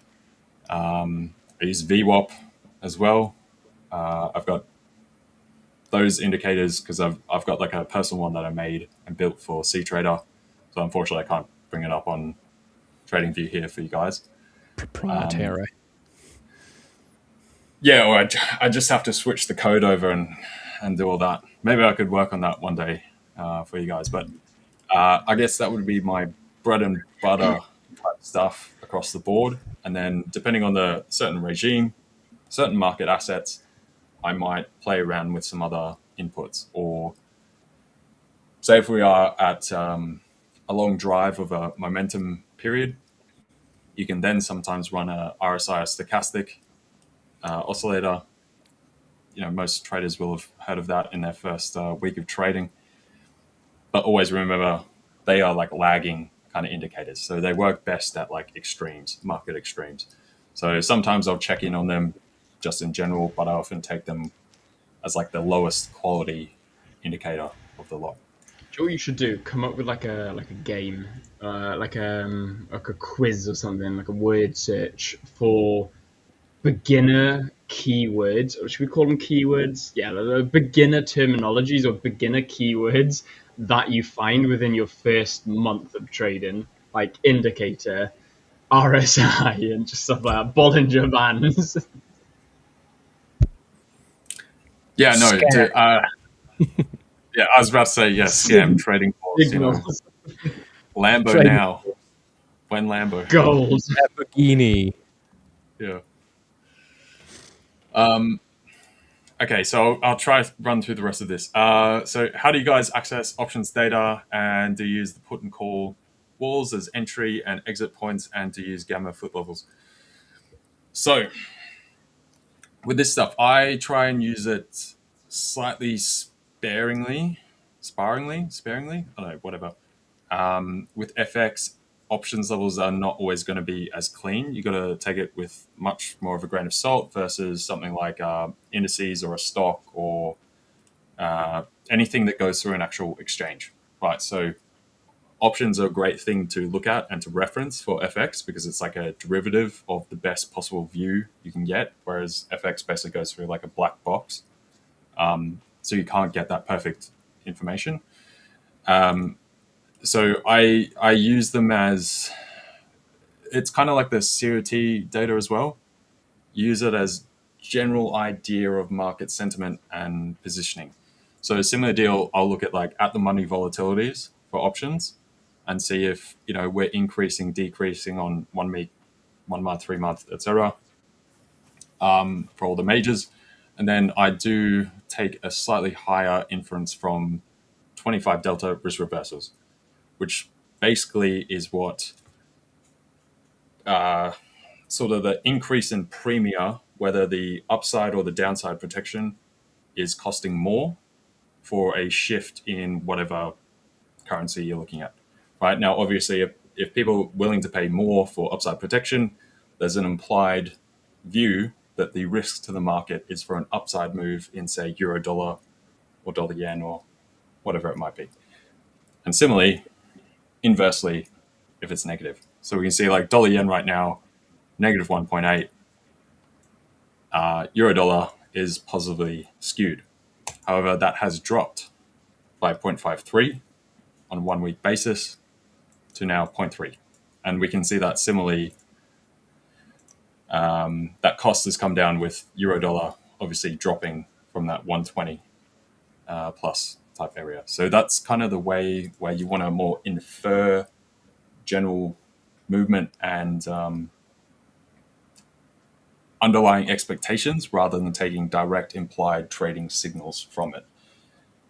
You then take that data, apply it to your current strategy, your current process, and see if that's in line or if you're somehow going against the greater context of what the market is seeing. Now, if you're going against it, you need to assess your own trades as being a bit more risky. If you're going with it, you can probably have more confidence and appropriately risk manage the trades as you go on. There you guys go. Hopefully that was succinct enough overall.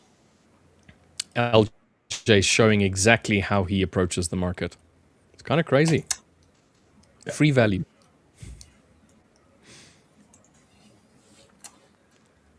I think, yeah, and the final piece was with this. So how do you mark up levels using CFD rather than futures levels? So futures levels, you can always just, it's basically if you go and check what the futures level is versus the CFD price, you'll see what that difference is, and it tends to stay pretty fitted together unless there's some adverse event in the market where the forward projected price of something is skirting the real-time spot price, right?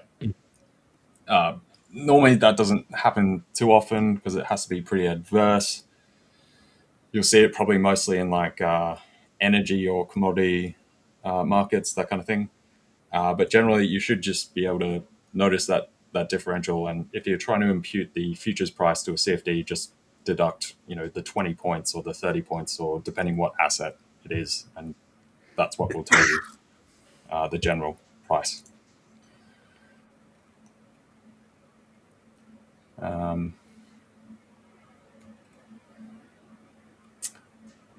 Alrighty. Just trying to see if there was anything else I missed. Yeah, like just like scanning through chat. Unbiased trade is still down 55% on the 3x silver. Damn, what level was it that you got in? Last week down 75%. Okay. But it's across the three, I think. Yeah, it's a 3x silver ETC. Yeah. Yeah, well, it's a 3x leveraged short. Yeah. On silver, yeah. So still down 55% of that 3x silver short. Yeah. It must have been a bit lower. Got in then. I swear it was higher. Maybe not. All right, I'm still scrolling through, guys. Give me The a Sage sec. is asking, guys, I'm funded and waiting for payout. How long after scaling does the account reactivate for trading, or do I have to wait until 14 days? So the payout cycle is 14 days, which means that if you took a payout today, click the button, payout day, you will only be able to have another payout after the 14 days have passed. Doesn't mean that you have to wait 14 days for your payout. No. The payout, if it's done over a weekend, should usually be like the Monday or the Tuesday, depending on when exactly you took the payout. If you took the payout on a Friday or something like that, then generally weekends apply. But in general, it's like 2 to 3 days. I've seen some less than. I've seen some like bang on 3 days. So I think in terms of like how long it takes for a payout, that's roughly the estimate. And then once you've taken a payout, once you've requested a payout, you can carry on trading. Like the account is still active.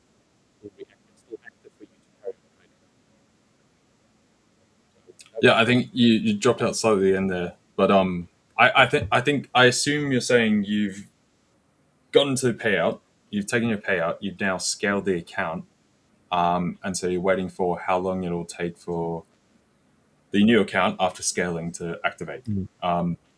Normally that should be pretty quick, like Rich was saying, 24 hours to 72 hours, depending. Like it will basically just have to be reviewed. Make sure you're not doing anything weird. Normally it's pretty quick. So especially if you've taken the payout, it's probably been looked at before, and it should reactivate pretty quick. But the next payout point will start from whenever you scaled up the account. So even though if your account might take 1 or 2 days to activate, the 14-day timer will start from when you ticked over the profit target. Yeah. And the thing is, you can take multiple profits before scaling as well. Like, let's say you've made 2%, you can take the profits on that 2%. Granted that it's more than the bare minimum payout amount, which I think is $150. So long as the amount that 1 or 2% is more than $150, you can take the payout, and then you'll have to wait another few days, like 14 days, before you can take another payout, because your payout, you'll automatically get paid out if you've scaled the account. Okay, so if let's say you've made 10%, you'll automatically get paid out. Okay, and then it will cycle over. So 14 days start again. Doesn't just, if you want to keep it in there, it just runs over, adds it to like a credit on the account once you scale up? I am not sure. I believe that's how it goes. Yeah, because the thing is, it will automatically restart the 14 days once you've scaled it. Yeah. Regardless when you've taken a payout recently. That's what I mean by automatically. It's going to automatically refresh the payout timer, let's put it like that, which is 14 days. But you can take multiple payouts before scaling, is what I'm saying. Yeah, definitely. But so if you guys are right by the scale number, the best thing is to take the payout just before you scale it up, because otherwise, it will tick over and restart the payout period, and you'll have to wait for that to come through. So I don't currently have a YouTube channel at the moment for stuff. I have been asked a number of times and that kind of thing. I don't have any courses, that kind of stuff, or YouTube channel. I see if you guys are asking for this now. I do have a Instagram. I will say there's nothing on there right now. I've been asked a number of times from you guys, but right now I just have too much workload to sort of deploy the energy and that kind of thing to that. So not right now. Guys, I'm going to have to pop out. Apologies. LJ, are you all right just to hang on for a little bit longer? If I get back in time, then I'll jump straight back in. I got to pop out, and then I should be back shortly. Yeah, that's fine, man. No problem. Legend. Appreciate that. Nice one. Cheers, guys.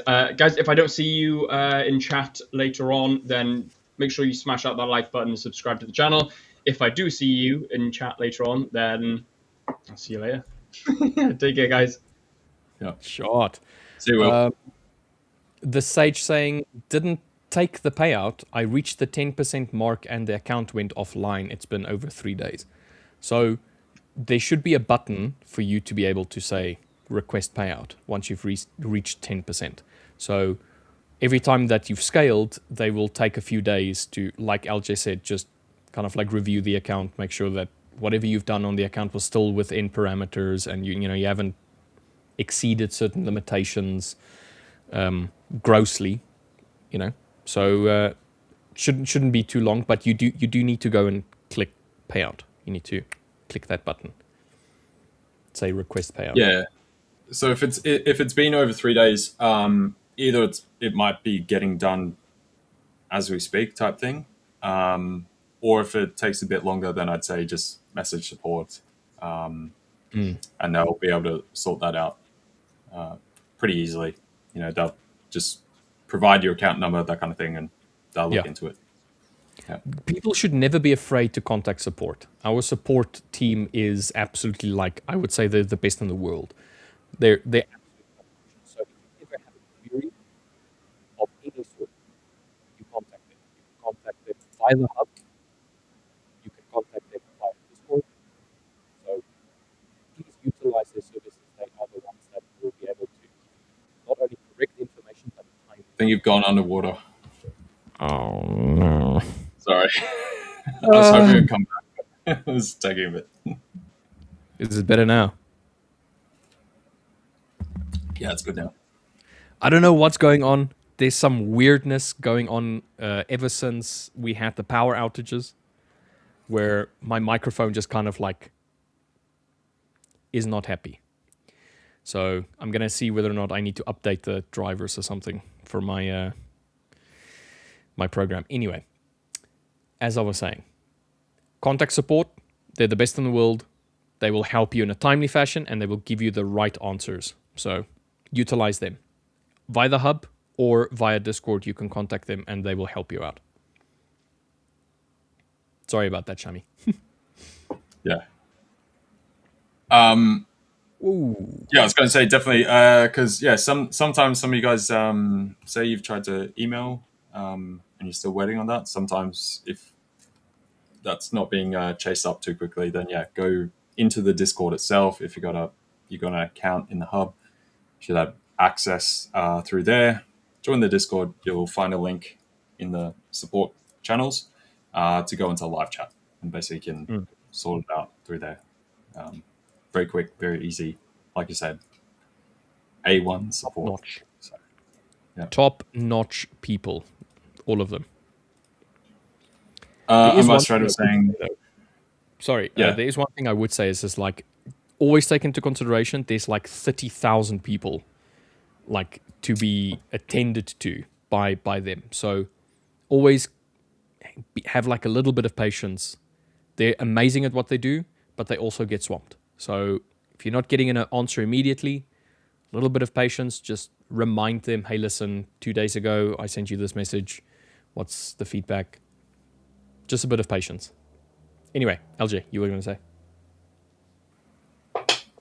Yeah, so I was just going to say, yeah, unbiased trader saying, remember when plus 25%, then down 75%, and now if it goes down 33%, I will go to 100% profit of the 25% left, making 50% value, yet down 50%. So a big mountain climb. Yeah, fair. And yes, I think that's the key takeaway. So leverage can be brutal. Yes, definitely. But at least... Sorry, is this a prop account or is this a personal account? No, this is a personal. So it's like a 3x leveraged ETF on silver. Oh, okay. All right.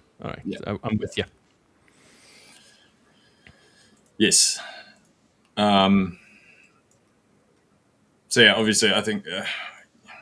got it. Where was it? I don't know. Oh... Yeah, it must have been further down here. I think in the 60s. And obviously we had the climb up. So, yeah. That's why Dirk and I are always like checking in. We're like, are you good, man? You know? You good? Still holding it? Oh.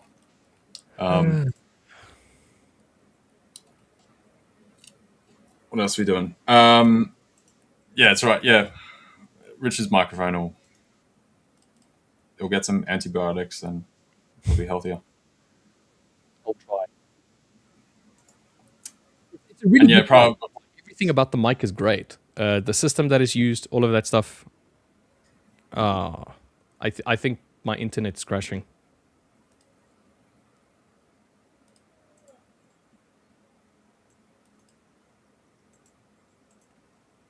Am I still? Can you hear me still? Yeah, I can hear you. I can hear you fine. Nothing is like slowed or anything. Mine's being a bit laggy though as well. I don't know if it's the platform. Sorry guys, just give us a sec. I'll see if my speed test is normal.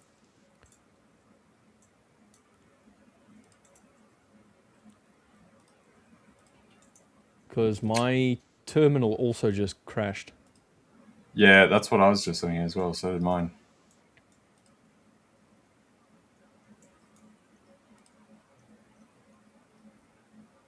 That is annoying. Yeah, it is. I'm not in on anything on my terminal, but I did see that my other stuff, the market has started moving. So fortunately, I'm not in on anything, but Gonna have to restart my terminals. yeah. Okay. Anyway, is platform working for you fine now? It would seem so. I don't know what happened there. You're fine. The graphics are lagging for me, so I can hear you fine though. So, alrighty, let's go and look at. I'll go bring up. So euro dollar. So these were some of the potential longs, like I was talking about before, to potentially look at on Aussie dollar, euro dollar, pound, wherever we found some kind of bottom in here. So it looks as though we've now taken a further dip. So this might start to be where we'd look at it. Similar deal, euro dollar, a slight crack of the lows here. But I would say we're probably going to hold because we got, I think, a double top here on the Dixie as well.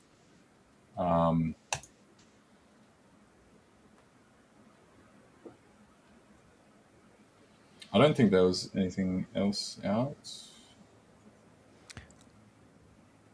Trump launches $12 mineral stockpile to counter China. Is that on news? That was on the hour. Yeah, that was like... Oh, wait, that was an hour ago. Yeah, that's about an hour. Yeah.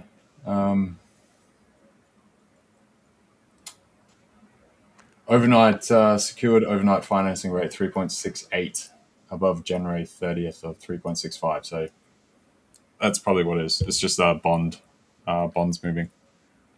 Oh, okay, so that's why we're seeing a little bit of DXY climbing a little bit. Yeah, so marginally higher yield. US bonds, therefore dollar up. Yeah. How is that going to impact NAS? Is it? Shouldn't. It shouldn't be that impactful. It's fairly minor. Again, it'll be a slight negative because arguably financing costs are marginally higher. So near term, yes, NAS would dip, but it's nothing, nothing structural. Yeah, EU and GU has dipped ever so slightly. Yeah. So I don't really like EU in general as far as the majors. I think pound and say like the Aussie or something else look a bit nicer. Just in general, even per say on the pound, the movement that we had from the lows here, 136.60 right up to 137. What was that 15, 14, 15? Euro dollar was pretty anemic. Yeah, we were checking euro dollar this morning, and it was just like, ugh, really not worth it. 20-point range, not really driving on. I much prefer something like Aussie dollar or the pound overall. Aussie dollar definitely, and the pound was also showing a little bit more oomph, let's say, willingness to want to move. New Zealand dollar as well also looked pretty good. Let me bring up your chart. There we go. So NZD, if I go onto the daily, I had this downward channel marked out, and then roughly around here, we kind of just started to climb through a bit, and then we went absolutely, let's call it parabolic. But we had this most recent touch point, basically, which if I pull it through, we had at least a few reactions off of it. And if I carry on pulling it through, yes, we've got all of this action above it, all of this, but we have these movements here, which all struggled to push through that point. Anyway, so today, or not, let's not today, last week, at the end of last week, we had pushed through, what was this, on Tuesday, we started pushing through, and we respected the top of this level once. We had like a little bit of a sideways action, which if I pulled all the way through, maybe I should use a drawing tool like this. This bottom end, basically from, no wait, let's do this. Let's make a draw box. So this whole consolidation section over here, we consolidated a little bit, pushed up out of it, retested it, made the high of the week, started to come back down into this area as well, had a reaction, did not break a new high as we would have expected if this was a very strong zone. We plateaued ever so slightly over here, came back down into that exact consolidation area, came back up to it again, or came out of it into this secondary area of consolidation up over here. And then since then, we've kind of like been dwindling a little bit lower. We pushed lower, retested back into it, pushed even lower, re-pushed back into it, and pushed lower again. But the thing is, we're reacting off of this exact same level that I marked out here. So we're having a slight reaction, or at least we had a slight reaction off of it, but no follow through. So the idea was, if this was a strong area, we would have seen potential push up, at least to try and touch this top section before, like, what was this? Price up over here. 0.609, somewhere around there. We would have expected price to react off of this, you know, at least enough to kind of like tip all the way up over there. Which is as though this bonds news expiry basically has kind of like caused it to carry on dipping ever so slightly a little bit lower. The question is, are we going to dip lower than the Tokyo session, which is in line with a base area on the hourly, which is also a very, I would say it's a good enough area to kind of like react off of. So if we're going to come back down to it, we could rebound off of it again, or we can just break through it, retest, and then continue lower to come and test this bottom section down here, which is kind of like what I'm thinking is going to happen. More inclined with that, seeing as this base area over here worked out so perfectly already. So high point, base area, pushes out of it, retest, push away, retest, push away. So looking for a third reaction off of it, but I kind of like, I'm thinking this is going to happen. Yeah, because the other thing I was going to say is we do have the PMI out today as well for the US in 2 hours from now. So do keep an eye out for that, guys. And yeah, I do expect the PMIs to be higher. I was harping on about that all last year as well, Q3, Q4, basically coming into Q1, Q2. PMIs should start to show much higher for the US. They've been in one of the longest sort of downdrafts through recent economic history and cycles. That, yeah, we should be seeing that pickup in the PMIs. And over time as well, with where the administration is and coming into midterms, there will be degrees of them wanting to stimulate certain parts of the economy with the backlog of available liquidity that they have, to start to push that out into the market, get the general consumer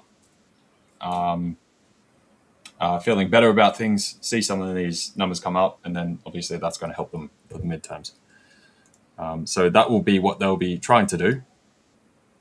Whether they manage to do these things is always the next question, but they've had a pretty good handle on stuff now, and they've got a lot of firepower there. So even just in terms of general cyclicality, PMIs are overdue at the moment to start printing higher, and they have been for a while now, if you guys look at some of the trend stuff. So I expect that to continue overall. So yeah, just be careful on that end, that you could get another dollar push before we kind of find some relative base, at least for today. And then there'll probably be a reassessment coming in tomorrow, given what we had last week, and into Monday today. And of course, what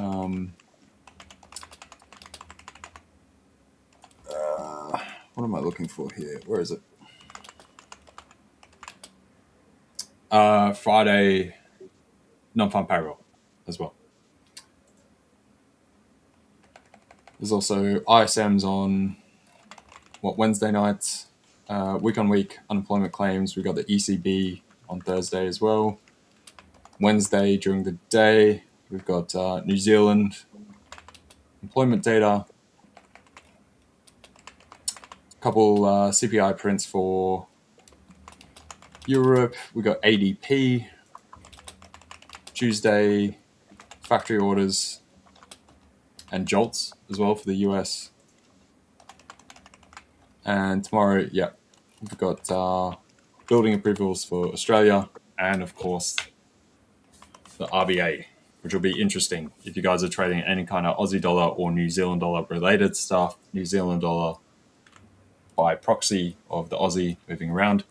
People will be eyeing that pretty carefully tomorrow because we've had the higher prints on inflation and such recently. So it's been a bunch of chatter as to whether the RBA might start to take a more hawkish stance, potentially look at increasing rates. I think when I was on here talking with Dirk earlier, if they do that,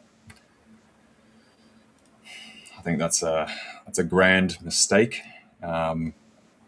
For a minor rise in inflation. But that's what people are looking for right now. And central banks don't care about prices of other stuff. They just have their mandate and that's it. So they just, we need this thing, make it happen. Yeah. So unlike the Fed has like a dual mandate with inflation and employment. And then they also do, because they're kind of the backbone of the world, even though they try and not talk about it, they do take obviously an eye on economic conditions. They have the repo facilities and want general healthy functioning of markets themselves. So other central banks don't care so much, and they don't have to care so much as well. Can you imagine like that was something where they're like, don't care. Yeah, but it's going to make a very big impact. Don't care. Just unfazed. I mean, it's like Switzerland, right? How, they run their central bank pretty much like a hedge fund, because even though, the Swiss is important to a degree, they're not large enough to actually have structural impact on the global financial layout. Kind of do what they want. Henry, definitely that seems to be the base case of sort of the market leaning towards that. Obviously, that was also what gave us. It came after the fact, but we had the big push up in Aussie dollar from the start of the year. I mean, we rose almost 4 cents at the peak, in a month, which is quite big. So I'm not so crash hot on it, but I do suspect the RBA may communicate that way. Whether they follow through, another question. Viper's saying you passed your phase 1 but not got the second phase. Credentials. The credentials or what? If you have passed it, it should show up pretty quick, unless there's some kind of discrepancy or issue somehow. So either I would say just give it a minute, wait a couple hours, maybe even 24 hours a day, and then check back in. And if it's still not popping up, like there's just some back-end issue or something, then you can message support. But do always wait a little bit. The other thing might be if you've passed the phase and you've got the minimum trading days, or depending on what type of account you're on, or if you just needed to hit the target. If it is the minimum trading days you're needing on the high stakes, you'll have to wait until the end of the day, right? So at rollover and you're at the target, you've met the minimums, wait until rollover, and then it'll give you a new account. So it may just be that. You've waited 3 days. What type of account do you have? We need a little bit more information with that. Is it a high stakes? Is it boot camp? Is it hypergrowth? What account are we running?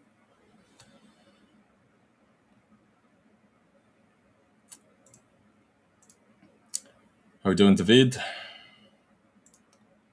What do we think about GU? So, like we were talking about the other majors just before, I think you would have heard most of this. I do have a general tilt to the upside for the majors, say GU, EU, AU at the moment. However, we do have the PMI in an hour and 40 minutes. So do just be wary of that we might get beyond these lows here.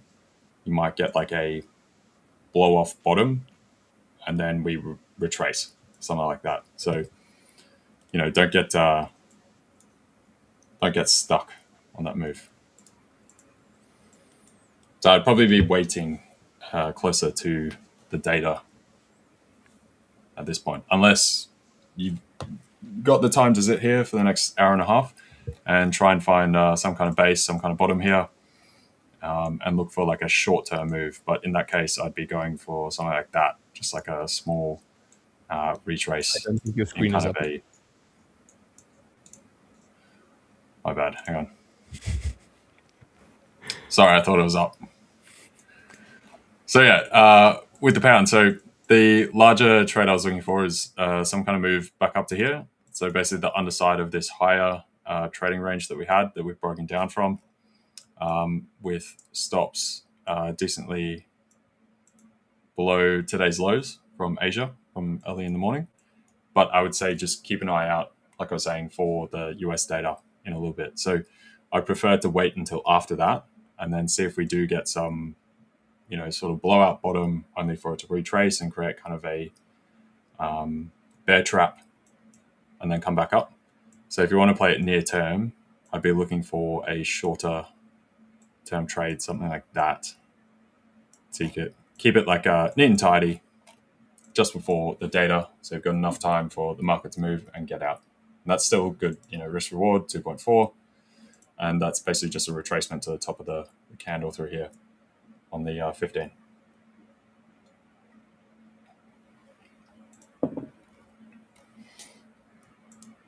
Okay, so as a high stakes, do you have all three minimum day targets met on the high stakes?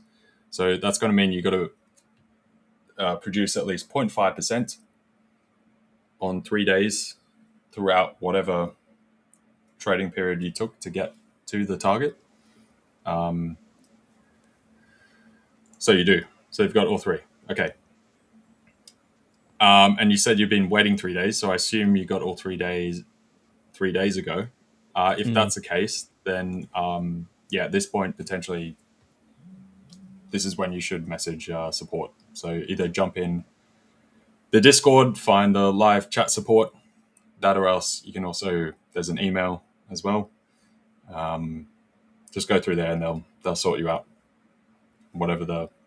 If there's any other kind of problems or something like that, they should be able to handle it pretty quick. I was going to bring this up before as well. Suraj was saying, short Aussie dollar, entry at 69.58. This was a while ago when we were talking about it. But yeah, if you shorted through there, good trade.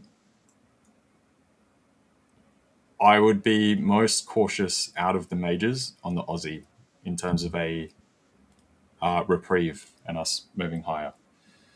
So I would ask where your target that you're looking for is. Because either this is likely to end up as kind of the base, right? Unless we get that positive data, which might kick us further through when we get New York open. So in that case, you could look down to the bottoms. But the current structure would imply that this is likely the near-term base. And also depend what may happen with the Nasdaq. 69209. I like that take profit point. 69209. Let me go back to Aussie. It's exactly at my Aussie base. Oh yeah. So down by here. We go to where we had. That's not bad. That's right where the 200-hour moving average is as well. That would also start to form quite a nice. Let's change the color of this actually now.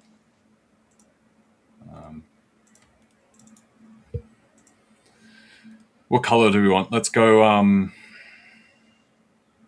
We'll go blue. Switch back to blue now for the time being. Okay. Yeah. So I have a little area. What is this on the 4 hourly that had multiple tests round about that same area. So we just broke through it and then came back to it. Looks pretty good. Yeah, I was going to say I'm kind of liking that as like a head and shoulders type move for the retracement ultimately. So you could go something like that.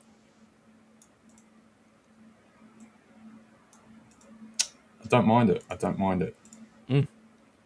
Bar the news, obviously. If the news is going to present something different than what is expected, still looks good. Definitely. Just give me 1 sec to jump up.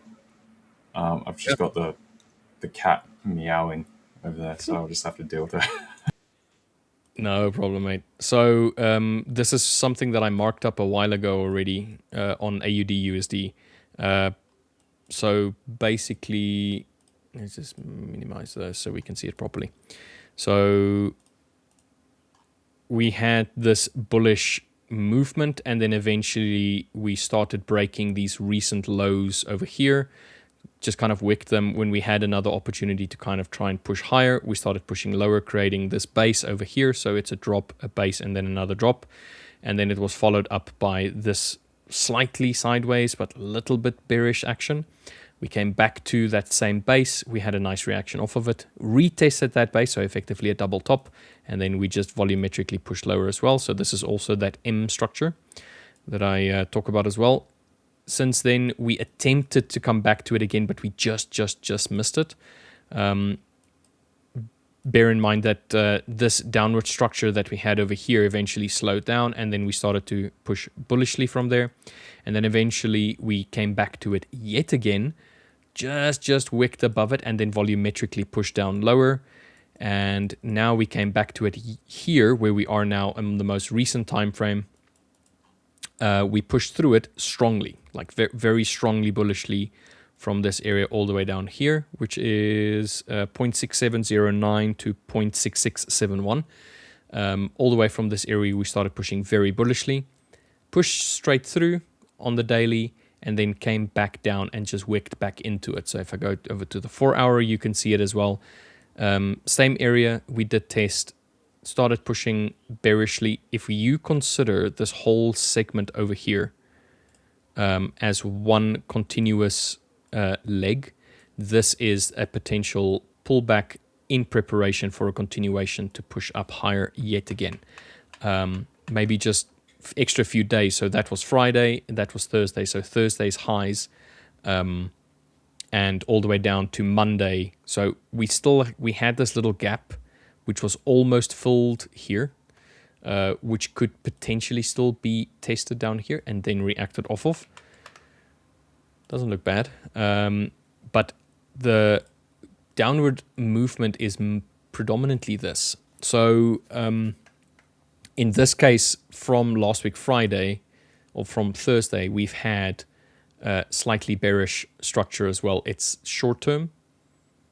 It looks good for a potential reaction off of this area, which also had a little bit of consolidation as well in this whole section here, which is also an area that we reacted off of. So I think in terms of your target point, I think it's really good because it's smack bang the top of this box, which is 0.69210. Is the 208 actually. Is the top of this box. So 209 is what your take profit or your take profit point is, which is very, very, very close. It's 1 pipette away from where my box is. I think it's very good for your AUD trade. It makes sense. It makes sense why it's kind of like pulling back ever so slightly. Because like I said, if you go on the daily, you will see that this area had multiple reactions off of it. And you would expect a reaction if it pushed through it to retest and continue up. So it was resistance, it breaks through, it becomes support, and then you need to see whether or not it's going to respect it as a support level. So if the news causes it to start pushing up, then you know that this area over here remains a good support level going forward. So you would then expect similar reactions as it had done here, but now inversely. So instead of pushing through and then pushing back into it and then continuing lower, you expect it now every time it does come back to this area to start pushing off of it. As for an area to test, it does seem as though there is a nice little area over here. If we can go and kind of like refine it ever so slightly, it doesn't look all that great, because there's no base area along the segment to really test off of on the daily. Maybe on the 4 hourly there might be a reactionary point on the 4 hourly.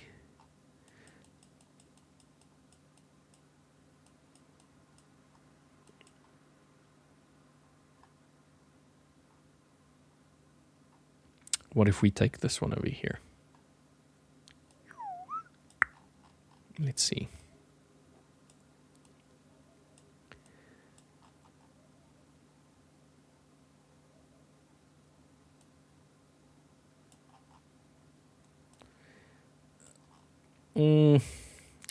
I don't know. It doesn't look all that particularly strong towards the left, but towards the right it looks pretty good, because you have this volumetric push from here. So a little bit of sideways action. We eventually broke through, retested, and pushed lower. So if this was, all of this was consolidation, if you considered all of that consolidation, you had the break and an attempt at a retest which failed and then started pushing lower.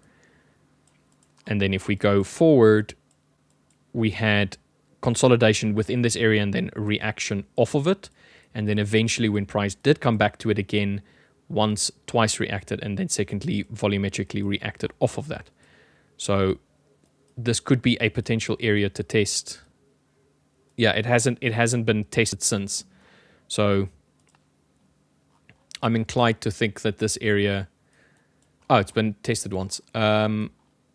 It's already had a singular test. So that would say 0.7138 to 0.7085 as a potential test point should we respect this area of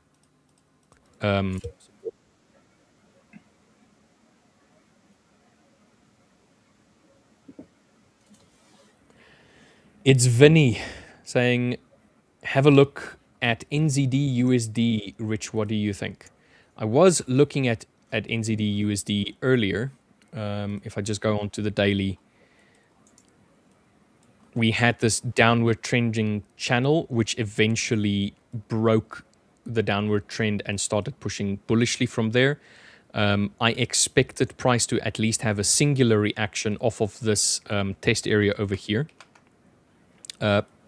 Purely because of the fact that it was such a nice volumetric reaction once off already.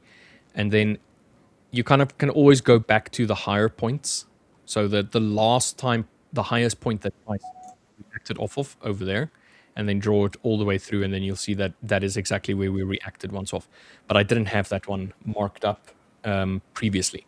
So my expectation was that if we did break through this area over here, that there was a potential for it to act as a resistance point, though it didn't react the way that I thought it was going to react, like as strongly.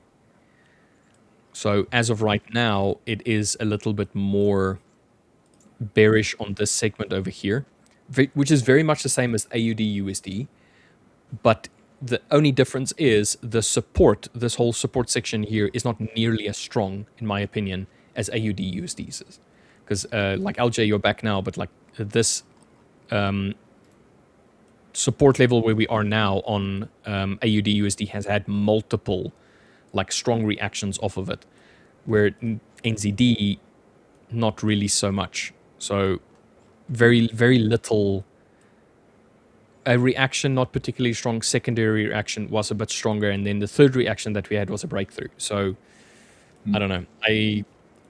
I want to feel like it's going to either push a little bit deeper than it already has, or it's not going to react, because there's a base area over here that I think it's on the 15 or on the 5.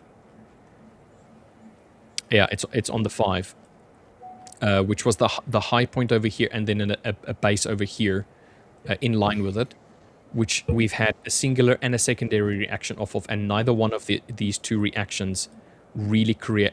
that is the wrong thing. Come on. We didn't really break these points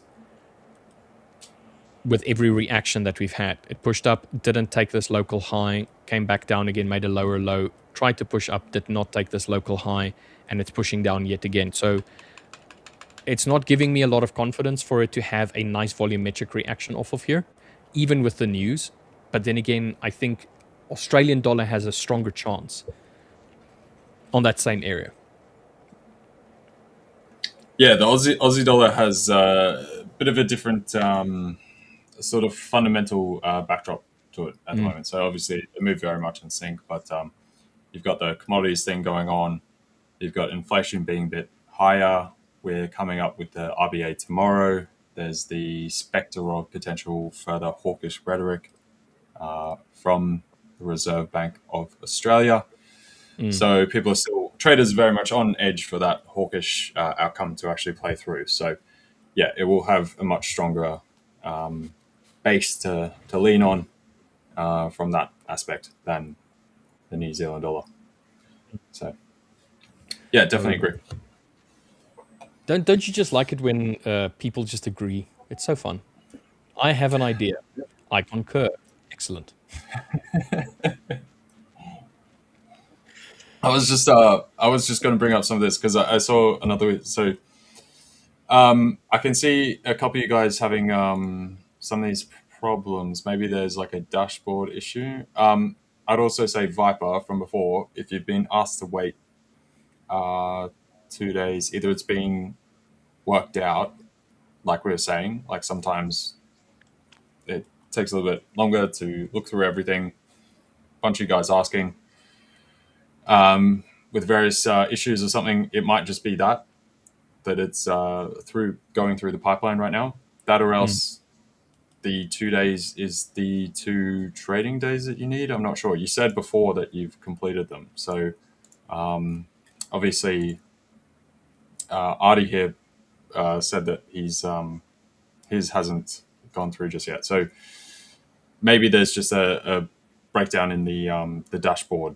So if that's the case, then still same answer, contact support. They'll be able to refresh the dashboard and everything, that kind of stuff, and it should all work. It should pop through. So how are we doing, Victor? Hi, my man. How are you guys doing? Richard, LJ, everyone watching. Isn't this such a beautiful day to be a trader? What do you guys say? It is. It's been a good January. Yeah. I've enjoyed January has been surprisingly good. Nice. That's been great. I'm sure you guys talked in all colors and aromas about the reaction gold had on Friday, right? I'm pretty sure everyone. We have been talking about this. Gold is just buy and hold, and it's gonna go up and up because it's been doing that for so long. And lo and behold, it does. It does what it did on Friday. That was a gruesome move. I wasn't in a long position, thank God. But I hope everyone who was got out, apply their risk management strictly, because that was cruel. If you didn't and if you caught it, then my friend, then congratulations. You're a braver man than most. Yeah. Yeah. Indeed. So, oh, you did, LJ? Did you catch it?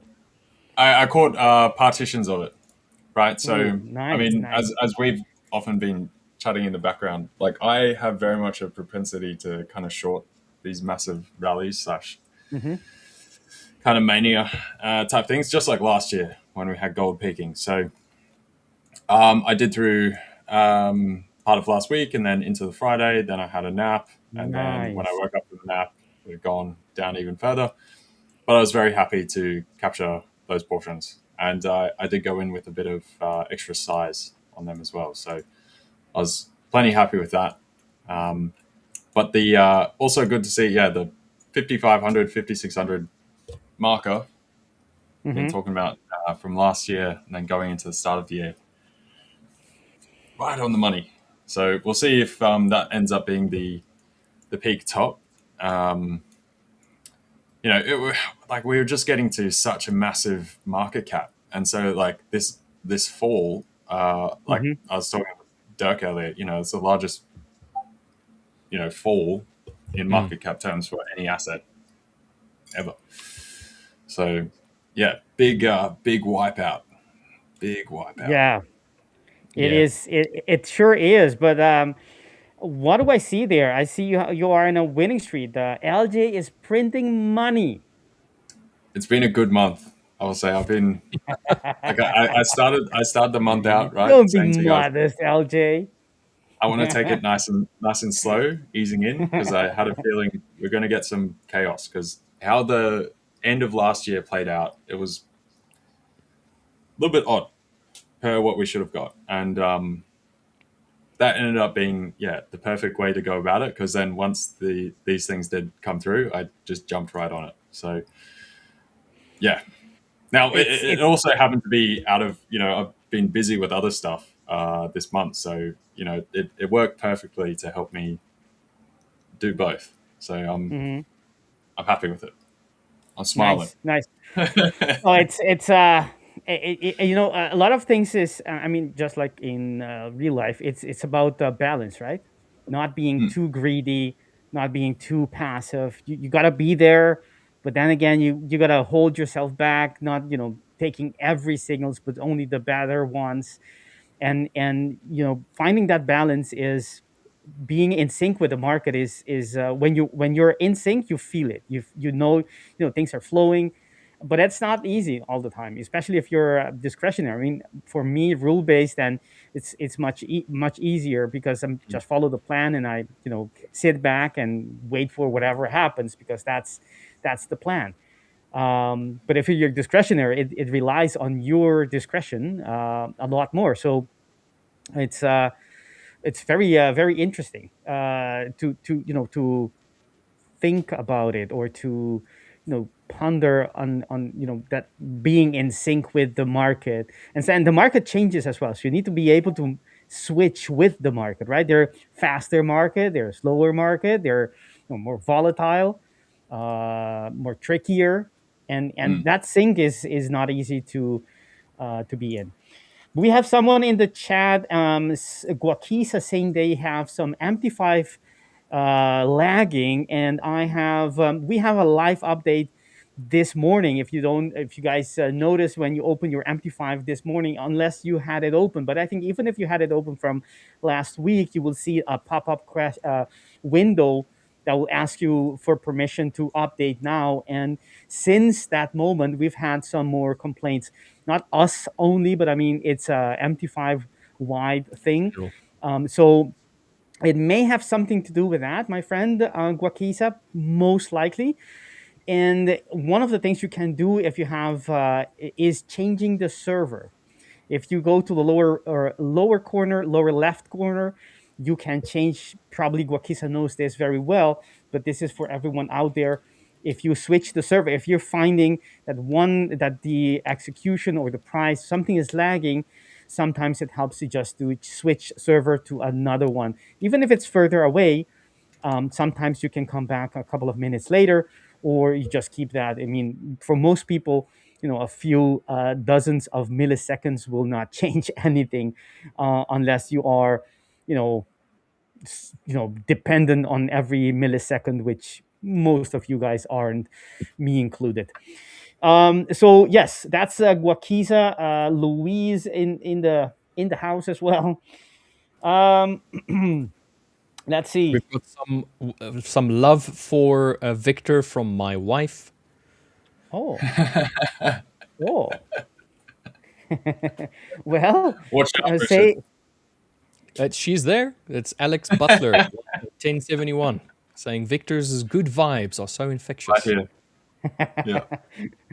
well. Thank you, milady.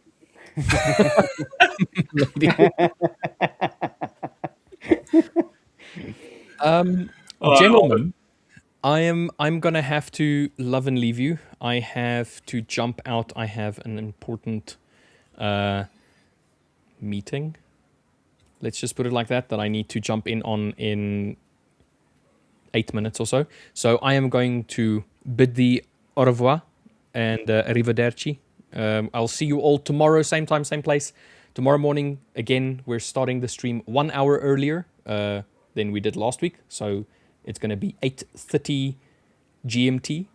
Please join us there. If you haven't already, drop us a like. If you haven't already, drop us a subscribe. We are eternally grateful to everybody that participates in chat and that shows us a little bit of love by giving us some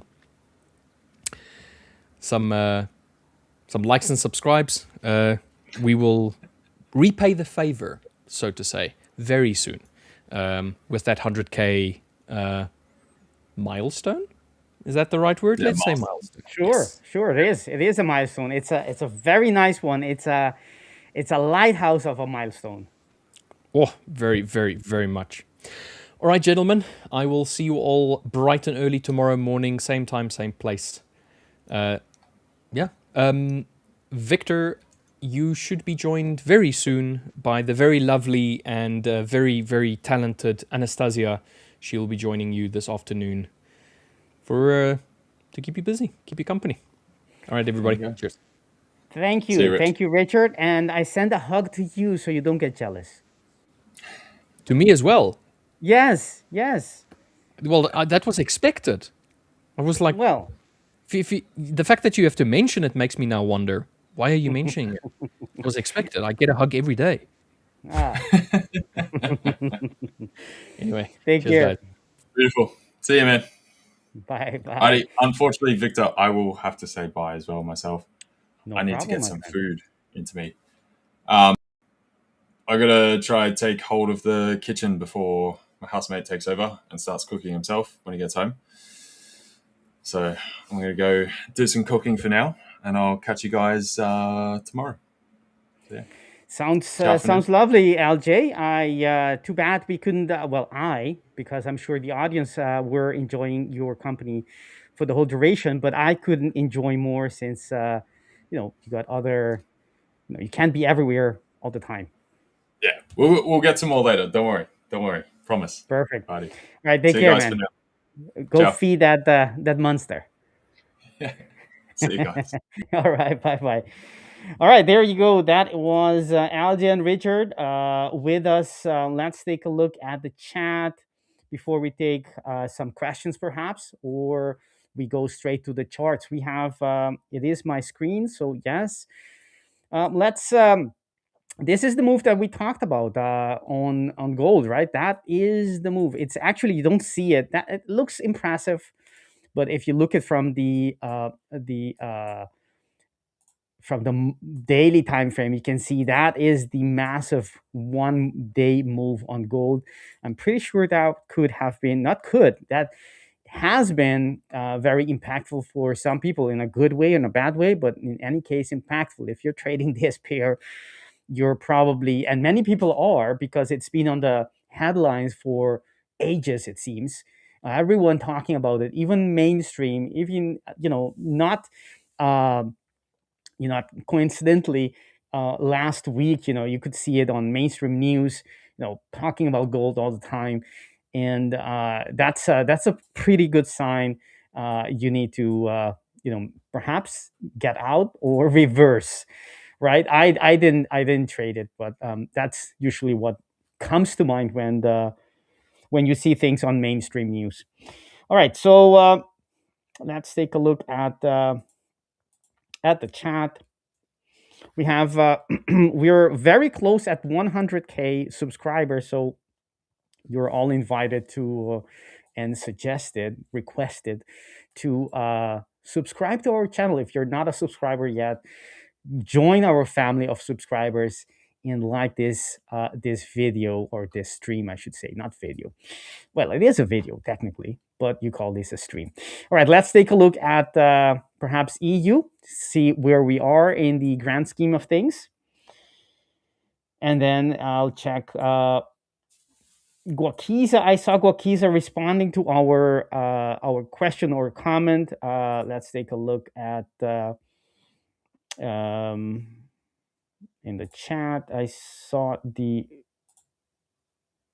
exactly, Guakiza mentioned that it started after the update, which is exactly what we expect, or that we suspect, right? It has to do with the update of MT5 MetaTrader doing, sometimes these updates don't go as smoothly as planned. Also, the position size calculator and perhaps other EAs and indicators as well are not, performing as usual under the new update.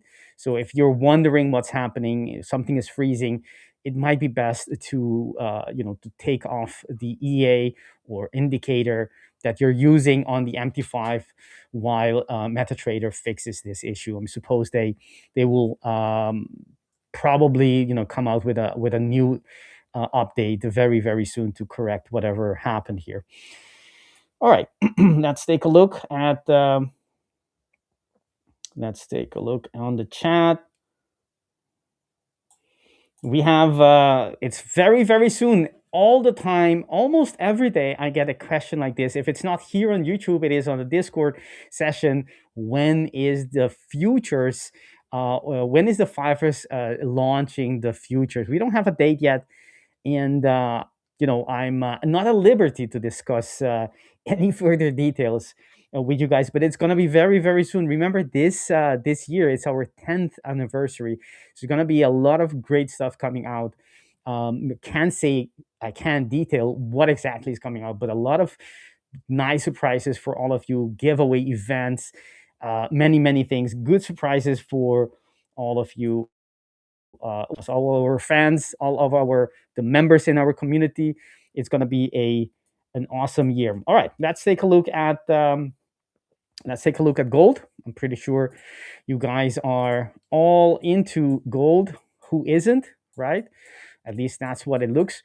On the higher time frames, there isn't anything to talk about other than that it's still, even though with the reaction we had at the end of last week, it's still within the range. It hasn't broken anything, hasn't even taken the previous month's low, which is a huge feat if it were to do that, because that's a gigantic candle of course. I think that is the biggest monthly candle in the history of, in absolute terms, in the history of gold.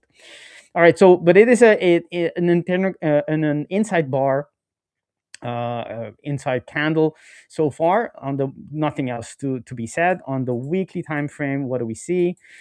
Weekly time frame, we have a pin bar. That's nice. That's a good beginning for perhaps a reaction, the reaction we did get on this week. But is it, we'll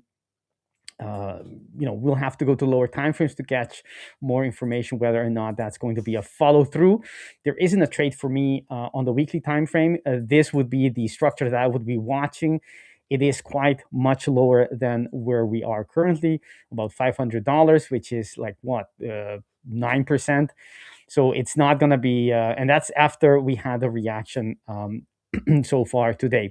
So we did have a order block, which was after the creation of the order block. We're talking about, got retested on the 10th bar. That is basically my limit from the 10th. So this is, this time around, it makes sense to, not this time around, this retest is still, this order block is still to be considered fresh. If you go to the 4 hourly, you can see that we don't really have. Do we have a quasi? We don't have a quasi, do we? Let's double check. We don't have a quasi. No, we don't. Right. So they wouldn't be in here. I cannot identify a quasi. That means that the alignment with the H4 is not there. And the other way that I would be able to trade this is by looking here and the market creating a fresh order block, which it hasn't. It didn't. Meaning, I'm going to check the other price feeds. Yes, it didn't. So that means that there, to me, basically, personally, I wouldn't be looking for any trades here. There is, however, a pin bar. It is visible on 2. So I can identify this and mark this as a valid bearish order block on the H4. And so this would be something that I would be interested in looking for possible alignment when and if price gets there within a certain number of candles. Let's take a look. That would be the H2. That gives us right away a overlap area, at least using the H4 and H2. And we can use that as a possible area of interest, right? So that would be like so. All right, let's put some background music. Let me know if it interacts or if it interrupts my voice, because that sometimes happens. Yeah, background sometimes interrupts you guys hearing. Let me know in the chat if that's the case, so I can make sure you guys can hear us. Okay, let's take a look at there we go. Daniel is asking, do you think gold and silver will go higher? I've seen Alice mention 7,000 level for gold. Long term, yes.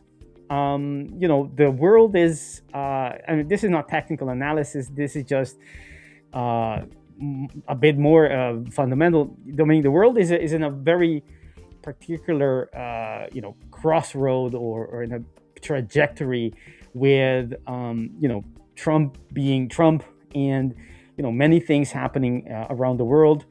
I certainly can see gold continuing at some point in the future, and 7,000 is sure within reach.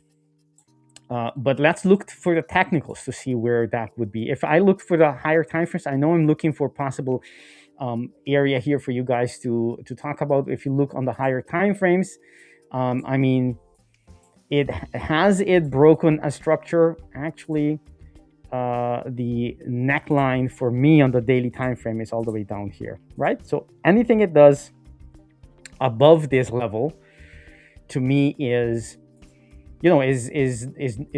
does not break the structure on the daily, which is kind of the smallest time frame. Not kind of, it is the smallest time frame for the macro view, right? So the swing trades time frames, meaning if it does not break this level, which is 4,273.96 on my price feed, the eventually we expect price to be coming back and making a higher high, quite likely, right? In some future, who knows how long in the future, but that would be my expectation, as long as it doesn't take out that move down here. Let me check if you guys let me know if there is a all right, so let's take a look. So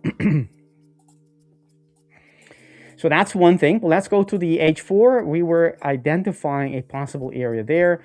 What I would do is, I don't see a long here, right? Looking for the H4, you can see that even though the market has been so bearish, has been sold off so bearishly, it does not show a lot of strength for the buyers.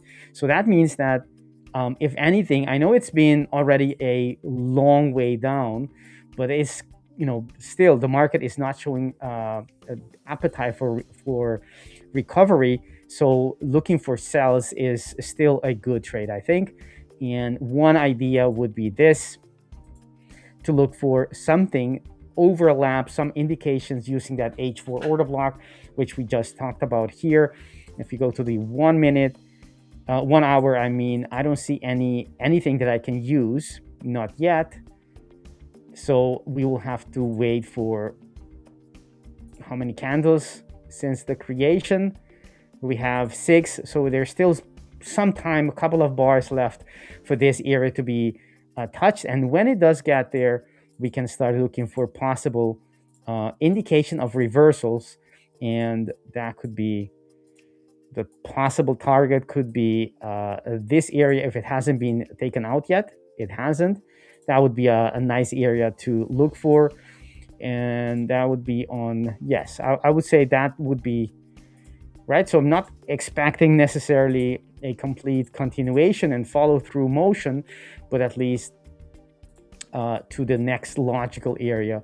That squeezed area that's already retested, but it's good enough for a possible reversal. So let's take a look at, on the lower time frames, if we have already a quasi at place. Yes, we do, but I'm pretty sure this is too big of a structure for us. That's 1, 2, 3. So yes, that's out of the question. So that means that there isn't a structure we can use here on this time frame. What we need to do is then wait for the market to reach that area in the future, and then look for that possible reversal to get in on the continuation of that move, right? Don't get in too early. Wait for the confirmation that the market really wants to reverse, because otherwise there's nothing there for us to do. We need to just let it go and don't try to stop anything. There's nothing for us to stop, right? So that's the idea. After it reaches that area, I would be looking for a possible reaction in here, a reversal. Actually, let me put the other arrow. Some reaction, it doesn't have to be, it can squeeze through it, but it has to at least touch it. And then that would be my idea, right? So let me move that around like so. Exactly. All right, so that's it. Okay, so let's take a look at EU. Daniel is saying euro potentially heading to 117. Let's take a look at Daniel's. But before we go, all right, yes, let's take a look at. Okay, so let's take a look at EU.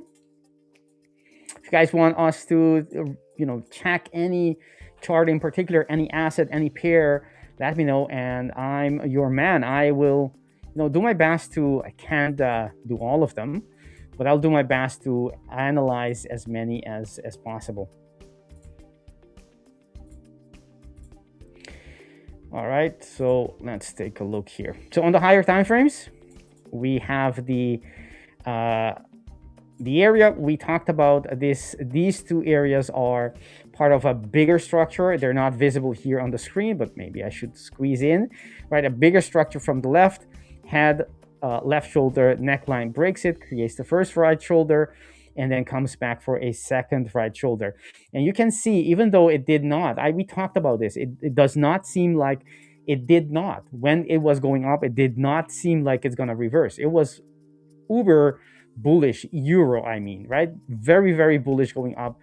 It seemed like unstoppable, like a juggernaut, that is going to just continue breaking walls and resistance. However, a couple of days later, and things are looking quite differently. Look at the weekly pin bar on EU, right? What does that say? Not so strong anymore, right? Well, in any case, we have a reason to look for possible shorts. We had already on the monthly time frame this area being part of a quasi, and then we had the first reaction that created another fresh order block, confirming that this area is being watched, is being reacted upon by market participants, and that's enough reason to look for possible shorts if we get alignment from that area, from the monthly time frame. But you got to be patient because it's a monthly, so it's not going to have, you know, a signal very soon. So if you go to the weekly, what do we see? We did not close above, at least not yet, and we rejected this level with a huge, very impressive looking pin bar. And let's take a look. We haven't created the order block yet, but there isn't really anything here to trade so far. There isn't a reason to short this unless the current candle closes as a bearish engulfing, that would create a new order block on the weekly, which would be something we could then use the following week, right? But it's something you want to be watching, possible weekly order block being created. All right, let's take a look at the daily. You have a reason. We broke basically the structure. On the daily time frame, it still looks very bullish, I must confess. We did break out of that area, even though, yes, we did not hold the breakout, right? We came back into it. So that's on the higher time frame. That is the fake breakout that we then see on the weekly. But it still looks, I mean, quite nicely on this time frame, to be fair. I mean, we just need buyers to come in a little bit, and you will see that all of this picture will look like it could go much, much higher. That is, a bit of a fake breakout initially, but if it comes back and starts reacting, I mean, that's a nice area for a retest, for a retrace. Look at that. We are just at a 50% retracement from that big move, meaning it didn't really negate this impulse. That impulse is still standing, even though we're selling off quite heavily. That's something we need to, evaluate whether or not, how long we want to be short, right? It looks like there is no structure other than the daily below that. That is still a big, what is that? About almost 90 pips, almost 100 pips down for the next structure on the daily time frame.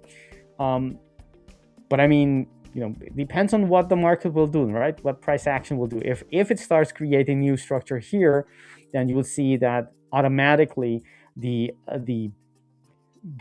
market structure and your bias would be like, this is a very good place to get in because it had a retracement after the impulse and it's likely looking for that reversal going much higher. But that's not happening currently, right? So let's not jump into conclusions and trade any ghost of a situation. Let's take a look here. Right, so we're gonna that's a bearish structure that we can use later on if price comes back as a fresh order block. We did break the reversal, so this needs to get out. So do we have a trade here? Do we have alignment with the weekly? The weekly isn't aligned with the monthly, so there isn't really yet anything to trade here. So let's take a look on the lower time frames. We broke all of these already, so we can clear this up, right? And look for opportunities. We closed the gap on EU, and these ones are out of the has been invalidated as well. I was looking for the short this morning. It didn't trigger me. But it was a very beautiful on the lower time frame. It did not. I will show you guys why I didn't get in. But that was the best place to get in for the whole day probably. Let's take a look at the 4. That is the 4-hour order block. That was the basis of me looking for the entry, the H4, and on H1, H2. We didn't have anything. It was on H1 that we did have this order block right here. But the only thing is that per my rules, this is the first retest. For those who know me, whenever we get the first retest, the second one, I do not trade. Right? And in this case, this was the area, right, for the right? So that was the area that I was interested in, which was based on the H4 and a refinement on the H1. When I went and I looked, the signal didn't come here. If it had come there, then I would be short that at that moment. The signal or the area that where I could have gotten a signal was when we retested the 3-minute order block again. This time around, it was on the 3-minute and not on the 5 or any other time frames. It was on the 3-minute, but I bet that time I lost. I already had the first retest already, right? So I couldn't trade it per my rules, and I didn't get short. But you can see how, even though the area was, it didn't trigger me because of my rules. You can see that that was the area to be traded. Take a look. If you had this as your neckline, or if you had that as you would still be officially, I wouldn't be able to use that. This would be the only valid one for me. We'll make this the left shoulder that had the neckline. Let me mark that as it should be. And that would be a 3-minute, right? And I wait for the order block to be retested. There was one here. Let me mark it. This was the first one. And it did get reaction, but that wasn't the actual. See, it did get the reaction. First one, it did have a nice reaction, but that wasn't the one that actually the market used to switch. Actually, this is the highest point, and then from then on, it went, as you can see, all the way down, right? So that's as easy it can be. It looks very simple, and actually it is, once you have a rule-based system like I do to spot these areas, right? It's not always this beautifully, and in this case, per my rules, I didn't get a trigger to get in, and I don't trade discretionary. If I were to trade discretionary, I would probably get into that trade because, it was clean. You got one reaction, another reaction here, and another one, and at that time, when we broke here, let me show you if I were to trade discretionary, this is the reason why I would have entered, but I don't, is this would form a new quasi, as you can see, right? And then you would be looking for the reaction here for the quasi. There you go. That's the quasi. The left shoulder, head, neckline that is being broken. The right shoulder coming back for the right shoulder, and in there, you look for your entry model to get you a signal, and then you go with that direction. I don't do that in the sense that don't apply my rules like freely like that. I prefer to just keep them very strict and rule based. In this case, it means that I simply am not part of didn't jump on the bandwagon this time, which is fine. And for targets, if you are in a trade, if you are in this trade, we don't have a daily. Well, we did leave and create a daily order block here, and likely to be going there, but that's not enough for me. I don't have this is the next area on the daily time frame, but it's not a daily signal to me. So if I would be looking for this as the possible area we're going to, which is that H4. So ultimately, the target would be that, or a ATR based target, meaning by measuring the ATR, what is it doing currently? About 83. Then I would extrapolate or project that on the current candle, daily candle, of course, and 83 would be around 117.93, or actually a little bit lower, 91. Let's mark that. And that would be a nice area to target. Not exactly that area, because you want to be safe on your ATR projections, because in the end, they're not as precise. It's an average. It can be 10% more, 10% less. If the day is a little bit less, less volume compared to other ones.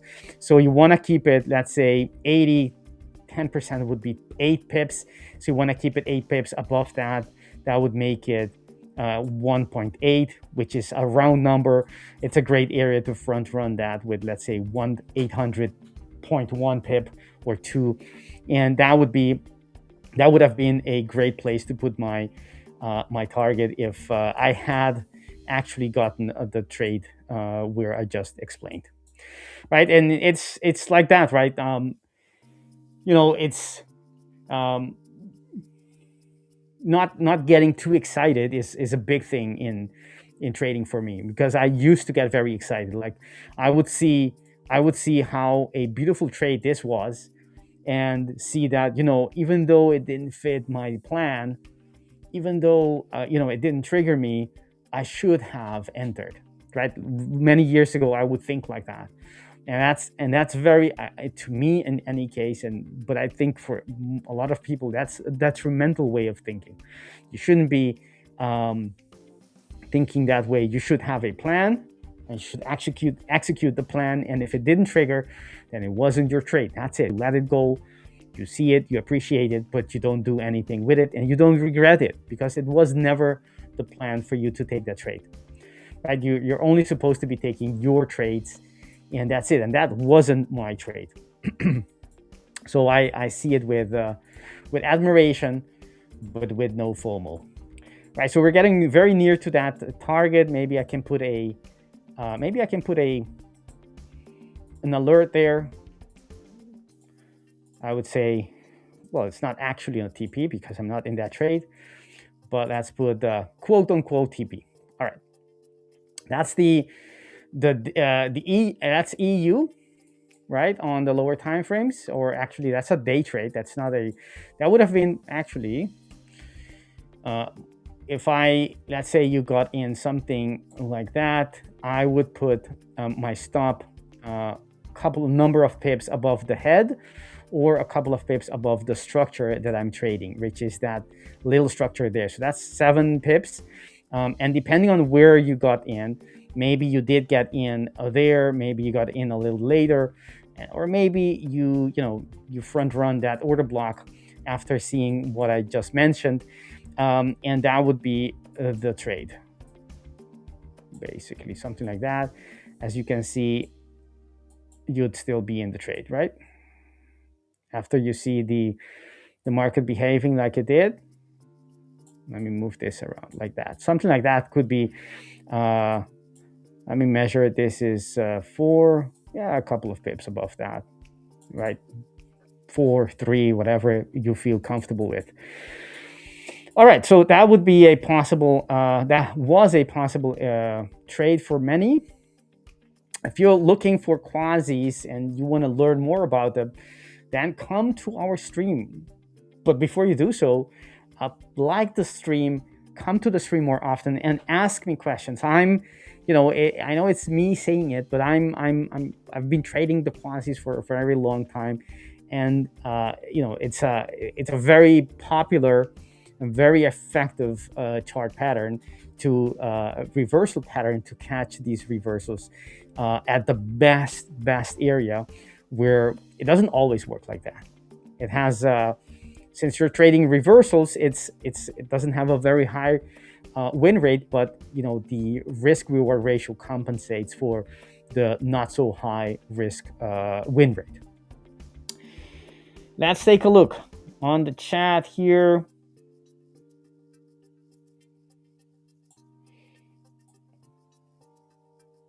No problem, my friend. Thank you for your nice words.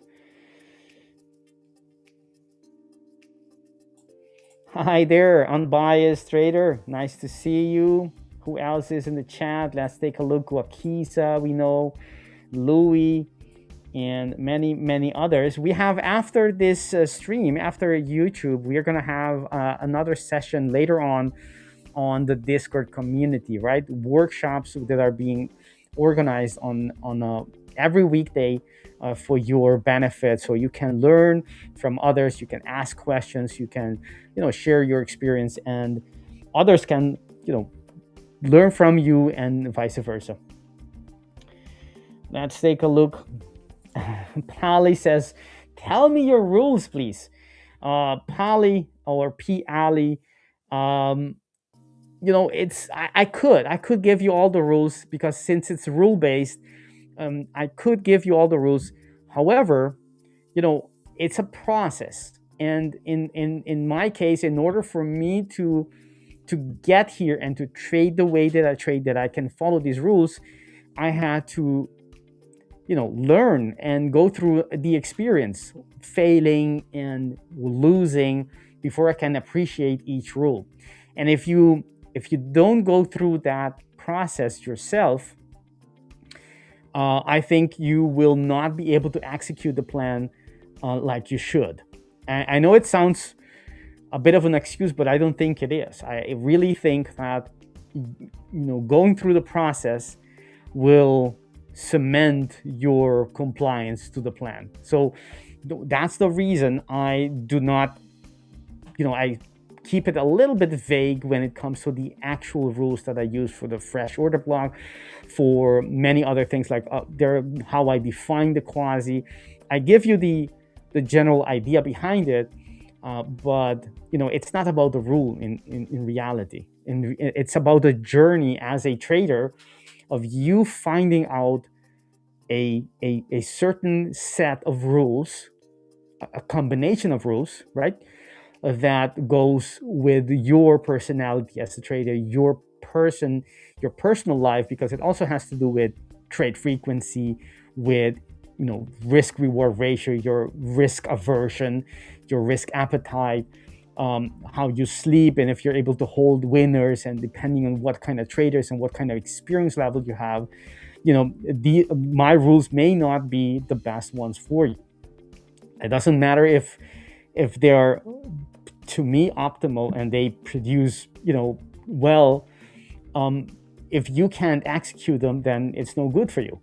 So the best thing is to learn and go through the process of finding out all the details of your system by yourself, not completely by yourself, but on a customized, personalized kind of a trajectory, and not copying necessarily my rules. Although with all the information that I give out on these sessions, you can reverse engineer my strategy, like, I don't know, at least 80%. So I give you with the rules that I give you are very, very specific already. And if you want to, I can go through the rules very, very quickly. One is that I start on the daily and I look if there is a daily reason for today, and there isn't, right? A daily reason will be defined by a fresh order block being retested, and while it's still fresh, that's not the case. So I don't have a daily. If I don't have a daily, then I don't have a swing trade to work on, okay? But if I do have a daily, then I would look for the weekly to see if the weekly is as well in play, right? So if I don't have a daily, like today, I go to the H4 and I'll look for fresh order block, and that's where I start with this, right? It's a tiny, almost not very obvious area, but it is according to the rules, because it's a bearish order block and it's still fresh because of the number of candles has been printed since its creation. That's one rule. I need to have a reason to go to build my case on the H4, and then I go to the H2 and the H1, and I choose the one that refines the area best, right? On the H2 there wasn't anything, but on the H1 there was, and it's this order block right here. Let me mark it, which was fresh when it retested here. Now in this case, as I explained, this didn't align perfectly with my area, because this was the first retest for me, right? That little thing there, that was the first retest, and that means that this retest, the second one, I do not trade. You can trade it, it's not wrong. I simply choose not to trade it, right? So in that case, I wasn't, according to my rules, able to trade that one. But let's assume that this retest didn't happen, then I would be waiting for this order block, right, to be retested within a certain number of candles, up to 10, not more than 10. And then I go to the execution time frame, right, and I look for a reversal pattern that has started, that uses the area of interest, right? So I start with the highest point on the area. After we created the area, this is where we created. You could assume this was the reason when we created it, and this was the retest of the area. But since the order block, the overlap only happens afterwards, this is the first actually retest of the area of interest. These are the moves that created the area initially. So I would be looking for a reversal pattern in here. Either the quasi could be much bigger, right? Something like this. Let me adjust that. It could be something much bigger, right? Something like that. Actually, that's not what I wanted to show. Something like this, let's say, right? It could be something like this, where it comes back to an order block in here for that continuation. Doesn't have to be the head in here, but it needs to have a reason. In this case, it is. The highest point is both these points are of equal highs. So you could use any of them, and then you go back for where's the neckline. In my case, my neckline is right here. And if I have a neckline, then I have a possible quasi. And whenever it's broken, and it broke here, that's when I actually have a quasi information. And then I look for the 50% retracement from the top to the bottom, and I identify the order blocks in lower time frames. It doesn't have to be exactly the way that I do it. I do 1, 2, 3, and 5. You can do actually any time frames as long as you collect data and you see that it gives you good results. And then you wait for the quasi to do its thing, which is reverse price, right? So this would be the quasi, the reaction, the break of that neckline, and then you wait for price to come back to this one. It did initially, see that? Did come initially, but eventually it went to the highest order block in this sequence in order to change direction. And that's it. And what the trigger is exactly that I use for my entry, it is, I don't actually say it the exact trigger, but it needs to be something on price action that tells you that, because if the sellers, if this is going to reverse, right, it's a reversal pattern, right? So there needs to be a reversal when we hit that area. So anything, you could go to the lower time frame, maybe to the 1 minute, and see when the market breaks, for example. Or you can look for a quasi on the lower time frame, or you can look for candlestick combinations that indicates that sellers are, they are taking control of price. And whenever you get your trigger, whatever you choose that trigger to be, you just wait for the trigger. And if it triggers, you get in. If it doesn't, you don't. Very, very simple. Rule-based, no emotion, no second guessing. You just follow the plan. It touches my area, I wait for whatever my trigger is, and if it triggers, I'm in it, and if not, then I let it go. In this occasion, it did get to the area, but it did not trigger my entry. But that's fine. All right, let's take a look at. Thank you, by the way. Thank you, Ali or Polly, for your question. Let's see here. Anto Cajoro asks, Victor, when waiting for entry on lower time frames like a 1 minute on an order block, what do you usually check for you to enter? That's the trigger. Well, could be the trigger, could be multiple things. But it's exactly what I just mentioned. Let's say I'm on the 1 minute, right? and let's say it comes back to this area, right? Like it did this time around. I'm looking, right? Look, what I'm looking for is for the market to convince me that sellers are coming in, that we are gonna have that a reversal is happening, right? For example, one thing that I like is how does price react to this order block, right? This is the order block that I want to be getting in. And this time it is a 3 minute. But you could use a 1 minute reversal as a trigger for your entry on that 3 minute order block. 3 minute entry order block on the quasi. That's a valid, piece of the system. And look at how the market reacts to the level. I know I'm going microscopic here, but it's for a good reason. Look how price action, look at how these candles, what they do, one price. Look at this 1 minute candle. That's right there, precisely at that level. That's not coincidence. That's the order block, right? Then you have another here, which is a pin bar with no body. And then another one.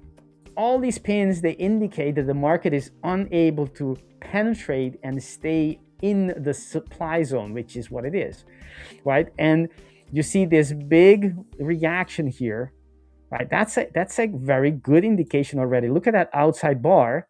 That tells you that outside bar sets the stage. It puts an order block that you can trade. That also gives us information, right? So that would be the 1 minute. Right, so you understand, you read market, you read price action to understand what the market is trying to do and is it succeeding at it, right? The market is trying to go higher, right, at first. But as you can see, once it gets to the order block, to the supply zone, it actually is there is a possible reversal at play. It's being sold. It is unable to close within the order block for some time, and it goes. Look at that. Comes back to the order block. Look at this precision right there. Right? That's not coincidence. That's the market telling us that it is being sold each time it goes in. And there's a third time it goes in. Now it breaks and goes higher. It closes above, but it turns out, that's a fake kind of a sign of strength, right? It shows you strength here, but only to be sold off in the next candle, right? Look at that. This candle, what does it tell us? Right? In the moment, right? Look at this candle. It tells us, right, the area that we couldn't break before, that 1 minute area that worked nicely as a supply zone here, that area, was eventually broken, right? It was eventually broken. So that's a sign of strength. That means that's what the market does when it's getting ready to break out with big candles, big bodies, and a convincing close above the area. What does the next candle do, right? If it's supposed to be breaking, then what is it? If it's supposed to be in a breakout, what is it doing having a following candle that negates it completely? That tells me that, it gave all it had and it has nothing left. The buyers, they're exhausted. They were able to break, but they couldn't hold it. So, and the reaction, there's even a gap here. Look at that aggression. And it goes much, much deeper. And at that moment, you can see that the market broke the level. And that's already a sign, a break of structure. You can build a quasi right there. And you can see how the 1 minute quasi, look at this. So this is the entry order block on that quasi. And that would be your entry, right? For example, market. So this would be your quasi on the 1 minute to get you into that trade. It goes like that. That's the established uptrend. Breaks the neckline, gives you a quasi. What does it do next? It comes back nicely. You wait patiently, comes in and moves in the opposite direction, right? That could be an entry trigger, right? A quasi on a lower time, like on the 1 minute. This, I couldn't trade this. I mean, the 1 minute quasi would have been perfect for me, but on the 1 hour, the overlap on the 1 hour was lost, so I wasn't allowed to go to the 1 minute and get this entry in. But that was a very, very beautiful, and basically price, once it got to the entry order block, never looked back, right? It pierced here, and you can see the reaction. You can spot that reaction. You get in, that would have been a very comfortable entry with almost no, if you got in, let's say you got in after that reaction, you got in something around here perhaps, that would have been zero drawdown. Okay, all right, so let's take a look.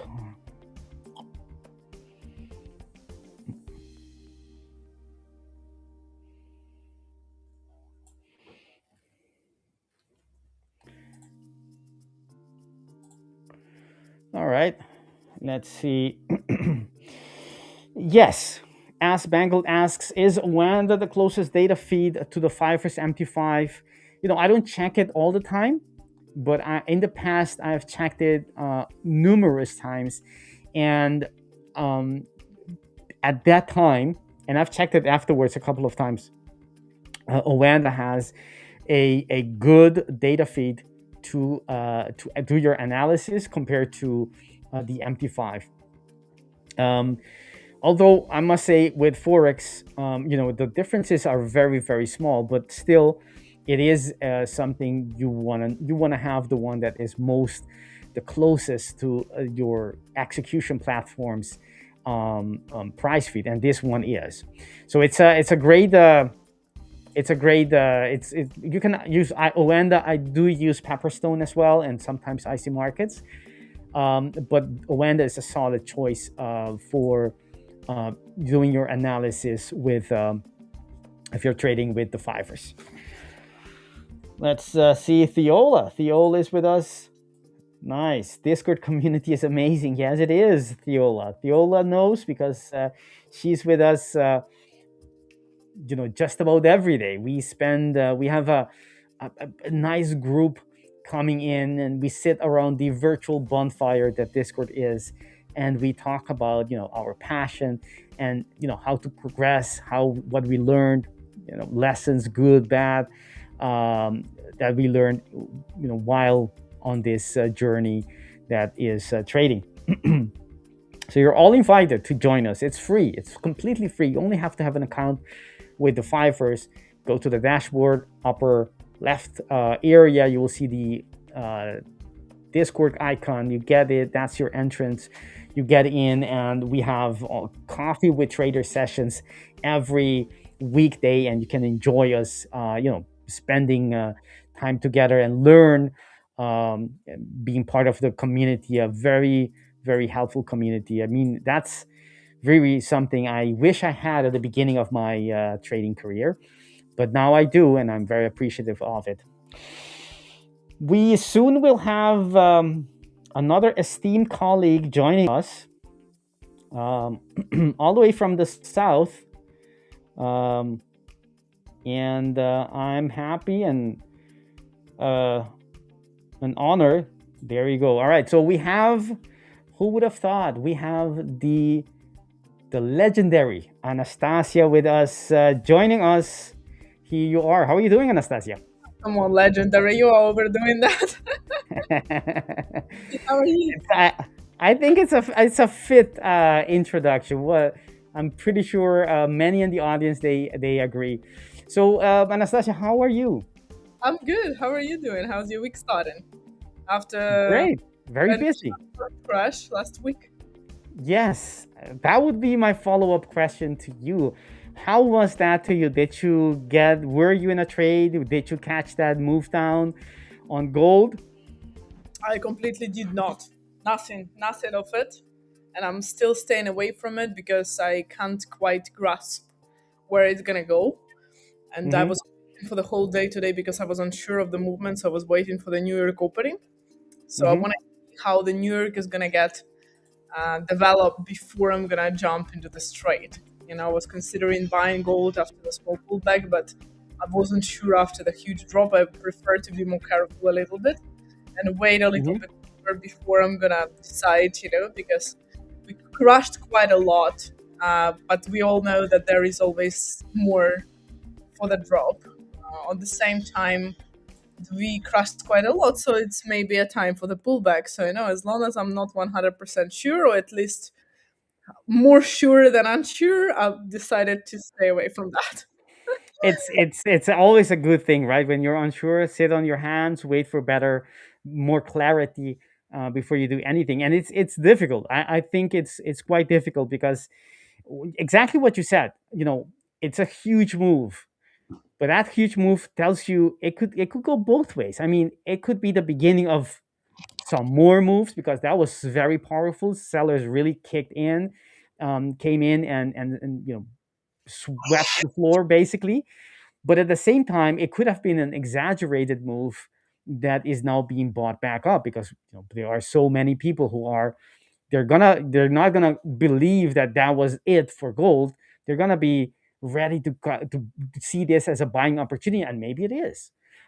So it's tricky all the time. So that's and when it gets exciting, and I think that kind of a move gets a lot of people exciting, it gets dangerous because emotions, excitement, they can opaque your view and your objectivity, and that's the last thing you need when you're trading. You want to be objective. You want to be seeing things for what they are, not what you want them to be. 100%. And to be honest with you, I was a little bit also sad. So I'm moaning the fact that I had a sell on silver right before it Ah, started dropping. Now, the worst part about it, I got out almost at the top, and then half an hour later, it started dropping, and it dropped ah, massively. It would be such a great profit, and instead, I had a loss. So ah. I'm mourning that fact. So that's also why I'm not getting into the trade, because I still remember about the fact that I exited on the top before it actually reversed and started dropping as I was saying. I was thinking that it's gonna be. So yeah, it And was that on Thursday or was that on Friday? was on Thursday. So you basically had the Top. where I had the yeah, I see that because that looked like a breakout at that time. I Yeah, knew I was watching it and it looked like this is breaking out. This is just continuing. This was looking strong until it stopped looking like that. until it stopped. Exactly. So yeah, it is. It happens. It happens.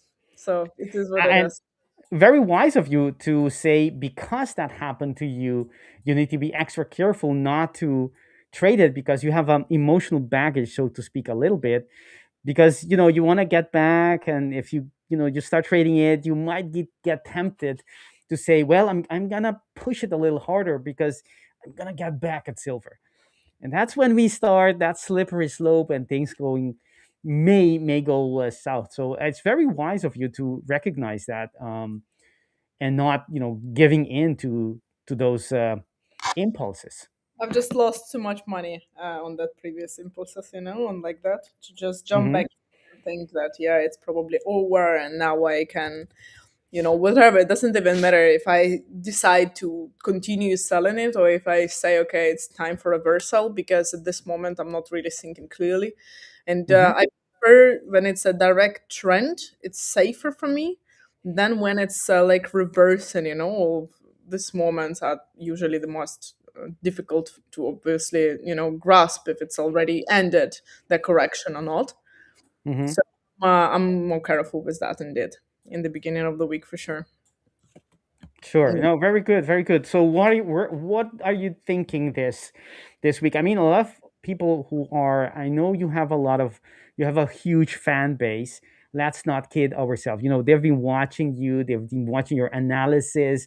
They know how you use volume profiles and all these fancy tools that you use. A lot of people are very interested in that. What are you thinking this week? Where should you be trading, and maybe those who are watching you as well?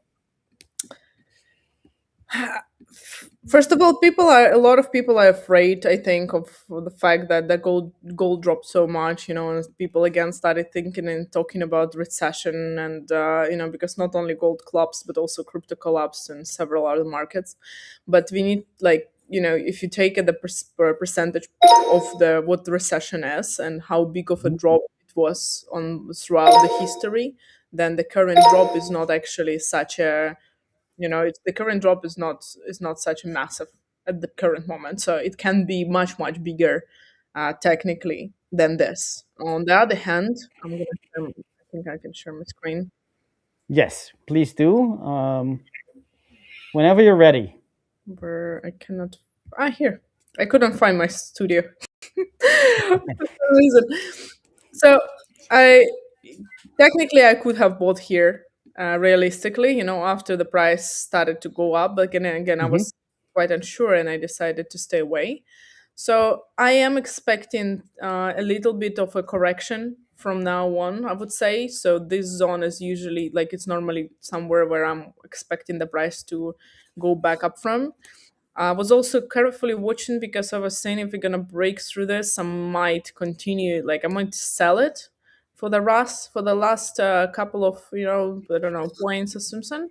At the current moment, depending on the current level, because we see that I'm actually expecting some kind of reversal to the upside. To be honest with you, at least a little bit. The only thing that is, like, right now bothering me is this volume here, and that we are quite close to this, and we rejected this already before. So I don't necessarily like this because there is lots of volume here. It's a big consolidation. We also did have a rejection of it already earlier. So I am looking more of a upwards correction in the beginning, in the first half of the week, I would say. I'm not particularly sure if I want to get into this immediately or not. Well, let's say I'm unsure. I don't want to get into this, because if I would be sure, I would already be in a trade, you know? So this is one of the volumes as well here. So over the week, again, I don't have yet the good entry point for this, because I do see the possibility once again of testing this before going up, possibly. But over the week, I would say we can see the prices around 4,900 to 5,000 again, 5,050 something. That's futures quotes. So I am expecting another, let's say, $200, $300 up on gold this week again, as a fine, like, finalization of this upwards correction. I am expecting pullback afterwards, though, probably. And that would be, you said 200, right? So that would make it close to 5,000 on the CFD price feed. Yeah. Okay. And you mentioned something, Anastasia, interesting. You said you're not sure about you have some reasons to think this could be a great area to go long, but you're not sure.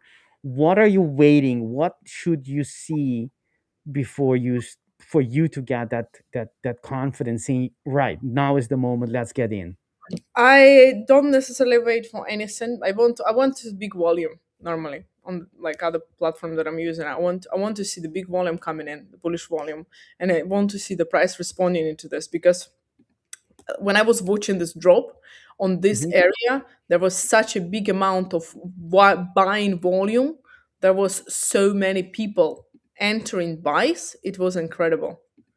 It was massive. This amount of, like, the amount of buyers that we're getting in here. I'm loading another platform, so I'm gonna show. But what I want to see is the buyers actually getting in, and the price is actually responding, because what we had here is an absorption of buyers. So the buyers were getting in, but the price was completely crushing. So the reason I'm not getting into the longs now is that because after such a huge drop, I'm unsure if people are going to be ready to go long again massively, and we're going to be able to see such a big increase. So I'm purely not entering the trade on the sentimental side of things, and fundamental. Technically, I have the entry. Like, I can go long here, right now, where the price. So from the technical perspective, I have an entry. From the fundamental and sentimental perspective, I am completely like it's not completely there yet. Hmm. I So get you. that's the reason I would say. Yeah, it's a risk. I mean, fundamentally as well, right? It's a little tricky to get a picture. Fundamentally, what's next. Technically, it's much easier because you read the market, you read the price action, but the fundamentals, there sometimes it's a little murky, right? It's not too clear what's ahead, and you don't want to be, that's the risk basically. Yep, kind of yes. So Nice. one multiple factors. My camera is stuck. Yes, it was. It was multiple. I want multiple factors to come together for me to take a trade, and at the current Hmm. moment, I have the technical aspect, but I don't have the rest of the aspects that I want to see for the high quality position. So Hmm. I decided to skip. I wouldn't be sad so much if it would go up right now without me. I would be more disappointed if I would take this trade knowing that I don't have all of the things that I want to see, and I don't Hmm. feel not feeling like it's the best trade and the best decision right now, and then it would go to loss because I would be like, you knew, you Yes. knew I keep it, and you still entered the trade.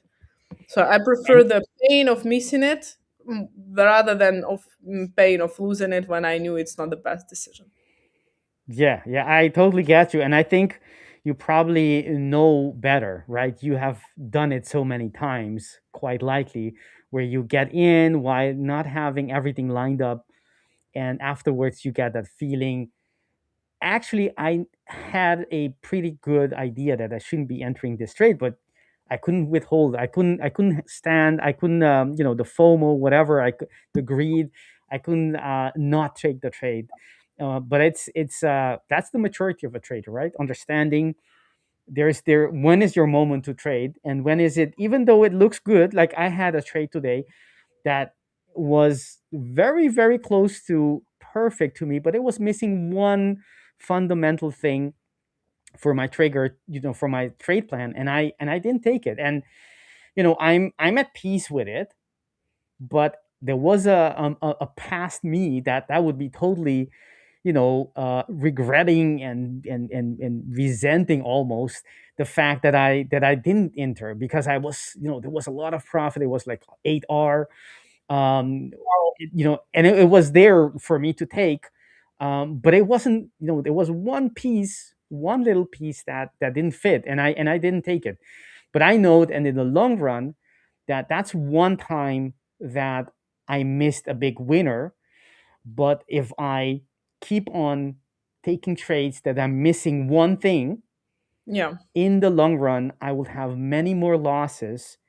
And it's not so clear whether or not actually I know for a fact that the I will be losing more often than that. It will not be compensated by that 8R, although it looks very very handsome, and nice, a profit to have. But I know if I start that slippery slope of allowing and being flexible, deviating from my plan, that my results will not be the same. And I don't want that. I don't want to, move away from the edge.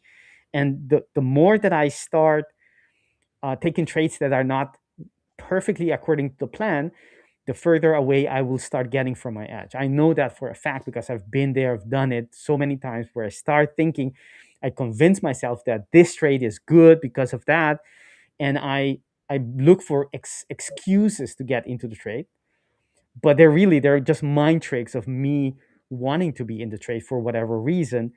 Um, and I know what happens when I do that. When I don't follow my plan to the T, in the long run, it's not better for me. It's worse. I think it's so important what you just said, because not all the winners are good trades and not all the losers are bad trades. Mhm. Because it what matters what happens afterwards. Because it's so difficult to also explain to beginners, and it's just something that you look back and and you know that if someone would tell you this, you would probably still do the same mistake anyway, because it Mhm. feels like, okay, I took a trade. Yes, it was out of my trading plan, but I still won. So what's the harm in it? Well, the harm in it is that I'm teaching myself now in my brain that I can break my trading plan, and sometimes it's going to work. So then, even if it works, and our mind plays really big tricks with us. So even if it Mhm. works only one time out of 10, I know exactly what's going to happen next, because my mind is going to tell me, hey, if we break the rules, sometimes it's still going to work out. So why Mhm. don't we break the rules one more time and see if it's not gonna work out this time? And then I can take a loss, a loss, a loss, and then I will be like, oh, but that's a win. So I was right. It works sometimes. So we'll keep doing it, and the more I do it, the more I'm gonna get used to this and develop this unhealthy habit of taking the trades that I'm completely not supposed to be taking. So it's so important what you said, but it's so difficult to explain to someone. And to be quite honest with you, unfortunately, probably never saw the person who didn't do this mistake, because also it's important to know that unlearning the bad habits is more difficult than creating the good habit from zero. So to unlearn the bad habit and to replace it with a good one, it's more difficult than to create something from zero. So true, so true. It's also has to do, with the gambler's fallacy, right? Where we tend, everyone as humans, we tend to remember those winners more and more vividly than the losses we had. Yeah. And everyone knows, someone who likes to gamble a little bit in life, maybe a casino goal, or something similar, who likes to put a bet on something. um, they will very often think about it. If you have someone in your circle of friends or your family, they will, a lot of the times, they will tell you about those winners they had, that big win they had last year, last month, or whatever. But in between, they had many losses. Most likely, I'm pretty sure they have, because the house also has the better odds always. So they have many losses, but they somehow they discard them, and ignore them, as if they don't matter. But in trading, you can't do that. The losses, they are part of your business. They're part of your expenses. There's no way you're going to have a successful business if you can't control your expenses. Losses are your expenses, basically, in trading. So you can't just sweep them under the rug, because that doesn't work like that. You have to know exactly what habits, what practices will affect your edge, and will cost you more, and to avoid them. Otherwise, it's going to be very difficult to be profitable as a trader. That's true. That's so true. I hope you guys are taking notes in the chat, because that's all of these things are coming from years of experience and lots of lost money and sleepless nights. Yeah. Lots of rage, and mental stress, Yeah, and pain. Simply yeah. put, pain. Lots of pain, before you know exactly what we talk about. All right, so Anastasia, so we are at the end. We actually have only 2 minutes left on the stream. I cannot believe that. Time flew away, very quickly. So you're waiting for gold. Is there any other, very quickly, is there any other asset you're looking besides gold that could be something for our viewers today or maybe tomorrow? Uh, I've said it like before in the live streams that I only trade gold, silver, Bitcoin, and Ethereum now. So I don't really focus on anything else, simply Okay. because I cut the amount of assets that I'm looking for, because I know that it brings a better quality. So Hmm. I honestly didn't even look at anything else necessarily. I do like I am keeping an eye on crypto as well side, but it's pretty much the same with gold after the huge crash in the market. I just want to say that I'm probably gonna be looking where at the prices where I'm gonna be looking into the buying crypto again for long term, both Bitcoin and Ethereum. So I'm gonna be looking for the long term this month. But for trading intraday necessarily, I don't think it's yet something that I want to get into as well after the huge drop. Usually the beginning of the week for me is the best time for trading, and the further the week develops, the less trades I should be taking based on my stats. But after such a huge volatility in the end of the past week, it's better for me to wait a day or two before I'm gonna get into trades. So I am just patiently waiting and sitting on my hands until I'm gonna get very confident that it's a time for me to get into this back. So did I get that straight? Did I get that clearly that as an investor, kind of a long-term view, you are looking to look for buys this month on the February on Bitcoin because you think it's a great place, it's a place of value right now. Is that correct? Yes, I think it's maybe not immediately yet right now from where it's gonna go up, but I would say yes, I'm definitely looking this month to buy Ethereum and Bitcoin for the long run. Okay. In long run, you're talking about holding it for a year or longer. For a year, approximately, yeah. Yeah. Okay. Perfect. I'm That's some good. prices Go ahead. until end of 2026. So I'm expecting normally crypto to gain value until the end of the year. Uh, Mhm. Mostly, let's say second, third quarter, fourth quarter, I would say. So I do think that it's a good timing. It's very soon gonna be good timing to buy it. And you're okay. That's perfect. That's very useful, actionable idea there for everyone watching. Don't buy because we are buying or selling. Do your own due diligence. Check your stats, apply your technical analysis, practice your skills.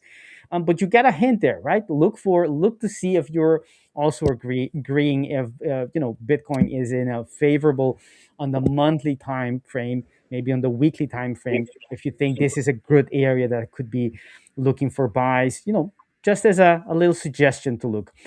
All right, we have reached the end of our stream. That is so sad. We would like to invite you. There was one person who asked how to get into the Discord. You have to get an account with the Fivers, and then in your dashboard on the left upper corner there will be an icon, and you clicked on it, and that's how you get into the Discord community, the best Discord community you would ever, as a trader, you'll ever get into. So you're very, very welcome to get in. Anastasia, thank you for being here with us and sharing your insights. We can't wait to. I can't wait to stream with you again on another occasion. Thank you for your, everything you do. Well, thank you, Victor, as well. It was a pleasure to stream with you, even for the short period of time. So really looking forward for the next stream together. Perfect, perfect. All right, that's it, guys. Everyone, thank you for your attention. Please, Discord community coming up in about 45 minutes or so. Tomorrow we have this. Today we started with an earlier schedule, so check. We're starting 1 hour earlier this stream, so more time for you to learn and prepare for your trading days. I wish you all the very best, and see you tomorrow again. Bye bye.